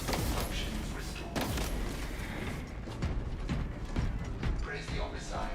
System restoration complete. Run controls reset. Aimade books. System is running. Let us open the fortress door. We are inside the fortress, Captain. Good. Head up to the cannons and remind the Xenos of whom they dare to attack.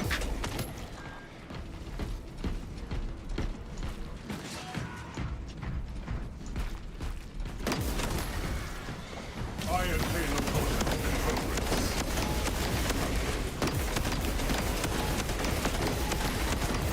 Xenos countermeasures successful.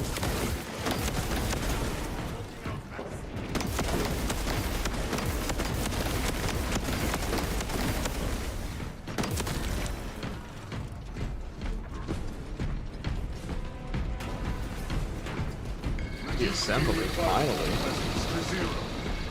We are committed to this cause. Steers, take some. Enhanced tactic ready.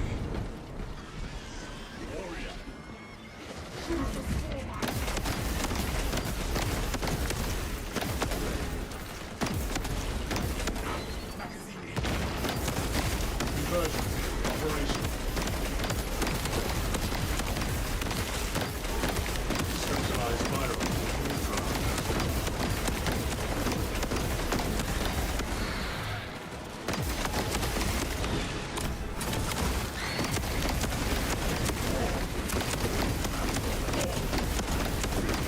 Just don't stop shooting, and we'll end it soon. It'll be over soon. Just keep firing the gun.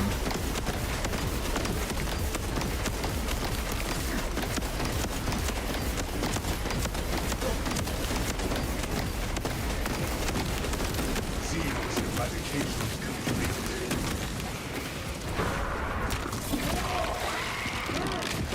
All this gun is good for, guys.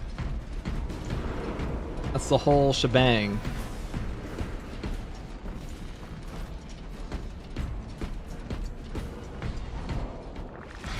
Reaver, that weapon is the pride of love. Agreed.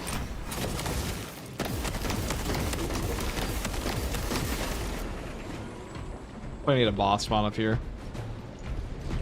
Iron Halo ready. Flesh Terrors are one of your all-time favorite chapters. Flesh Terrors are pretty damn cool. Can't say they're not. Engaging complete countermeasures. No.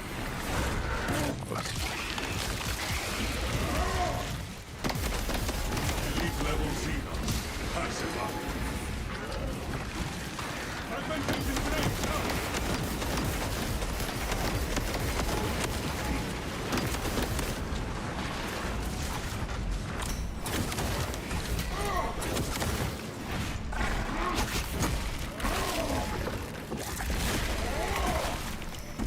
Linked attack carrier down.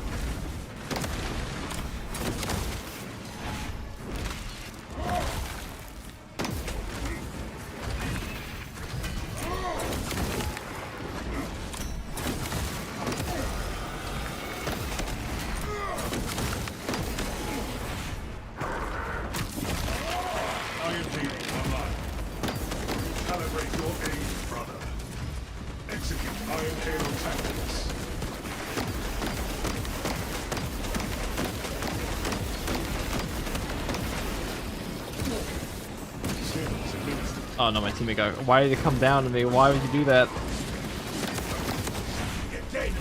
Why would you all come up? That's okay.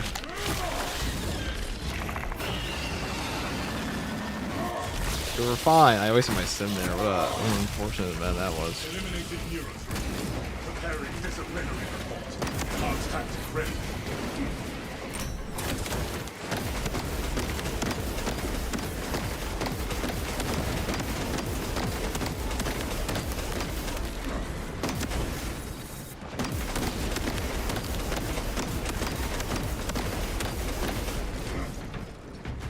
The lift will take us to the cannons. Send me up. Send me up.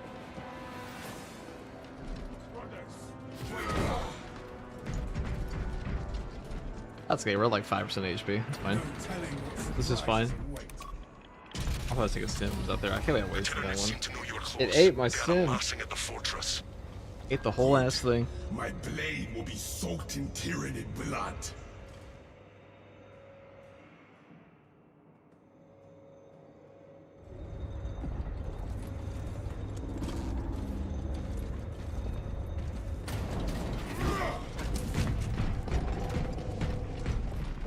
Smells like fresh munitions. Resupply.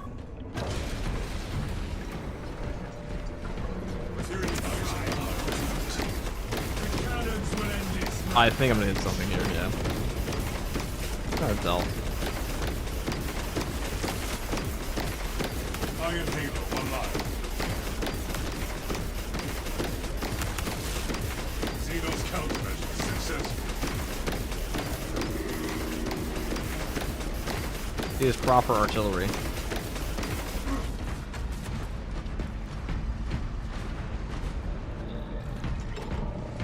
And that's gaming.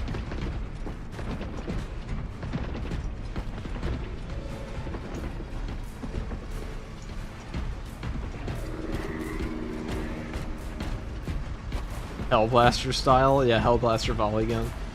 That's a good reference. The heavy sniper.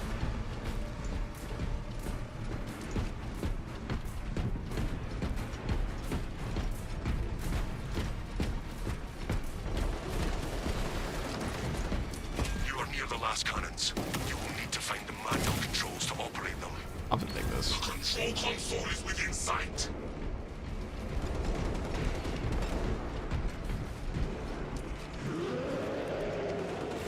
Defensive cannons active. Targeting system non-functional. Initializing secondary system. Complex connected. As you aim, the service card will relay your target to the system. Upgrading all desired states.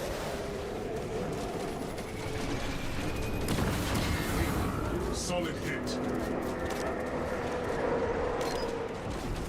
The Hierophant aims its weapons at us. That hurt it.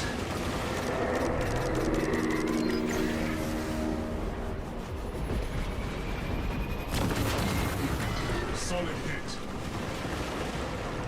Defense cannons depleted. Engage auxiliary generators to resume fire. Right, the ammo cache. We're probably gonna get one horde here and that'll be it.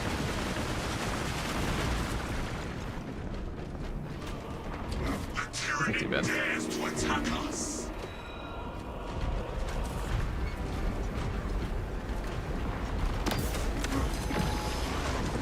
Beneath our boots. Iron Halo coordinates and rotates. Friendly firebombing issued. Subterranean Tyranids annihilated. Finish here. Cannons ready. To the Imperium. Remote system no longer detected. Engage console to reestablish communication. I will engage the console. Oh, you got it. Go. System link has been They, established. they want that. They sure can take it. Iron Halo ready. The Titan launches its missiles. Avoid the Tyranid's explosion.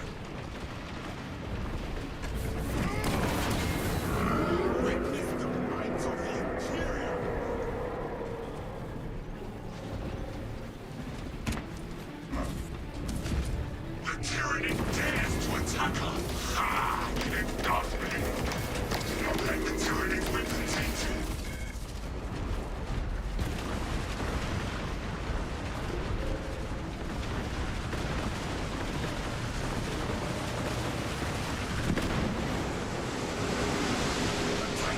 launches its missiles. Oh shit. Keep away from the Xenos, Perk.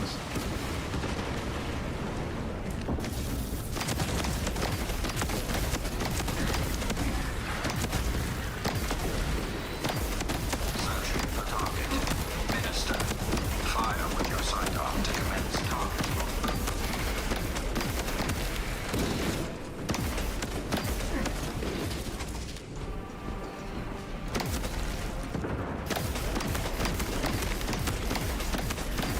High priority. The tyranny dares to attack us. I'm returning after like a 6-month hiatus. I'm about to buy my first heroic. Should I get the heavy bolter or plasma for the heavy first? I'm gonna get the heavy bolter. I think the heavy bolter is like a straight upgrade to all the other heavy bolters. Heavy plasma is like a side grade. Which is what they're supposed to be fair, but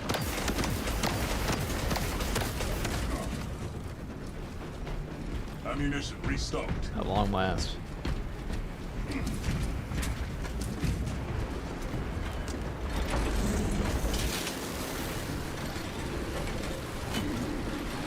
What would you say is the percent of stratagems you do with people who didn't read modifiers at all?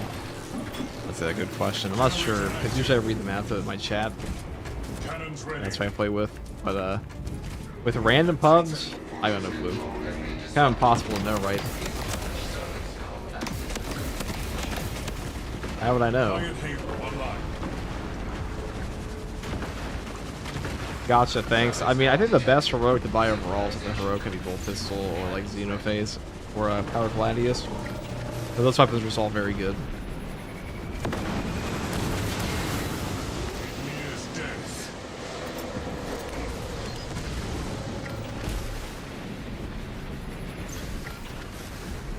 It expels its pollution.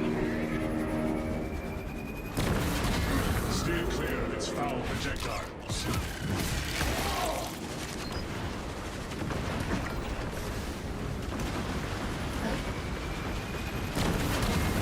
Hey, it's over.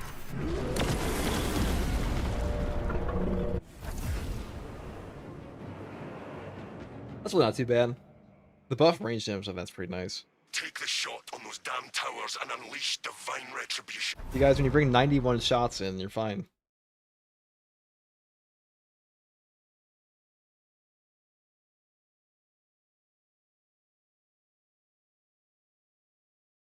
They put the Price is Right wheel in the game. Pretty funny thing. We'll see how much damage that was, though, in this 15-minute loading screen.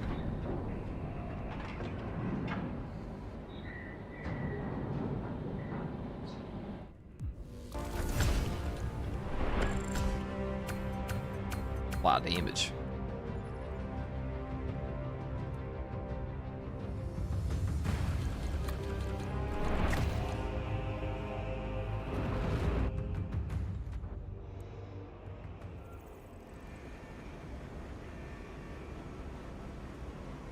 Alrighty then. I'm gonna grab some food and make an outfit. Thank you guys for playing. Doing pretty well.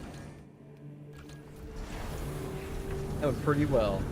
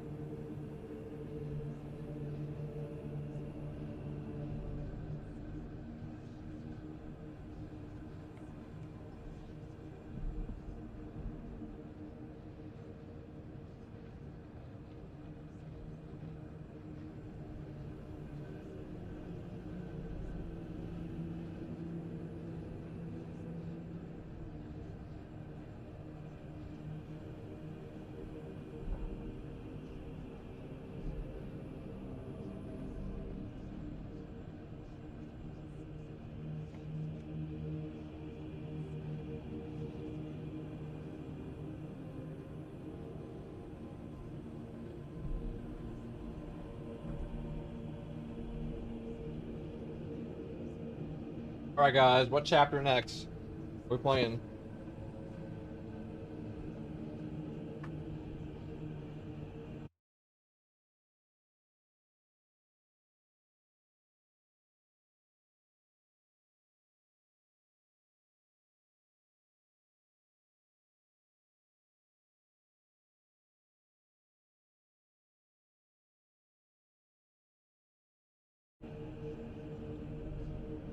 I know.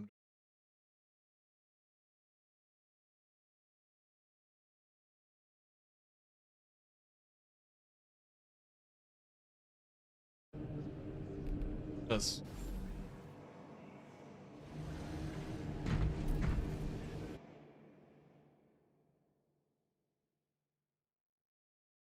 I think I'm actually call stream there for now. I'm gonna raid Mr. E though, and then we'll.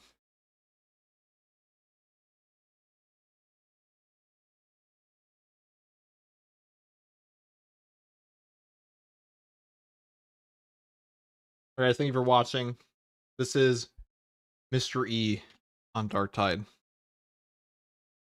Bye bye. Hey you all. Also, I'm glad we got the weeklies done here.